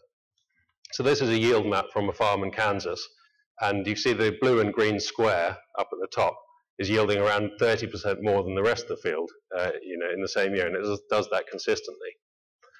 And the farmer in this place, he'd got all his different crops, all his fields measured and mapped for a lot of different factors, pretty much everything you can imagine. And one of the things he found was that, when you look through this big folder he's got for each field, a lot of maps, almost all of them look, roughly speaking, like this. So this is pH, but it's the same for almost all the other ones. There's no correlation there between whatever it was he was measuring and the yield. Now there were two maps where this wasn't the case. First one was phosphate. So here you can see again at the top very clearly there's a square there right where the high yielding area was. The problem is that the high yielding area showing is completely deficient in phosphate, whereas the rest of the field's got what would be considered to be a very good level. So I mean, I'm a polite guy, so I'll refrain from saying that soil indices are bullshit, but I will say use with caution anyway. Now the other map that they had, which did show a correlation to the yield, was soil organic matter. And here we got 4.5%, 5% in the high yielding area and 2 to 2.5% in the rest of the field. So that's something we all know. It's always in Farmers Weekly. We'll talk about it, organic matter. So I sort of think, you know, if we can't measure soil health directly, maybe the thing which we can use as a bit of an analog for that is the organic matter level. And when we go home and look at some of these fields that we've got, I've got a ranking of all our fields and how good they are. And we'll see this one here labeled excellent actually yields about 20% more than the other two in the same year with the same input. And if we look at the organic matter in those fields, we'll find we're about 4, 5, 6% in the excellent field and around 3 in the other two. So it's a bit of a demonstration for us, you know, of the practical implication of having a higher organic matter and maybe higher soil health level as well. Now this is an experiment, a long-term experiment from Uruguay, and it's showing differences in soil organic carbon, which is sort of the same thing as organic matter basically, over a 50-year period. And we see we've got two lines going down. Those are the ones where they're just cropping with no livestock, no pasture in it at all. Actually one of them, they're both no-till. The black one is conventional farming, the white one's no fertilizer at all. They're both obviously going down. The ones going up are where they've included some portion of livestock, well not actually livestock, of pasture in the rotation. So either 1/3, half, or 2/3 of the rotation is pasture. So you can see those organic matter levels are going up. Now obviously, you know, in this country, around here, especially on our farm, we don't have much pasture in the rotation or any, and we see over time a decline in organic matter levels, probably not as quick as they do in South America, but you know, it's something that happens. And this is another little bit from that Uruguayan experiment. I won't go too much detail in it, but what they're finding, when they split the little plots in half, they found that in the areas where they had 50% pasture or more, they pretty much got no yield response from adding nitrogen. You can see sort of on that left-hand picture, the right-hand maize plants are quite yellow. That's just a plain cropping plot where they put no nitrogen on the right-hand side and they had yellow plants, whereas on the right-hand side, there was a 50% pasture rotation. One side had, I think, 120 kilos of nitrogen, the other side 0, and there's no visible difference between them. I don't know what the yield difference was, but you know, that's a fairly powerful picture there. Then this is another experiment from Canada, and it was looking at how soils change in long-term no-till. And again, without going into too much detail on it, they're finding that A, the yields were higher in no-till. Unfortunately, I don't think we're going to get a 50% yield increase from doing it. Perhaps more interestingly, they're getting a lower response from nitrogen the longer a field had been in no-till. Maybe the more it was in no-till, the slightly higher organic matter levels, slightly higher soil health. I'm not sure. Whatever it was, there was definitely more nitrogen available for the plants, you know, in a long-term situation. So when I came home after travelling around, I thought, you know, I'll look at our farm and just see what the trends are. So I got all our wheat yields up, going back there to 1998, and put it up, and it's the fairly familiar sort of yield plateau that we all hear about so much. But we've got KWS in the village, and they're always really keen to tell me that they give us 1% a year of yield increase just from plant breeding. So if you take that off, the 1% a year, we're actually left with not a yield plateau, but a bit of a downwards yield slope. You know, so that got me thinking, well, obviously we're not in a very good situation there, but yield doesn't actually really matter. What matters is profit. So perhaps if we're spending less money to get that yield, we're actually doing a good job. So what I did then was go and look at the pesticide spend per hectare, and that's adjusted for monetary inflation and also the inflation of the price of pesticides. And we'll see, this is certainly interesting titles on these ones. We'll see that we're going from spending £140 a hectare to almost £250 a hectare on pesticides over a 16-year span. So if you add that in together with the yield, we look at our pesticide spend per tonne of wheat. We're actually going from 16 to 32 pounds per tonne of wheat. we're spending on pesticides. So we're spending more money and getting less yield, which I think is a pretty bad situation and sort of leads me to believe a bit that we're addicted to pesticides. Now, of course, you look at this and think, well, thank God the companies that are doing our agronomy aren't responsible for selling us chemicals as well, because we'd certainly be in a bit of trouble if they were. Luckily, they're completely divorced, so that's fine. Now, I saw Caroline's presentation this morning, a bit about the insects, and I totally agree with her on the beneficials. I think, insecticides is one of the places where we can see most of this treadmill we get on of using more and more. So the more times we spray, the fewer beneficials there are, and the more of a problem we have the following year or later that season with a pest. So, that is a real treadmill. I believe the same is probably true with fungicides, although it's a bit more difficult thing to see. So, there's always beneficial fungi on leaves, and the more we have, and the same as the insects, the more variety of fungi or insects there are, the less space there is, the less niche there is for the pests to come in and cause a problem. So again, with the fungus, we spray it all off. We're routinely spraying 4 fungicides on the wheat. Of course, there's going to be nothing on there at all. There's no natural fungi on there at all. And in comes your yellow rust, your brown rust, whatever, and it can go crazy. Same in the soil. There's a lot of stuff now in the press about mycorrhizal fungi and all the beneficial fungi in the soil. It can do some great stuff, but if you want to be promoting fungi in the soil, then it seems to me having systemic fungicides on all your seed treatments seems like it's probably going to be a bad idea. So that's one thing we're stopping. Now, I got to the point where I decided, right, we need to be increasing our organic matter. So what am I going to do about it? First thing we wanted to do was go no-till, something we've been playing with for quite a few years. We're lucky to be on easy soil, most of the farm, so it was quite an easy transition. We're in our second year of doing it now. As we saw in that slide from Uruguay, going no-till isn't some magic thing that suddenly makes your organic matter levels go up. But we do know that cultivating the soil, it does actually oxidize the organic matter, and you lose it as carbon dioxide. It's also bad for worms, as Ron talked about earlier as well. So this is one field we had last year. It was a rape field, obviously, a lot of rape volunteers. Instead of our usual old cultivation system, which was fairly low intensity, we'd go and disc it and then spray it and drill it and roll it and spray it again. Now we just go and drill into it, leave it a week or so, come back and spray our Pre-Em and the glyphosate. Then hopefully it looks like that. It'd be quite nice. A bit later it looks like this. So it's working quite well for us at the moment. Haven't seen any yield drop. And then later on even like that. Now, one of the things we need to remember though about no-till, this is a picture from an experiment in New Zealand where they got no-till maize on the left, strip till in the middle, and full cultivation on the right, is that we do leave a lot of residue on the surface.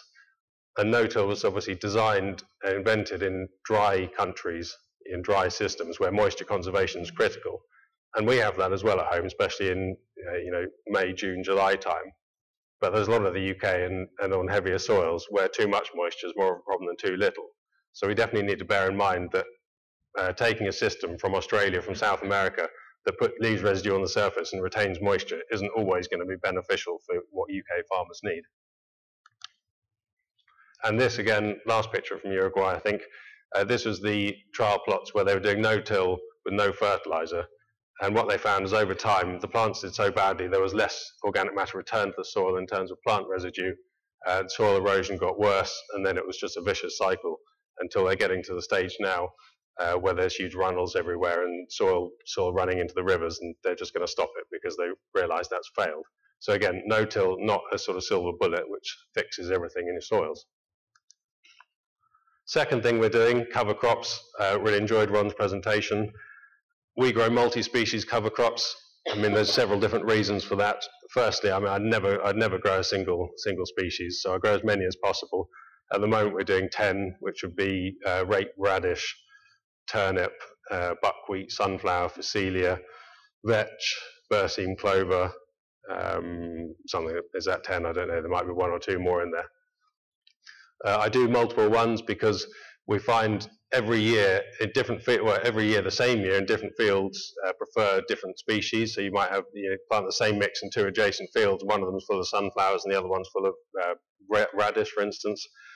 So if you're only doing 1 or 2 species and you pick the wrong ones, you're not going to get very good growth. Also, we're slightly worried about the soil disease carryover, for having brassicas and things in the rotation. And I feel, although I don't have any proof for it, but if we're mixing things, you're not growing a monoculture, we're probably less likely to be causing a problem, with that sort of carryover. I was also heartened to see the cover cropping in the previous slides, in Ron's slides, showed the same sort of soil effect from the cover crop as the actual cultivation over the winter, because we like to think that our cover crops are doing our cultivation. We've gone no-till, us personally, but we're using the roots of the plants to do that for us. It's another reason we like to have multi-species mixes, because you get a whole range of different root types doing different things. You've got deep-rooting brassicas, you've got the fibrous rooting grasses, all that different sort of thing. Here's what they looked like last year. It's a lot more impressive than this year. What we've seen, though, again from the Uruguayan experiment, actually in those pasture rotations where they were finding organic matter was going up, they managed those not with animals, but by cutting, baling, and taking off the residues. So even taking everything off the top, they were still getting increases in organic matter in the soil. So I think it's important to realise that although it's the green bits on top that look impressive, it's actually what's underground that's doing the job. And so if by adding starter fertilizer onto your cover crop, you're reducing the root mass, actually maybe that's net negative for increasing organic matter in your soil. Legumes, I think, are pretty important. It's the whole which legume to use debate. I think clover is pretty much a waste of time. I'd never really use it, not in a post-harvest situation anyway. Beans are brilliant. You get great nodulation. They're very vigorous. They grow through the winter, but they're way too expensive because the seed's so big. You need tons of it, to get a sensible number of plants. So we find that the best compromise for that is vetch, which is sort of reasonably priced, fairly small seed. It gets established well, fixes nitrogen, and keeps going while it's cold. Quick thing about weeds. I can't remember what this one's called, but where I saw it at my neighbour's place. There's a lot of people selling cover crops as a weed suppression or blackgrass control measure. Now, what we've found is that cover crops definitely do suppress blackgrass. I'll try and go through this quickly. This was a pea field. Well, actually, I was in the middle of drilling it with peas when I jumped out and took this photo. It had been wheat, drilled cover crop into it, and by mistake, I missed a 2-metre strip through the middle of the field. And this is one of our fields that does have particularly bad blackgrass down at the bottom near a river. And what we see is that red bit in the middle, that's where there was no cover crop, no suppression, it's full of blackgrass. Now either side of it, we had the cover crop, which was then grazed, and you see no blackgrass at all. So we came in, we sprayed it off, and we drilled it. Now, the blackgrass seeds were all over the field, and where they were suppressed, it wasn't that they grew and they died, they were suppressed and they sat there. So what we found when we come back a month later is this.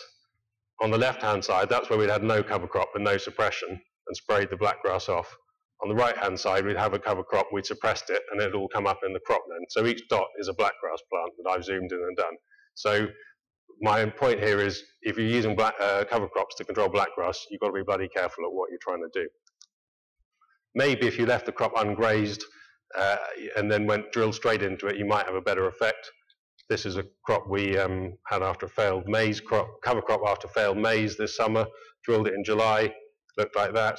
Sprayed it off, drilled into it, and it came up like this. So, that was probably coming up for chin height by the time we drilled it. But as long as you've got the right machinery, then it seems to work quite well. Companion cropping, I think, cover cropping is totally 2012. I'm definitely in the trough of disillusionment, or maybe just coming out the other side. It's pretty boring, but I like doing it. Companion cropping is much more interesting. So all our rape is companion crop now. We've got vetch as our standard thing. Last year I was really excited because we put lucerne into the cover crop with the idea of it being a permanent understory, staying in there with the following crops and giving us free nitrogen. We use lucerne, not clover, because lucerne's deep rooted, and we wanted that not to be competing with the cash crops for moisture. Now I thought this was really good, except this autumn the slugs seem to have eaten all the lucerne that was left over, so I think that was probably a bit of a waste of money, unless it comes back in the spring. We shall see. little bit of opportunistic cover cropping here. We had a nice, it was a few years ago, had a nice crop of winter wheat after beans. About October time, it was full of beans there. And I know what agronomists think when they see that sort of thing. They have a panic because it's against the laws of nature to have something growing in a field or something else.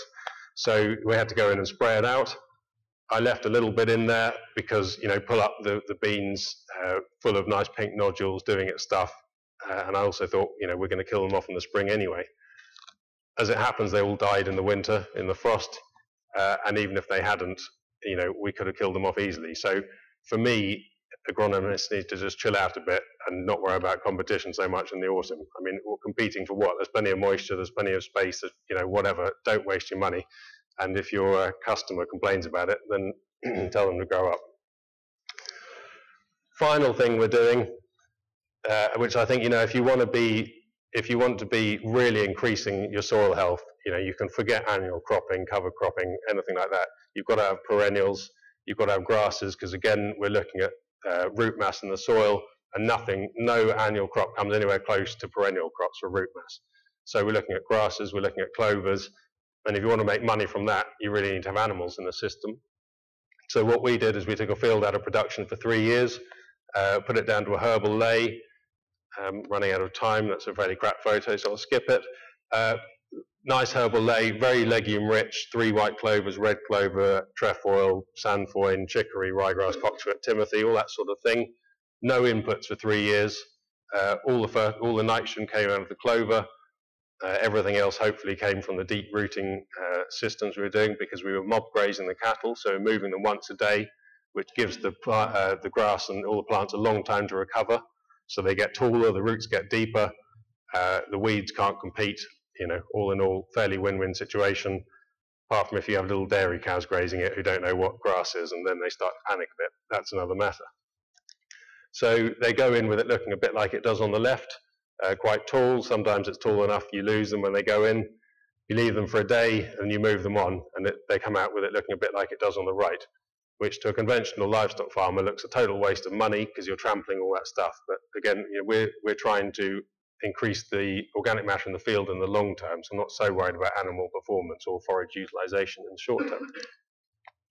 Right now, that field was drilled about a month ago with beans. You can only vaguely see where the drill went, it seems to be going. It's just coming out of the ground now, and I'll come back in about 5 years and let anyone know how it came on. But that, in a nutshell, is what we're doing to try and improve our farm. Thank you.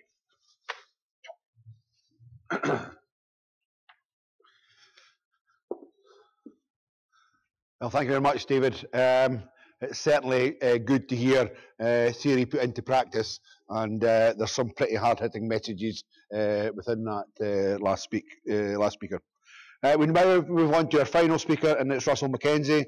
Russell's another Monitor farm and a Nuffield Scholarship, and farms in Huntingdon area. Innovation looking at crop establishment. Russell. Thank you very much, Mr. Chairman. I'd like to thank David for being a Monitor farmer, even though he's not one, so well done on that one. I'm just going to talk very briefly, hopefully, for David's benefit, about what we've been doing on farm, some of the things we've experienced, some of the things I've picked up on my Nuffield Scholarship travels as well. So this is where we are. We're based in Huntingdon and Kettering. We've got 5 units over 17 miles, predominantly heavy clay. We've been looking to progress towards no-till. 2 of those units are at the stage no-till. 3 of them aren't quite there yet for varying degrees of reasons, be it soil condition and to do with blackgrass. So what we tend to focus on, we've got quite a diverse rotation. A few years ago, we were predominantly fixed on growing 2 weeks in oilseed rape through a combination of blackgrass, wanting to push our rotation out further as well. This is a rough guide to our cropping, so we focus on first weeks only. We've got some winter barley in as well. We're one of the Syngenta reference farms for the High Vido volume and bazooka barleys. Oilseed rape is a challenge for us. This area seems to be getting less and less each year as we go by for varying degrees of reasons. Seems to be moisture was a problem this year. Spring barley a few years ago, that would have been about 30 hectares. The story that one keeps going up is it's blackgrass control. It's the most competitive crop we've got for dealing with one of our biggest challenges. And then spring beans and spring oats. Keen to get spring oats back in the rotation. They offer quite a lot for us and give us an option for a cover crop mix as well. So when you're talking about things on farm here, and this particular graph here, the red line is our farm yields since 2010 to 2015, compared to the UK average over that period of time there as well. We've had a reasonably steady rise on our wheat yields over that period of time. Apart from 2012, that was a pretty horrible season. I think the worrying trend for us on our oilseed rape is actually we're seeing our rape yields starting to tail off again this year. So there's some real challenges for us with us growing rape on farm. It's been pretty stable as we've had it over the previous years, but suddenly it's moving into a crop which is a lot higher risk for us to grow, because in terms of getting it established, getting it through the winter, and in terms of performance and price as well, there's a lot more risk attached to this crop than we used to have in the past. So hopefully some of the things I'll cover today will be, is cultivation cosmetic? Do we really need to cultivate, and why should we? Is there a good symbiosis between good soil management and also good weed management as well? And just highlight some of the on-farm trials we've done to try and tease out some information, try and challenge the convention a bit. So one of the big challenges I guess I had with some of my guys a few years ago was actually getting a decent seed bed. This isn't one of them. And so trying to understand what we're trying to achieve in terms of getting good seed beds for blackgrass control, good seed beds also for getting a decent seed bed to establish a crop in was the key thing. So we've been looking at a number of things of how we can sort of change things and do things slightly differently. So this is a yield map from 2012.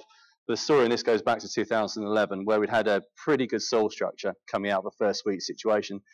It's a predominantly heavy field, so over the far right-hand side, it's heavy, a bit lighter towards the end nearest towards me. And I thought, well, it's a good chance to experiment. So I said, we'll split the field in half. We'll plough half it. I had a dedicated ploughman on the farm at the time, and we'll direct drill the other half. We did it with the same drill to replicate, the establishment.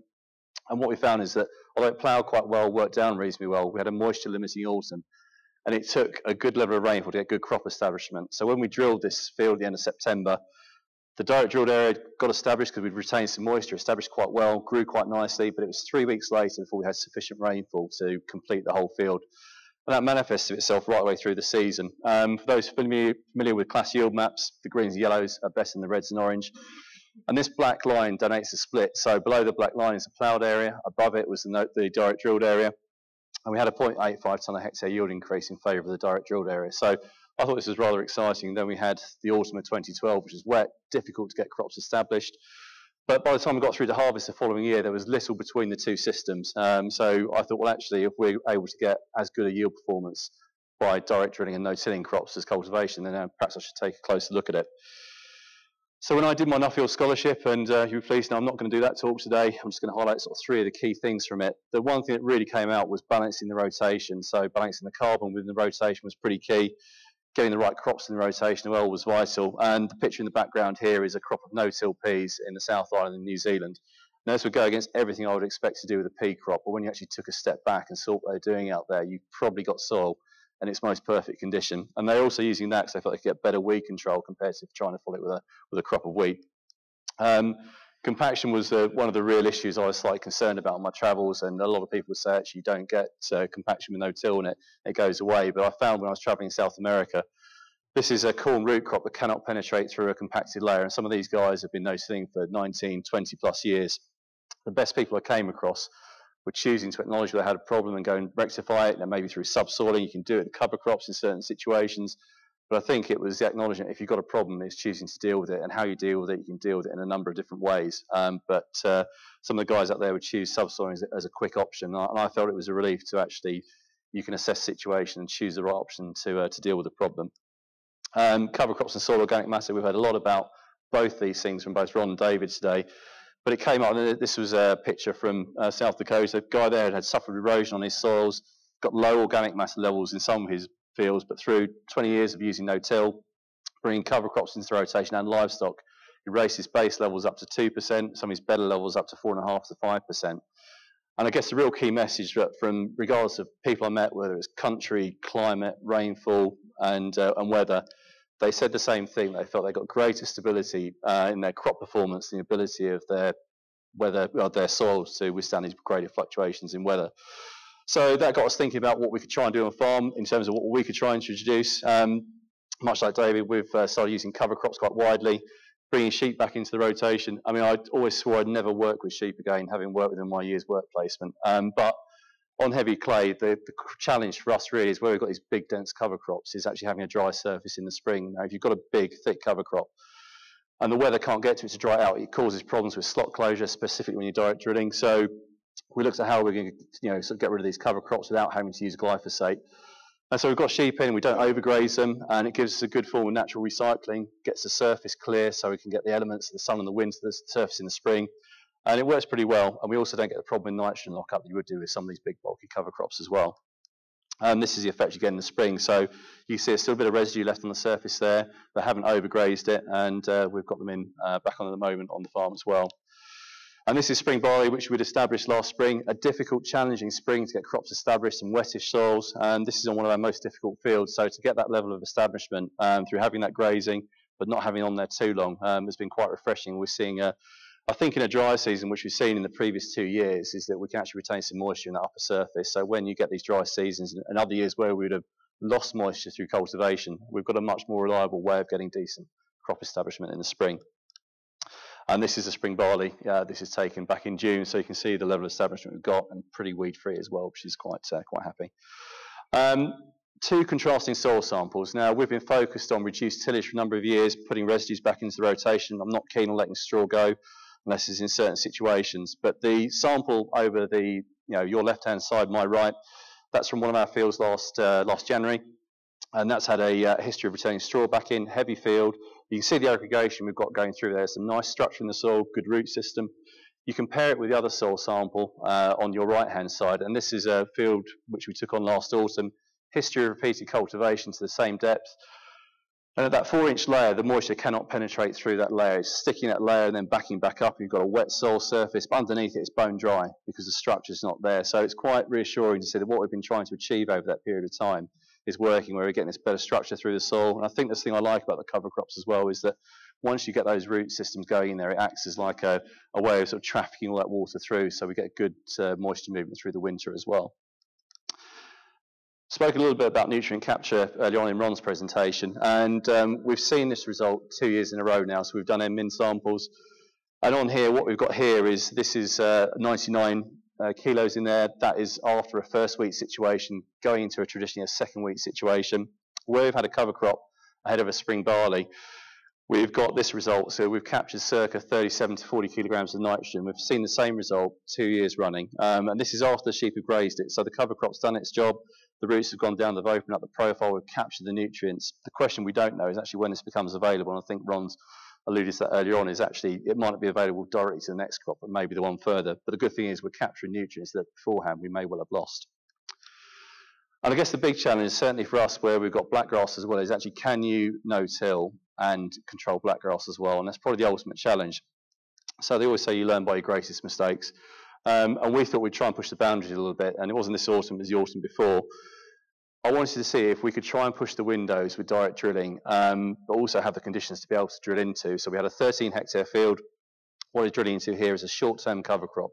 So this is all radish, phacelia and linseed, and some oilseed rape volunteers, planted straight after the combine. The rest of the field we went through with a straw harrow, and then we cultivated the headland with a top down to 4.5 to 5 inches. And what you'd normally expect after cultivation, you've mineralised a bit of N, crop established quite nicely, looked the best of the lot. Behind the cover crop, a little bit slower, a little bit of nitrogen lock up. But the story really didn't unfold until the spring, where we started to really learn what we were doing at that stage. And so this is the wheat after the short-term cover crop, where very little blackgrass in that one. Where we've gone through with the straw harrow, you can see these patches of blackgrass that had appeared in there. And I guess that was the thing, what we'd learnt from that one, by going through and planting that cover crop with something slightly high disturbance, we've got a blackgrass chit at the same time. We've got better soil structure to drill into in the middle of October. Where we just straw harrowed, it wasn't enough, and we'd woken the blackgrass up when we'd gone through the drill. But where we cultivated, it was even worse. And the yield levels went down from 10.8, where we'd had the cover crop, down to 8.8, where we straw harrowed. But where we cultivated, we were sub 7 tonne a hectare. So blackgrass was absolutely ripping yield out of that field. And that legacy continues. And this field's going to spring barley, and this donates exactly what's happened with that level of blackgrass control that's gone there. The headland you can see is full of blackgrass. The area directly to on this sort of side of the screen here, that's where we had the straw harrow only, and the clean bits where we had the short-term cover crop. So you can see the difference we've had, and it's trying to manage that blackgrass going forward, is that we're actually learning that cultivations are actually making our system worse rather than better. And when you start to put some figures on it as well, this is very briefly, I've looked at the cost of establishing the cover crop versus going through the cultivator. Fixed cost on the top line, So when you go through with the cultivation system over the side nearest here, circa £300 a hectare. Straw rake's a lot cheaper, you save about £70 a hectare. Extra cost with drilling the cover crop, and when you put the variable costs in, they're pretty much the same across the board, apart from we've got the cost of the cover crop in. And then you've got the total gross margin per hectare on that, that third line down. And then when you put the yield in, I've based this on being about £130 a tonne. Because the level of yield loss we had with the cultivation system, we're only making £80 per hectare off that because we lost that big amount of yield. Not quite so bad where we just straw raked only, 409, but 604 where we had the short-term cover crop. So although we've got a slightly higher cost with our variable costs, we're achieving an awful lot more by doing less. And when you put the figures on it, that poor blackgrass control is costing us anywhere between 320 and 520 pounds a hectare. So it's big, big figures. We also like to have a look at fungicides as well. And it's a bit like an insurance policy when you have a fungicide. I think if we had the ability to forecast the weather a good 8 weeks in advance, we'd all be geniuses. I appreciate how tricky it is when you're an agronomist trying to forecast what the weather might do 4 weeks in advance. But we like to have a look at what fungicides are doing on farm.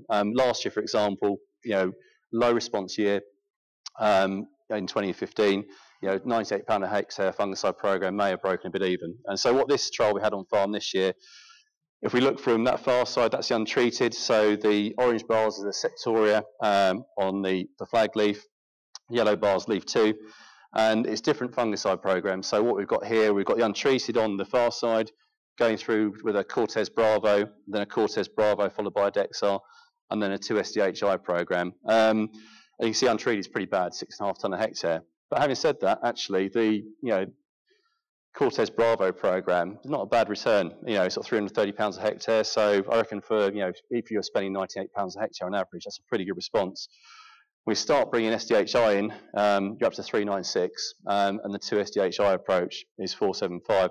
So I think actually if you're spending £100 a hectare, depending on what the season is, you're going to get a bang for your buck. And for me, that's pretty crucial to know that can I tailor my programs to the season, reacting to the season is pretty key. And without having the backing of this data, it'd be pretty tricky to tease that information out. We also had a look with Yenna an enhanced fungicide program. So we had a standard 1.5 litres a hectare of a Dexar at T2 at flag leaf timing. This is on KWS Gator.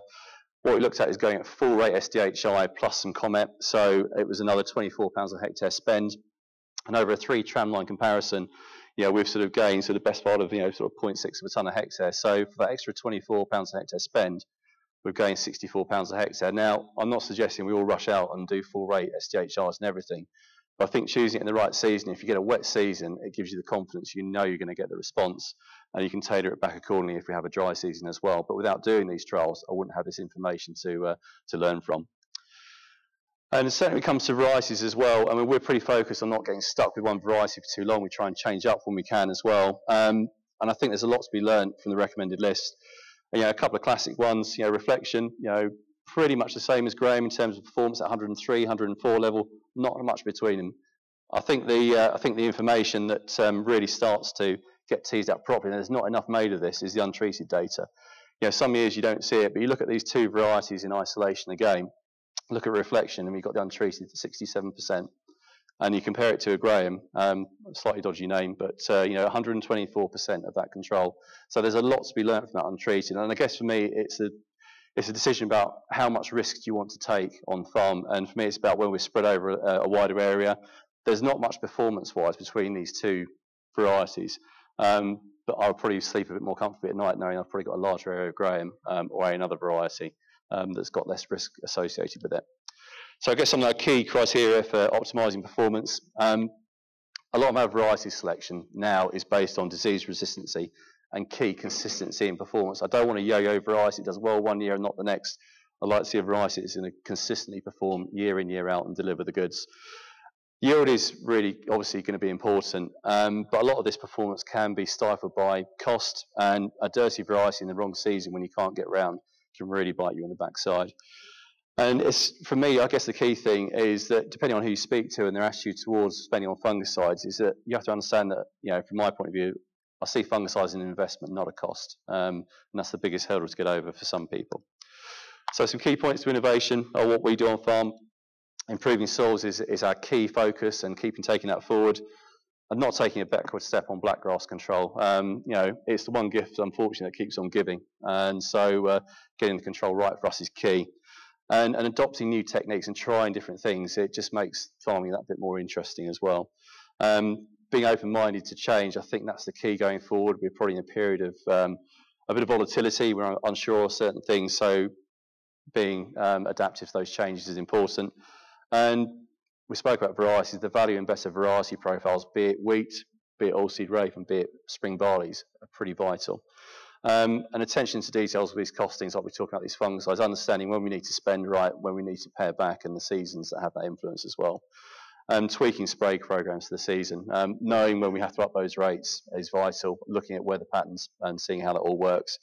And above all, it's the enthusiasm to challenge the norm is where we'd look to go forward. And I think ultimately that is the way we want to innovate to succeed. Thank you very much.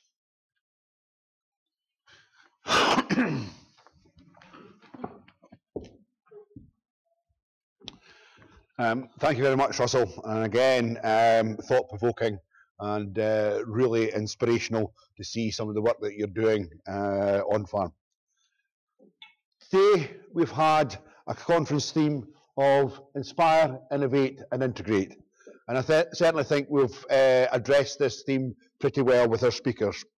Our first speaker, Michael Walsh, I think got us to think outside the box with what they're doing in Australia in the control of grass weeds. And really, I think that there's something there that we should be able to learn. It's maybe not all, we can transfer it all, but there is small nuggets there that you should be able to learn from that. Our next three speakers talked about the efficiency of use of fungicides. They're pretty standard in our conference now, and I think that everybody comes to hear and see these slides just to see that the fungicides they are using are performing well.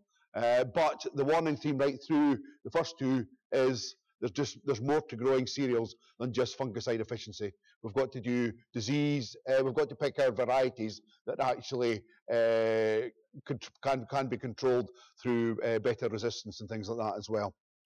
And Neil Pavley talked about SDIs and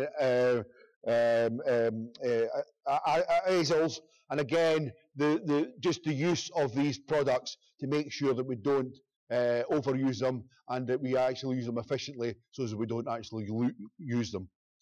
Our session after the break looked at John Knight giving us an explanation on just a wee bit what exciting round the corner there and some of the innovation that we've got within the CHAP Centre and some of the what we can actually be using that for.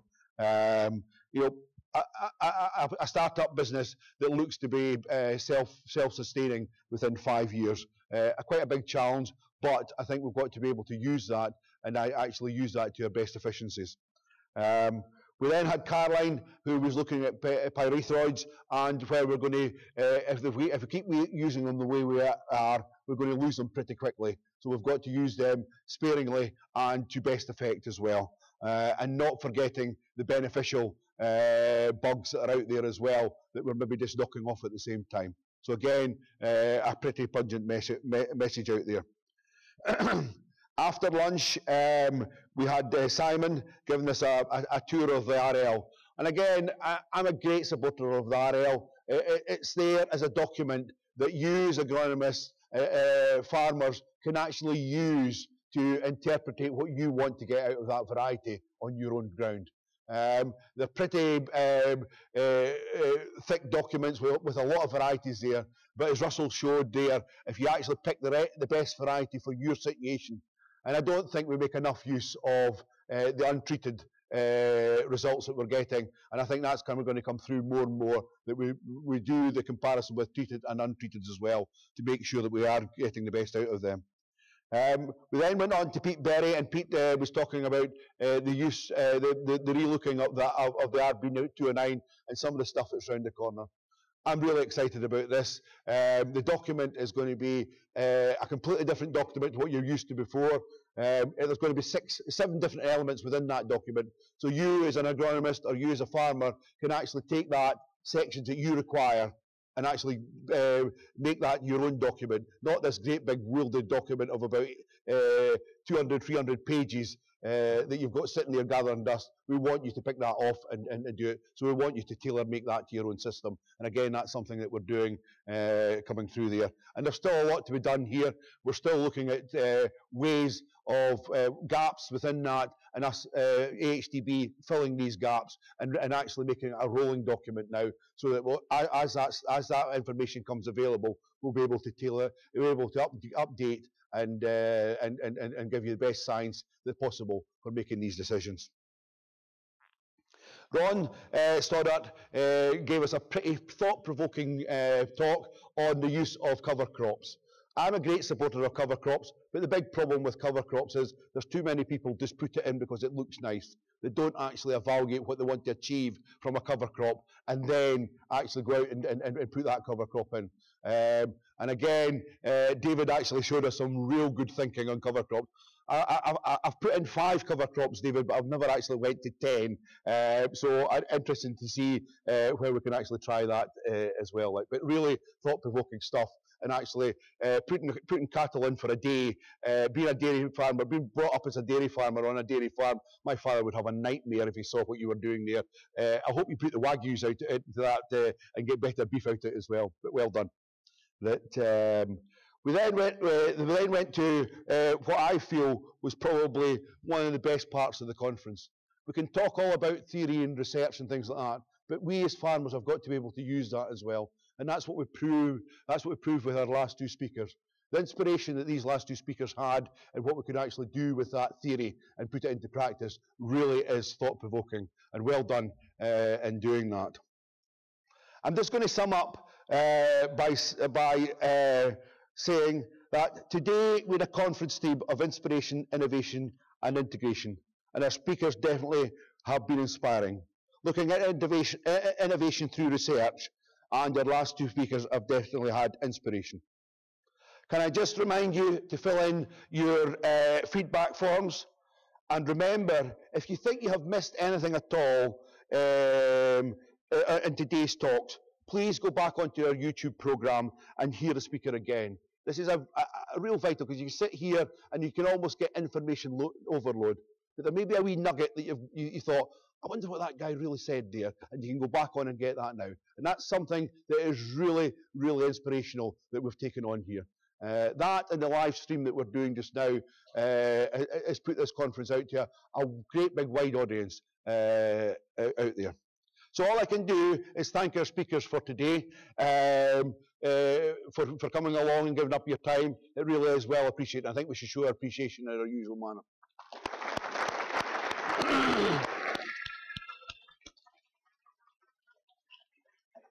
We've also got to thank yourselves for coming along. This conference is made out of participants, and so I thank you for coming along and making this conference a success it is.